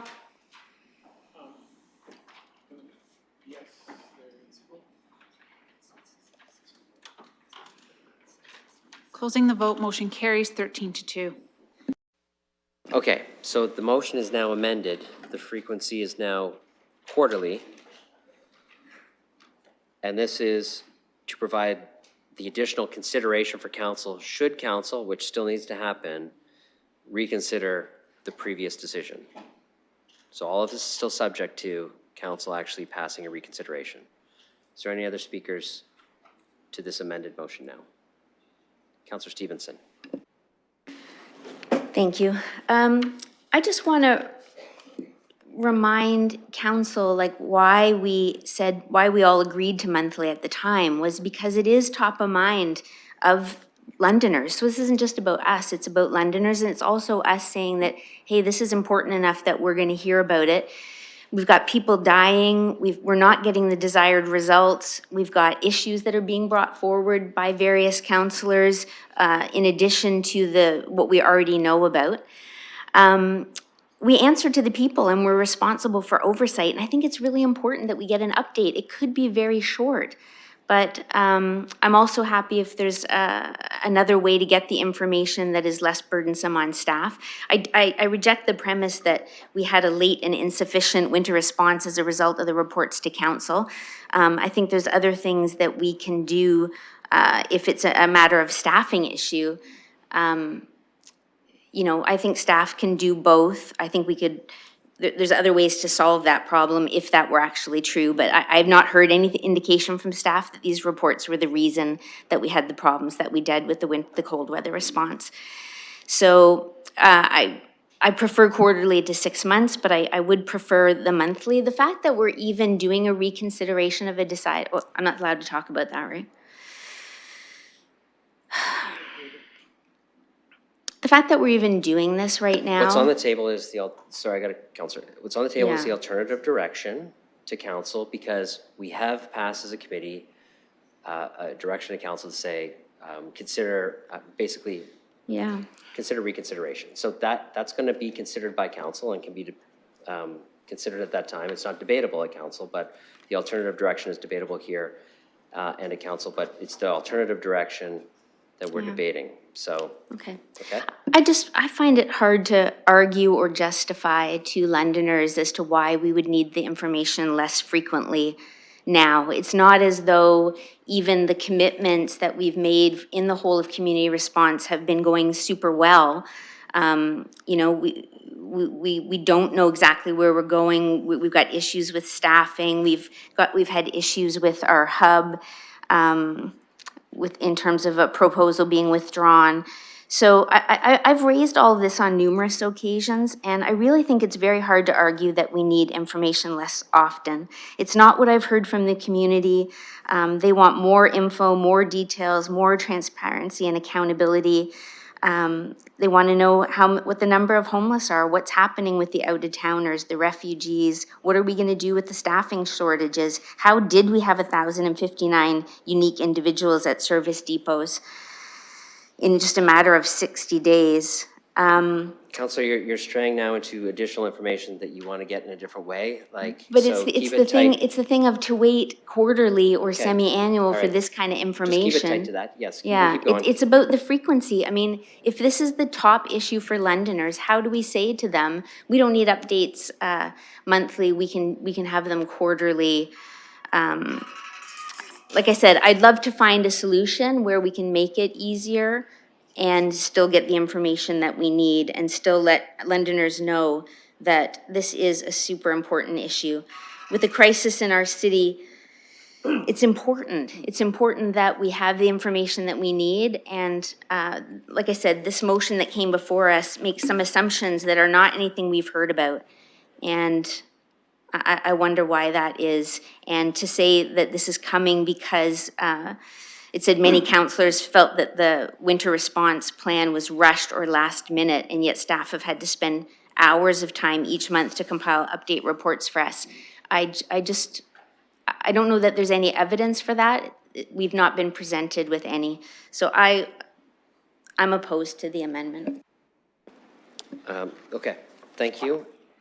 I will just note just clearly that councillors can write, and we've seen this before, a lot of things in a preamble to a motion, but it's the motion that is the decision of council. The preamble doesn't get attached to that. So I think colleagues have disagreed with preambles before, but supported motions in the past. So I'll go to Councillor Frank and then Councillor Ploza. Sorry, just exactly what's on the floor right now is there's no wording up here.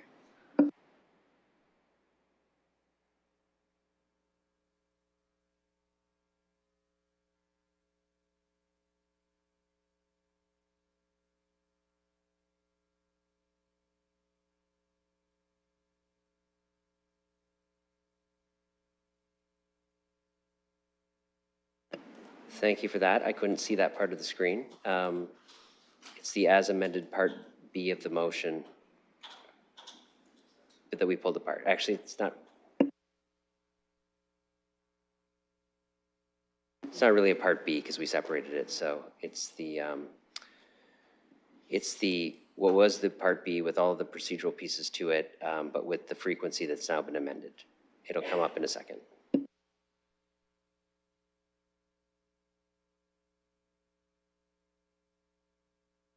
I'm going to let Councillor Frank debate while we get that up, just to save some time. Go ahead. Thank you, yes. I just wanted to highlight as well, I'm hearing a lot of comments that people want more information. I have not had a single resident reach out to me and say, hey, I'd love some more information about homelessness. Can you just provide some quick tips and some stats? No, they want us to solve the problem. Also, there are around 2,000 people homeless. There are between 500 to 700 high acuity. We get these numbers in every single report. If you'd like these numbers in a chart form, you can ask for it. But like I said, people want us to solve the problem, and us talking in endless circles about reports is not solving the problem. Solving the problem is bringing motions to the floor, moving things along, getting funding for it, and if that is what people want to do, then please start doing it. Okay. Should be up now. Okay, Councillor Ploza. Thank you. Having not called a point of privilege or order earlier per se on this matter, I voted against it, and I believe I did so at committee, but not at council.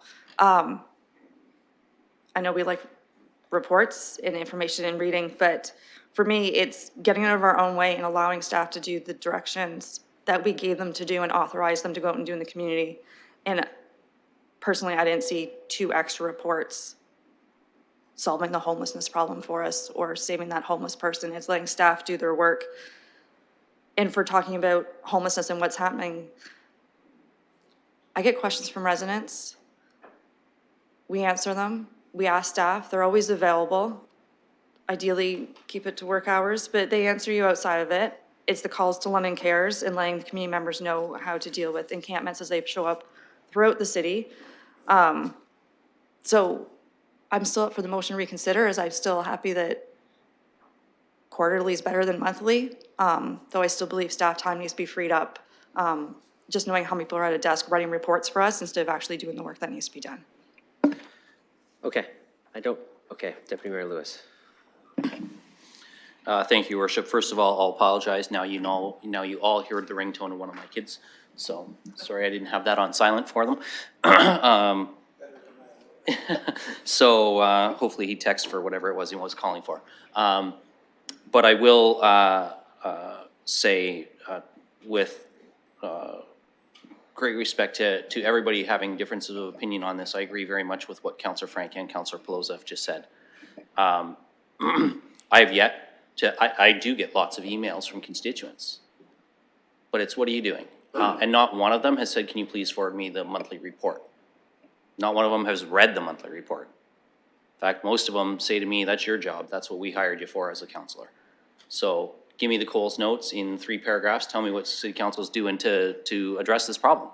Because Councillor Frank is absolutely right. What they want to see is that we're making some progress on things. And I got a long list of things that I send to constituents regularly. From the permanent housing that is happening, the new RGI units that are coming online in London housing, to the progress we're making on the hubs, on all of those things. And I'm happy to share that with any constituent who asks. But I agree exactly with what Councillor Pelosa said. I don't see a clamoring for the monthly reports, and I don't see where 2 less reports in a quarter are going to change the perception that's out there right now of this as a problem, because it is. Nothing that's in those reports is saying to people that there's a solution tomorrow, because there isn't. The solution is a long-term one. And it is going to take many, many years to build sufficient housing inventory. It's going to take partners. The city is not going to solve it itself. I think we've all agreed, the province and the federal government need to be at the table, as does the not-for-profit, the charitable sector, and private individuals. So very supportive of this. I appreciate working with Councillor Frank on this, and I just want to say I agree that the communication needs to come from us.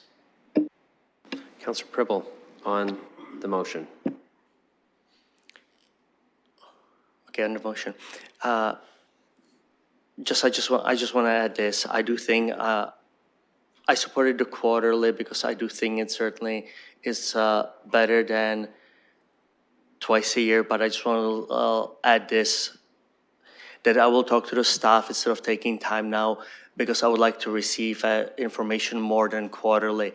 And just going back, I do believe that if I did see that there are no second strategy for beyond the hubs and already talking about the winter response during June, July, August, I would be questioning it.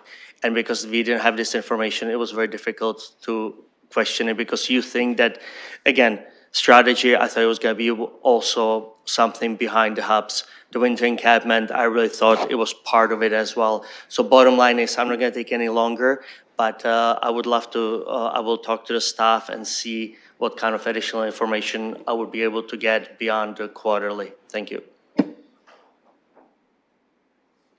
Councillor Stevenson, and I'm going to ask everybody to wrap this up. I'm not sure there's too many people being convinced right now, so we just seem to be talking to each other, and everybody may have decided. But I'll go to Councillor Stevenson, and honestly, I've lost track of how much times people have spoken, so I'm just going to start cutting people off when I feel like it's been enough. Yeah, I'm just going to quickly say, I'm going to work on an amendment to this for council that will clarify the information so that we are getting what we need, and staff aren't spending time doing stuff that isn't of interest, because I have said repeatedly the information that I'm needing isn't there. And so I will work on that, what I need, be clear, and bring it forward as an amendment to council.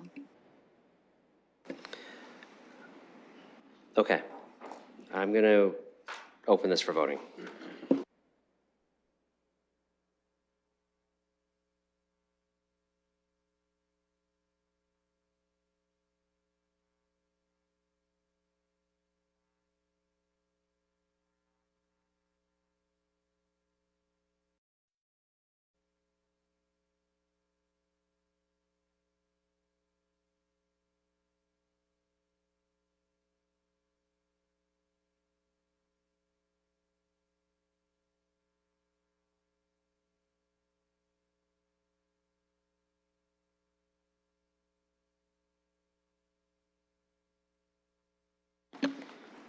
Counselor Ferreira, Counselor Lewis.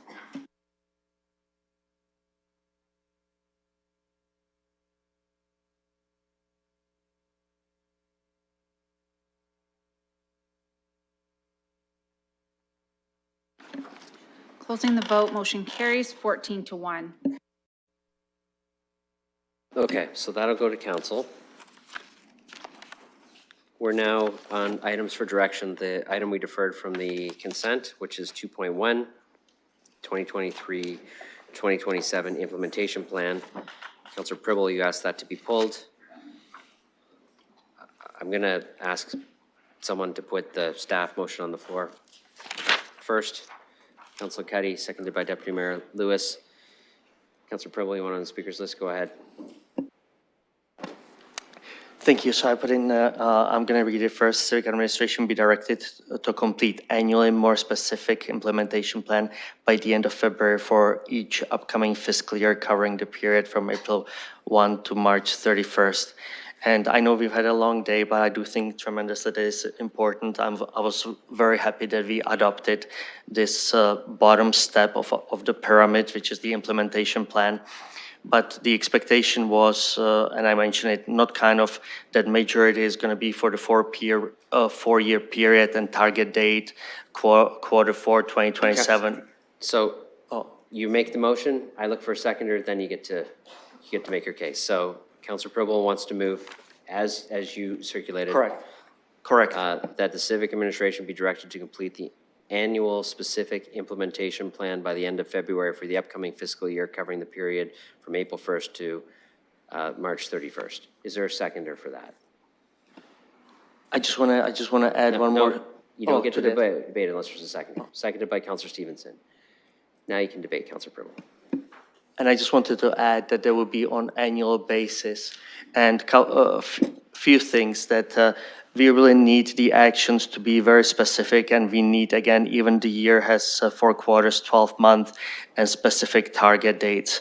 And if we do them, I truly believe, just like many other major organizations, they stay on track and they deliver the results. And I think really we need that, because this, it's not that it's not helpful, but as I said, when we have, they really need to be specific. And I just put an example here, just kind of so you know about promote programs and incentives available through the community improvement plans Q4 2027, right?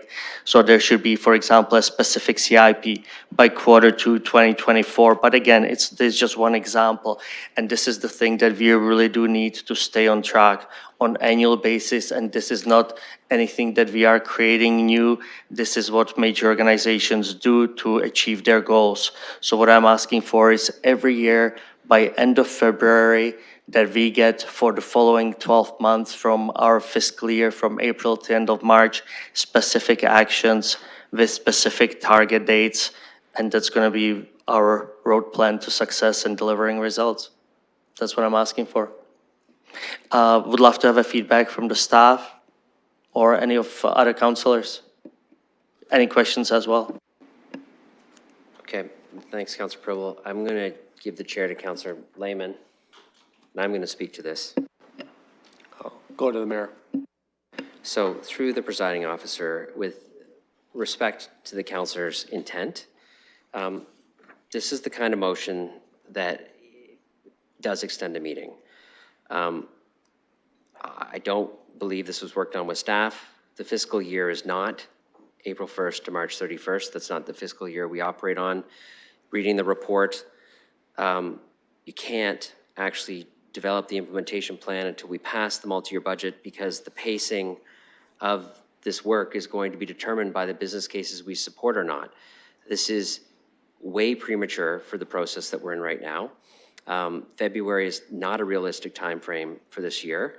The items that staff will put together for the implementation plan, as well as the reporting cycle, I think council needs to see that first before, and then make improvements to it so they can understand how the decisions we've made in the multi-year budget process will implement and change the implementation of the strategic plan. We can see what the annual updates look like. And if the councillor or other members of council feel like that's not the information that is detailed enough or that they're looking for, I would suggest we make changes and adjustments to those reports once we've seen them for the first time. But I don't believe we should be making any changes until we get through the multi-year budget process, because we have no idea at this point how much of the strategic plan will be paced or will be even feasible on the timeframe of this term of council until we've made those really important budget decisions to determine the pacing and timing of it. I'm also, having seen previous strategic plans, I think that we do get a significant level of detail with the reporting. I'm hoping that councillors will be satisfied when they see what that is on a regular basis. And if they feel like we need to move to another level of detail or a different type of implementation or phased planning, we could do that at that time. But again, I think this is a motion that will just going to lead to a lot of discussion that is a little bit ahead of itself and needs a little bit more work before it could even be considered. And I think the councillor needs to hopefully understand what is going to occur with the work that's already going to be generated by staff before looking to make significant adjustments to it or change the workload of staff related to the strategic plan. So those are my comments, and I appreciate you listening to them. I'll hand the chair back to the mayor. Okay, Councillor Stevenson.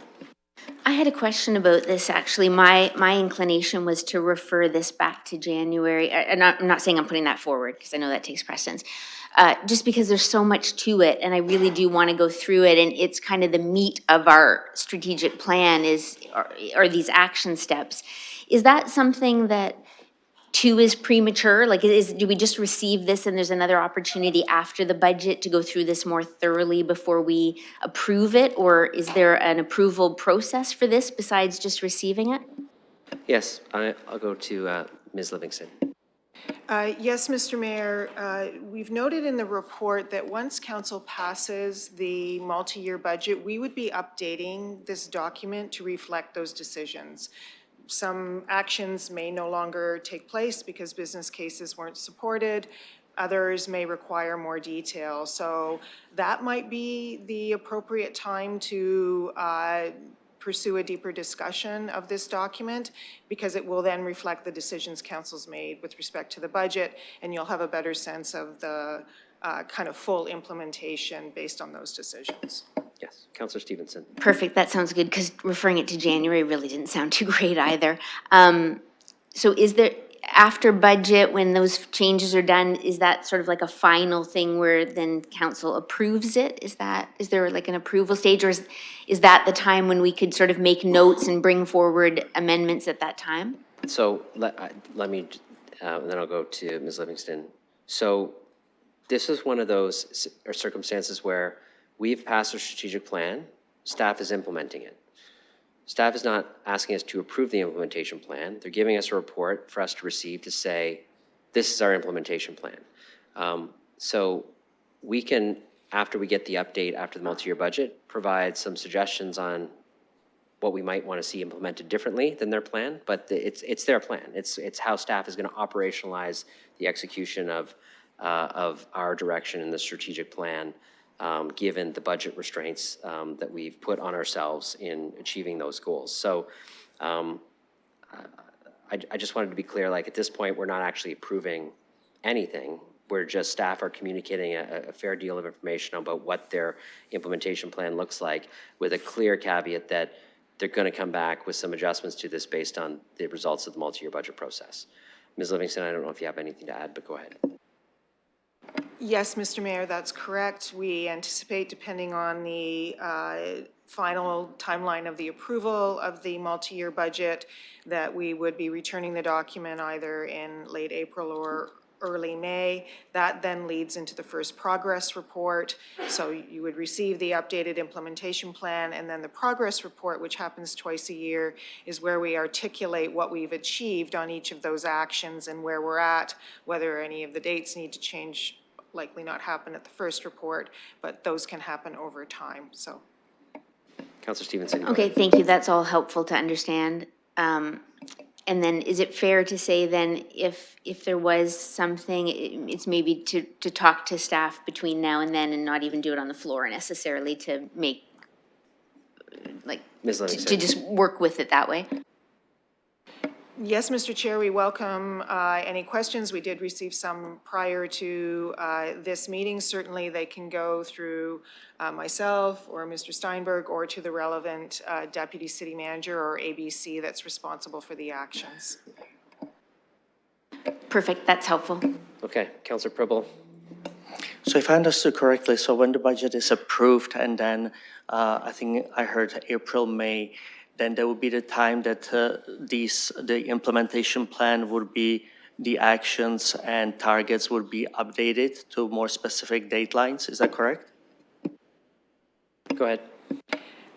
Yes, Mr. Chair, they would, because then we'd have a clear understanding of the pacing. I would also indicate to council that if business cases are, certain business cases are not approved, then the actions would be removed from the plan.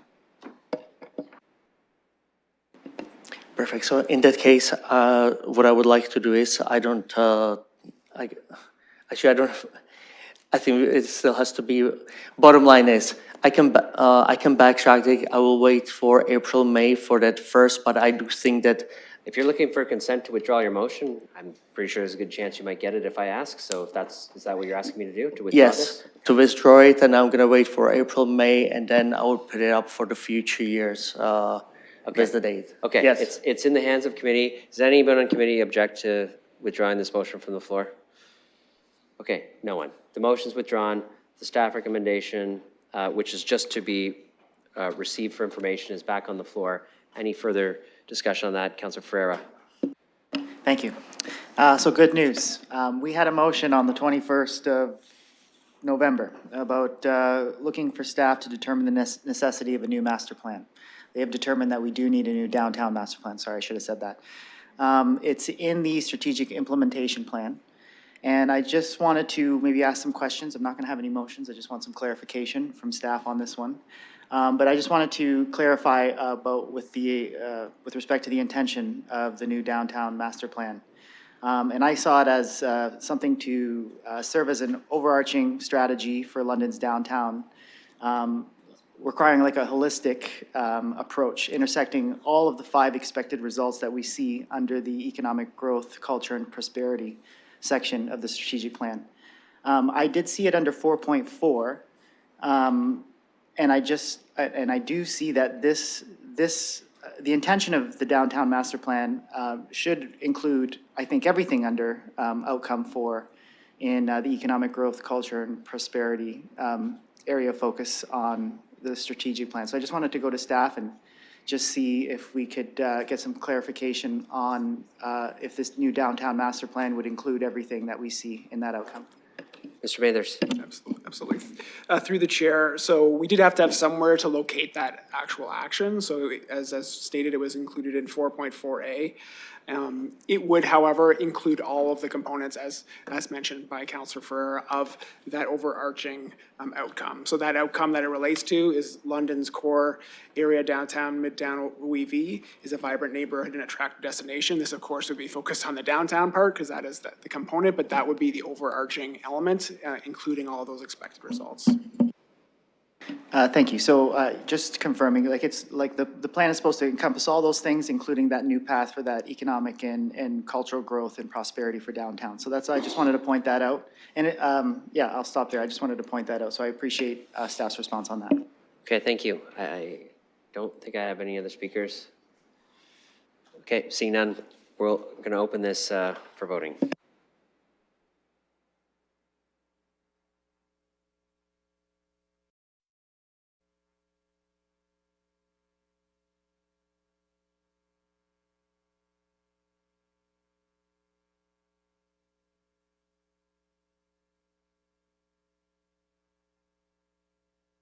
Closing the vote, motion carries 15-0.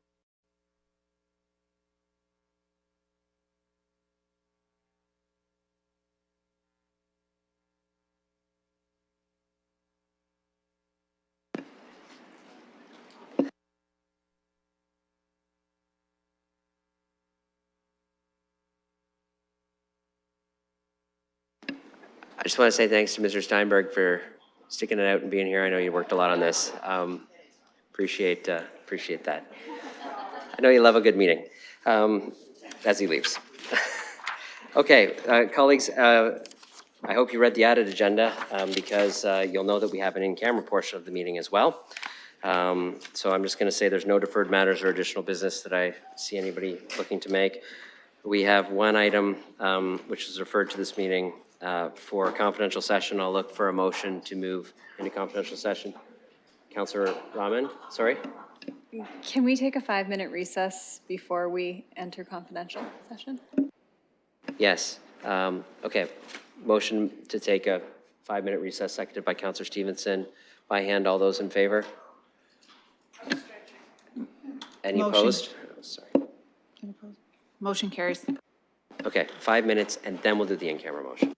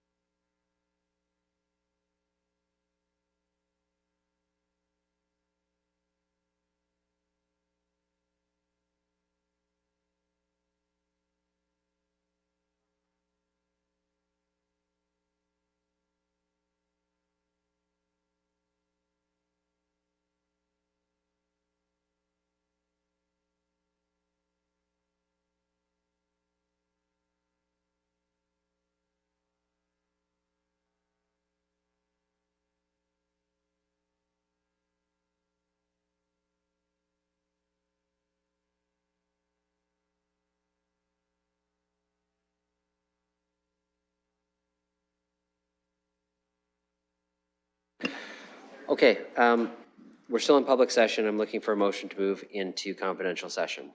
Councillor Hopkins, seconded by Councillor Ferreira. We will open that vote in the system.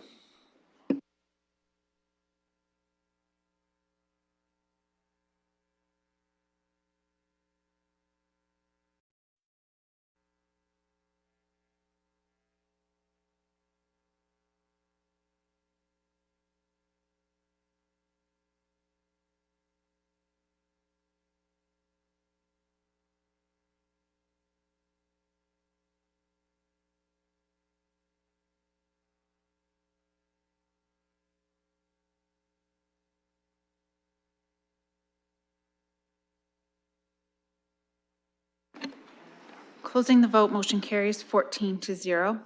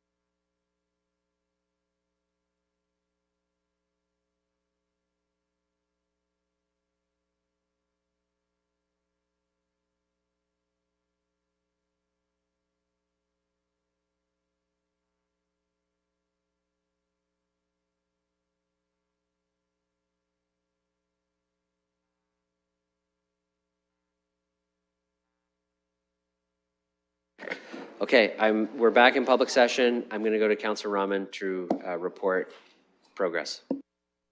Thank you. Through you, progress was made on the item which we went in camera. Okay, with that, we've concluded the items of our agenda. I look for a motion to adjourn, moved by Councilor Van Meerbergen, seconded by Councilor Hopkins. All those in favor of adjournment? Motion carries. And no one, you didn't even give me a chance to say opposed. All right, thanks, we're adjourned.